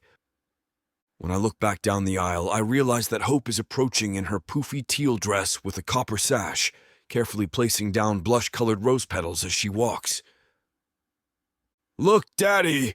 Hope calls, and everyone gives a collective awe. I smile and give her a thumbs up, and she finally reaches the end, standing with Ashley's maid of honor. The music swells and the doors open. I feel my breath catch in my throat as I watch Ashley enter. She's stunning. There are no adequate words to describe how beautiful she looks as she comes down, escorted by her mother. The dress is a mermaid style with heavy lace and beading detail all over. It's got a sweetheart neckline and embraces her curves through suggestion, not exhibition. The train trails behind her, kissing the ground as she walks. Her hair is done in a similar style to the finger waves she wore to the train date-turned proposal, this time with a loose bun of curls. The veil covers her shoulders and cascades around her, making her look downright ethereal in the dim light. She joins me and we reach out, taking each other's hands. The officiant begins the ceremony, and I'm almost unable to focus because I can't take my eyes off my beautiful bride. We exchange vows and rings. "I do," we both say, first me and then Ashley. and I kiss my bride. It's passionate and beautiful, just like our love. Just like Ashley. I hold her and tip her backward, and I can't stop kissing her. I walk out with her, holding hands. I now present Mr. and Mrs. Luca Walsh. The crowd cheers as we walk down the aisle, our hands entwined and raised in triumph. We're granted a few minutes together for photos, just ourselves. And I take the chance to tell Ashley just how beautiful she looks while we're alone. I love you, my gorgeous wife, I whisper to her. She giggles and kisses me soundly. I love you too, my dear husband. The words sound marvelous to my ears. Hope and Ashley's mother are ushered in, along with the rest of our wedding party. We take dozens of photos before it's time for the reception. We enter the central hall filled with an array of tropical fish, skates, sharks, and a rainbow of coral reefs. I take Ashley's hand, walking up to the microphone at the DJ booth. Welcome, friends, family, and honored guests, the people we love. Everyone is listening raptly. Most of the room has tears in their eyes, myself and Ashley included. Thank you for coming to our wedding. I just want to say a few words about my lovely bride before we begin. She gave me a second chance, even though I don't know if I deserved it. I chuckle and Ashley squeezes my hand. Ashley is kind, generous, and giving. She's the best mother I've ever known, and already she's the best wife I could ever imagine. She gave me the two greatest gifts imaginable, her hand in marriage and the most incredible little girl. Hope, come up with Mommy and Daddy, sweetie. Hope runs up from the front table and jumps into my arms. I'm so happy you're married now, she yells into the mic, and interference takes over the room. Everyone laughs and Hope covers her ears. Sorry, Hope adds, and everyone laughs some more. Ashley takes the microphone next. I'm the luckiest woman alive, with the best husband and daughter in the world, and the best friends and family. Thank you for being here and sharing our love with us today. She kisses me and applause rises up. I finish my remarks. I'm so excited to spend the rest of my life with my family, building a future. Please join me in a toast to love, the future, and my beautiful bride and daughter. And to Daddy, too, Hope adds. The guest toast and the DJ kicks off the music, and it's the kickoff to the beginning of our life together. Chapter 29. Ashley. This is the last of your stuff, right? I ask Luca as I break down what I hope is the last box of his. Yep, that's everything. I am officially all moved in. Luca comes out of the bedroom, waving a newspaper he had used for wrapping fragile things. Good. I'm so glad you're here, sweetie. Our home. Plus, I'm glad it all fit. Well, good thing I'm a simple man. I raise my eyebrow at him, calling his nonsense with a smile. He pulls me close, sealing our gap with a kiss. I have my wife and daughter. What else do I really need? I can't help but laugh, feeling so blessed to have found such an amazing person to share my life with. He smiles against my lips before we separate and go back to what we were doing. Seriously, though, I can put things in storage if we need it. No, I was just giving you a hard time. I call for Hope to hurry so she won't be late for school. Coming, I hear her call back. I take the moment to really thank Luca. I know I have said this before, but I mean it. You moving in here and not having to move Hope from her school or friends. That means a lot to both of us. My voice is choked with emotion as I think about how different things could have been if Luca hadn't come into our lives. Would Hope have ever met her father? Would Luca know he has a daughter? He pulls me close again and kisses my forehead. I wanted to, Ash. I love the East End. It's just a tad livelier than my side of town. My old side of town. Just a tad? I joke. Okay, way more than a tad. West Crest is over on the wrong side of the tracks. I can't help but feel such joy when I look around at my family. Two people who love each other and our daughter unconditionally, happy together. always making sure that our little girl comes first. A tidal wave of emotion crashes over me unexpectedly, and I have to fight the urge to take him right there. Before I can act on impulse, I'm reminded that our daughter is still there. "I'm ready!" Hope yells as she runs out of her room with her backpack in hand.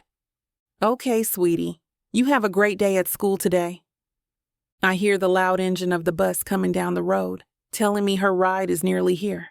I kiss Hope on the cheek and give her a hug before she runs to Luca and jumps into his arms. He kisses her on the head, which warms my heart even further because it reminds me of how much he loves her. "Have a great day, sweetheart," he says as he puts her down. To watch this interaction is better than anything in the world, and we all could have missed it. "Have the best day. We'll see you when you get home, honey," I tell her.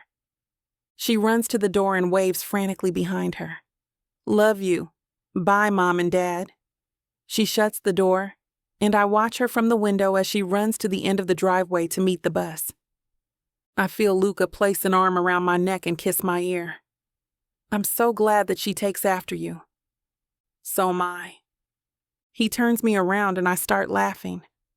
"I'm just kidding," I add. "We should celebrate my official move-in. What should we do for dinner with Hope tonight?" The heat around us that was so familiar before flares up between my legs again, seeing his compassion. I grab his face and place a passionate kiss on his lips. His hands wander down my back, and he squeezes my buttocks, pulling me closer to him. Well. Things are heating up again. You know what to do. Go to VixAvaughnRomance.com to get the dirty details that this platform won't put on the air. I know it sucks, but at least you can get a 40% discount with code VIXA40 to make up for it. Use it while it lasts, and apply it to every digital product in your cart. Back to the story. Chapter 30. Luca. After the wedding, we honeymoon in Mallorca. It's perfect, spending our time on the beach, snorkeling, enjoying the perfect crystal Mediterranean water and white sand beaches, and hiking in the mountains. And of course, the exertions and pleasures of enjoying each other.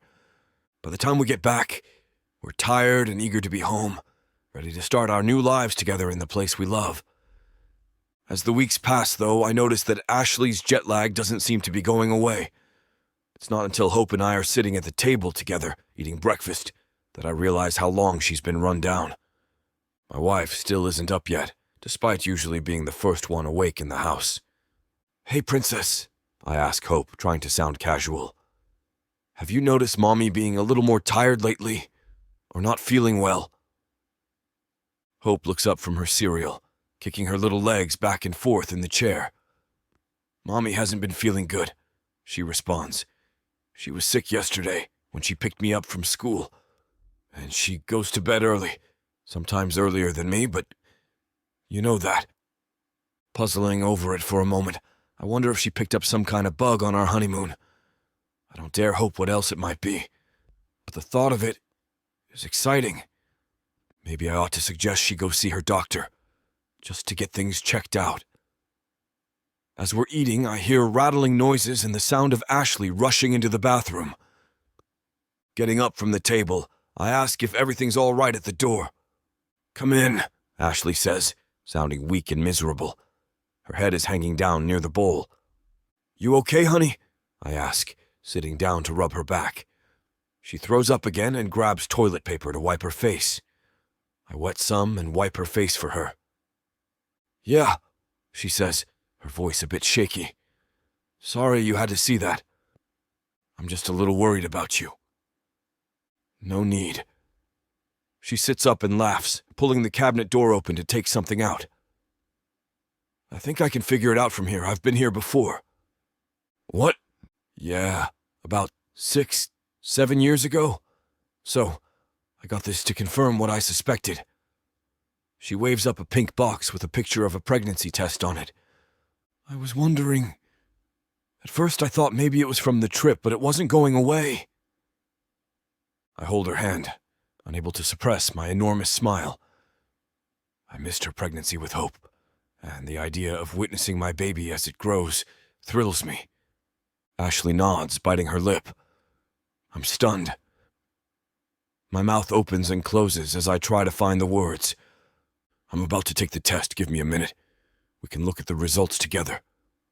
I nod, feeling so many emotions at once. I can't believe that Ashley might be pregnant again. I sit at the table with hope, knowing just beyond the door. We'll find out in a few minutes if our family is growing. I can't believe that not only do I get a second chance with hope, I might get a chance to be in this child's life from the beginning. It's the best feeling in the world. What's up, Daddy? Nothing. Just waiting for Mommy to feel better. It's hard to hide it from her. Ashley emerges a few minutes later, carrying the white plastic stick. Well, we have our answer. Her huge smile tells me. Isn't it quick? Well, they say to wait a certain amount of time, but as soon as the line shows up, it's positive. She jumps up and down, and I wrap my arms around her and kiss her. Sweetheart. I look at Hope.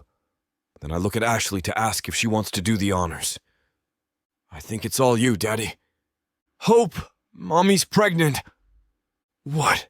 I hope she's not upset. That's amazing! I'm going to have a baby. Is it a boy or a girl? We don't know yet, sweetheart. A baby brother or sister? That's right. And you're going to be the best big sister ever, Hope. Ashley scoops her up and gives her a kiss. I'm so excited. I feel tears forming in my eyes. And it's the perfect timing. Ever since you persuaded Bradford to move the Engadget Tech headquarters right here to the East End, you have more work than ever. And I have fewer hours too, of course. We hug each other and kiss more. This is unbelievable. Ashley's business has taken off, and to celebrate, we had all 3 of her vans painted pink and white with the new logo, designed with some help from Hope. Just like she dreamed. And now another dream is coming true for her. And for me. I love you so much, Ashley. Thank you. For what? For giving me a chance to start over again. To be in this child's life from the beginning. You'll never want for anything. I never do. I never have. You're all I want. You and Hope. And the new baby. I love you, Ashley says, eyes tearing up. I can't wait to have this baby with you. I love you too, she says. I swoop in for a passionate kiss. We break apart after a few moments as Ashley needs to run to the bathroom to throw up again. I remember it's time for Hope to get to school. With Ashley sick, I'll do the honors today, since the bus has already come and gone. Ashley makes an appointment that very day for her doctor. Once I drop Hope off at school, I drive us over. I can't believe I get to be with her from the first moment we see our baby on the ultrasound monitor. There it is, her doctor says, pointing at a little blob. Looks like I'd estimate you're about 9 weeks along. You look great. Perfectly healthy. Wow, that's our baby in there. It's really happening. I marvel at the little guy or girl, so small and fragile, but who will grow into someone strong, just like their mom. This is your estimated due date, her doctor says, showing us on the calendar, and this is what the schedule for your prenatal appointments will look like. She goes over a few more bits of information with us before leaving us to look at the ultrasound monitor together for as long as we want. We soak in the sight of our baby in there for a while until it's time to go. When we leave, we get Hope a special gift. Ashley picks out a shirt that says, World's Best Big Sister, and I get her a small alligator, one to go with blue jeans that Hope can give to the baby. When we pick Hope up from school, she's full of stories about her day, telling us about how one classmate cried at recess, another one spilled their juice at lunch, and how they read a book about the solar system. I can't help smiling. It feels like just yesterday that I walked back into Ashley's life and discovered I had a daughter. Hope was in kindergarten then. Now she's in 1st grade, and she seems to be getting smarter every day. I learned some spelling words, Hope says, wriggling in her booster seat. Oh yeah? Which ones did you learn? F-A-M, I. You what? Family. L-Y. Once we get home, we sit Hope down on the couch and hand her the bag. We got you a present, Pumpkin, Ashley says. Open it, I tell Hope. What is it? Look inside. Hope pulls out the shirt, and it takes her a moment to sound out the letters. When she's done reading it, her head whips up to look at us. Does it spell world's best big sister? Yes, that's right, to make it official. I reach out to hug her, and Ashley takes the other side. By the time you're done with first grade, the baby will be here. Hope seems thrilled. She looks in the bag for the other gift, pulling it out. That's an alligator, just like blue jeans. It's for you to give to your new brother or sister, I tell her. Hope hugs it tightly and strokes the fur. I can't wait, she says. Ashley hugs Hope again and goes to get dinner started while I help Hope with her homework. Once she's done, she pulls out her art supplies and starts painting. Now that she's a little older, she's allowed to use watercolor paints unsupervised. What are you making? You'll see, she says with a mysterious grin. Just as Ashley is finishing dinner, Hope declares her picture done and drags us into the living room to show it off. It's got the three of us standing in front of the house holding hands, but in Ashley's other arm is a tiny bundle. The new baby. It's perfect, Ashley says, tears in her eyes. Our family. I'm in full agreement. I couldn't ask for anything more. Epilogue. Hope. Grandma has the phone on the table so that we know exactly when Mommy and Daddy and baby Gracie will be home when they call from the hospital to say they're leaving. I made Grandma look up how long it takes to drive from the hospital to our house. Actually, she tried to look it up, but I had to do it for her. I'm good at phones. I asked for one, but Mommy and Daddy said no. Maybe when I'm 8 I'll be old enough. It told Grandma it takes 12 minutes, but she said it might be longer. Daddy will probably drive slow so baby Gracie doesn't get scared, Grandma. That's right, baby. Give them a half hour, maybe. Is that a long time, Grandma? How many seconds is that? It's a little longer than Bubble Guppies. That's my favorite show. It's about mermaids.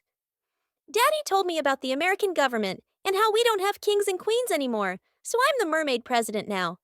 He and Mommy are in my cabinet, he said, but he told me that doesn't mean a cupboard. I was confused at first. Grandma promised to give me her phone so I can set a timer so I know how much time goes by after their phone call. I've been coloring all morning. I want the baby to have all sorts of pictures when she gets here. I don't remember coming home from the hospital when I was born, but I think I probably would have liked that a lot.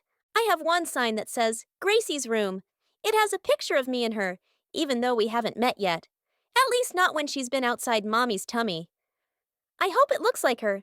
She looks a lot like me, except she has a lot less hair and bigger ears. Daddy sent pictures right when she came out. Grandma helped me make the sign. I spelled it with ands instead of a C, but now I know. It's important to know how my little sister's name is spelled. I wrote it over and over again just to make sure. I know all of my ABCs, but I don't know how to spell all of the words yet. Almost all of them, though. There's a whole new room that I helped pick out. I love sitting in the chair that glides back and forth. I tested all the chairs in the baby store, and I made sure we got the best one. They said I was the official chair tester. But that's not a real job, I don't think. I wouldn't want to do that as a grown-up, though. I think I want to be a submarine tester and look for mermaids. I like to kneel on my knees on the gliding chair and pretend I'm riding a horse. Sometimes I turn around and stand up and pretend I'm doing tricks on the horse's back in a show. Don't get too comfortable, Daddy has said the last 2 weeks every time I'm on it. I know, Daddy, I told him. Sometimes he forgets that I'm 7 and I know a lot. That chair is so Mommy can feed the baby. He's proud of me for knowing so much. Grandma's phone shakes and buzzes on the table, and it plays the ringing sound. I jump up and down. Grandma, they're calling! Daddy changed his ring to the bare necessities. For me because he loves me. I asked, but Grandma doesn't do those things. She loves me too, but Daddy's a lot sillier. I pushed the green button on the phone. Hi, are you leaving Mommy and Daddy? I hear Gracie crying in the background. Maybe she knows it's me and is saying hi. Yes, we are, sweetheart. You're going to love Gracie so much. I can't wait for her to meet you. And we can't wait to see you, Grandma says loudly. Drive safe. Grandma hangs up the phone, and I go to the clock button and hit stopwatch, then the green start button. Sometimes I time how fast I can set the timer, but I can't use the timer for it. I have to count. I'll hurry and make Gracie a card now. On the front, it will have our house and me and Mommy and Daddy and Grandma and the 2 alligators. I have another grandma and a grandpa too. They're Daddy's parents, and they're coming a little later. They buy me so many presents that I have a whole separate playroom in our new house. We moved a little after Mommy and Daddy found out I was getting a little sister, but it's just 3 streets away. It's a really big old house with a giant porch and a trampoline in the backyard, and I love it. It's like 500 years old or something, but everything's new inside. How many minutes has it been, Grandma? I would look, but I want to finish my card in time.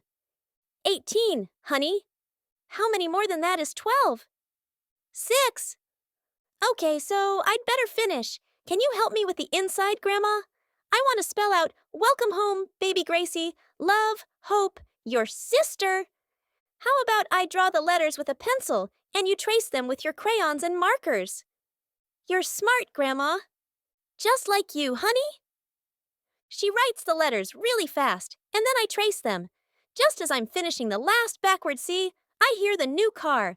It's a big blue one with 3 rows, but sometimes it's a big trunk instead. Grandma, they're here! They're here! Can you help open the door for me? She's a little slower than me, so she's not at the door yet, but I'm very patient.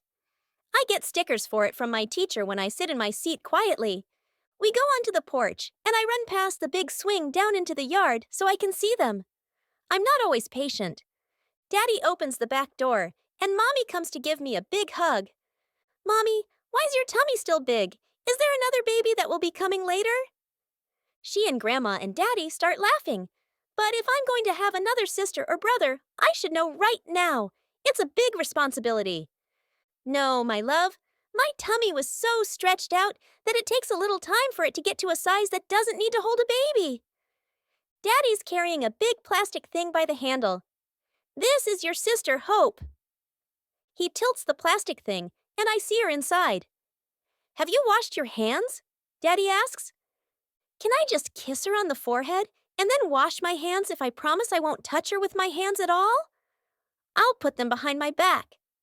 Of course you can, Mommy says. Sometimes Daddy says to Mommy to stop being such a pushover, but I make sure not to push her over too much. Gracie smells so fresh, almost like Mommy's perfume, but a little sweeter. And her skin is so soft. It's light brown, like mine, and her eyes are really big. Hi, Gracie. I'm Hope. I'm your big sister. You're the mermaid vice president, but you don't have to actually do anything. I have a card and an alligator for you, but I'll show you those after I wash my hands. I run into the house, and Mommy, Daddy, and Grandma come inside just after. I can't go see them yet because I have to count to 20. I decide to count to 30 so I can be extra clean for Gracie. Mommy, Daddy, Gracie, and Grandma are on the couch now. Grandma is crying and laughing and making funny baby noises to Grace. I wonder if she understands baby language. She has her little small white alligator, so I go up to get Blue Jeans so they can be friends. I sit on Daddy's lap and look at Gracie. She's so little, and her legs are so big. They remind me of the turkey legs at Thanksgiving. Daddy always gives me one of the drumsticks when we have turkey. He eats some of it too. I am good at sharing, which is a good thing, because now I have a sister. Do you want to hold the baby? Mommy asks. Will I be able to? She seems heavy. We'll do it together while you're on my lap, Daddy says. Yes. Grandma gently places the baby down in my arms and Daddy's. I don't think I'll drop her, but I'm glad Daddy is here to make sure. I love you, baby Gracie. I touch her little fingers, and she curls them around my big finger. You have little fingers compared to mine, but don't worry, yours will get bigger. She's staring hard at my face, probably because she can tell that I'm her sister. Babies don't really do a lot, I say to Daddy, Mommy, and Grandma. But that's okay because they don't have to. Mommy, was I like her as a baby? Yes, you both are so beautiful, and you were beautiful then too. You had a little more hair than she does. Don't worry, Gracie. It will grow longer. I touch her little baby head. It's so soft, like blue jeans and her new alligator. Daddy doesn't remember when I was a baby because I didn't know him back then. But I always had Daddy in me, and I'm a lot like him. You're lucky because Daddy is such a good daddy, and you get him right away. But it's okay that I didn't know him because then, when he came back, they had you. And I am so glad that you became my sister. Now, Mommy, Daddy, and Gracie are crying, but I don't know why. Why are you crying? Are you sad? I don't think there are onions because my eyes are fine. Daddy holds me tight and touches my hair. Because we're so happy. Sometimes people cry when they're happy, Daddy says to me. I get nervous. Does that mean I'm not happy enough? Because I'm really happy. I'm so glad I have a sister. Me too, sweetheart, Mommy says. And I'm so glad Gracie's sister is you, Daddy says. I'm going to take care of you, Gracie. I promise, I tell her. Even though I'm not crying right now, that's okay, because I'm really happy you're in the world now. And I really, really mean it.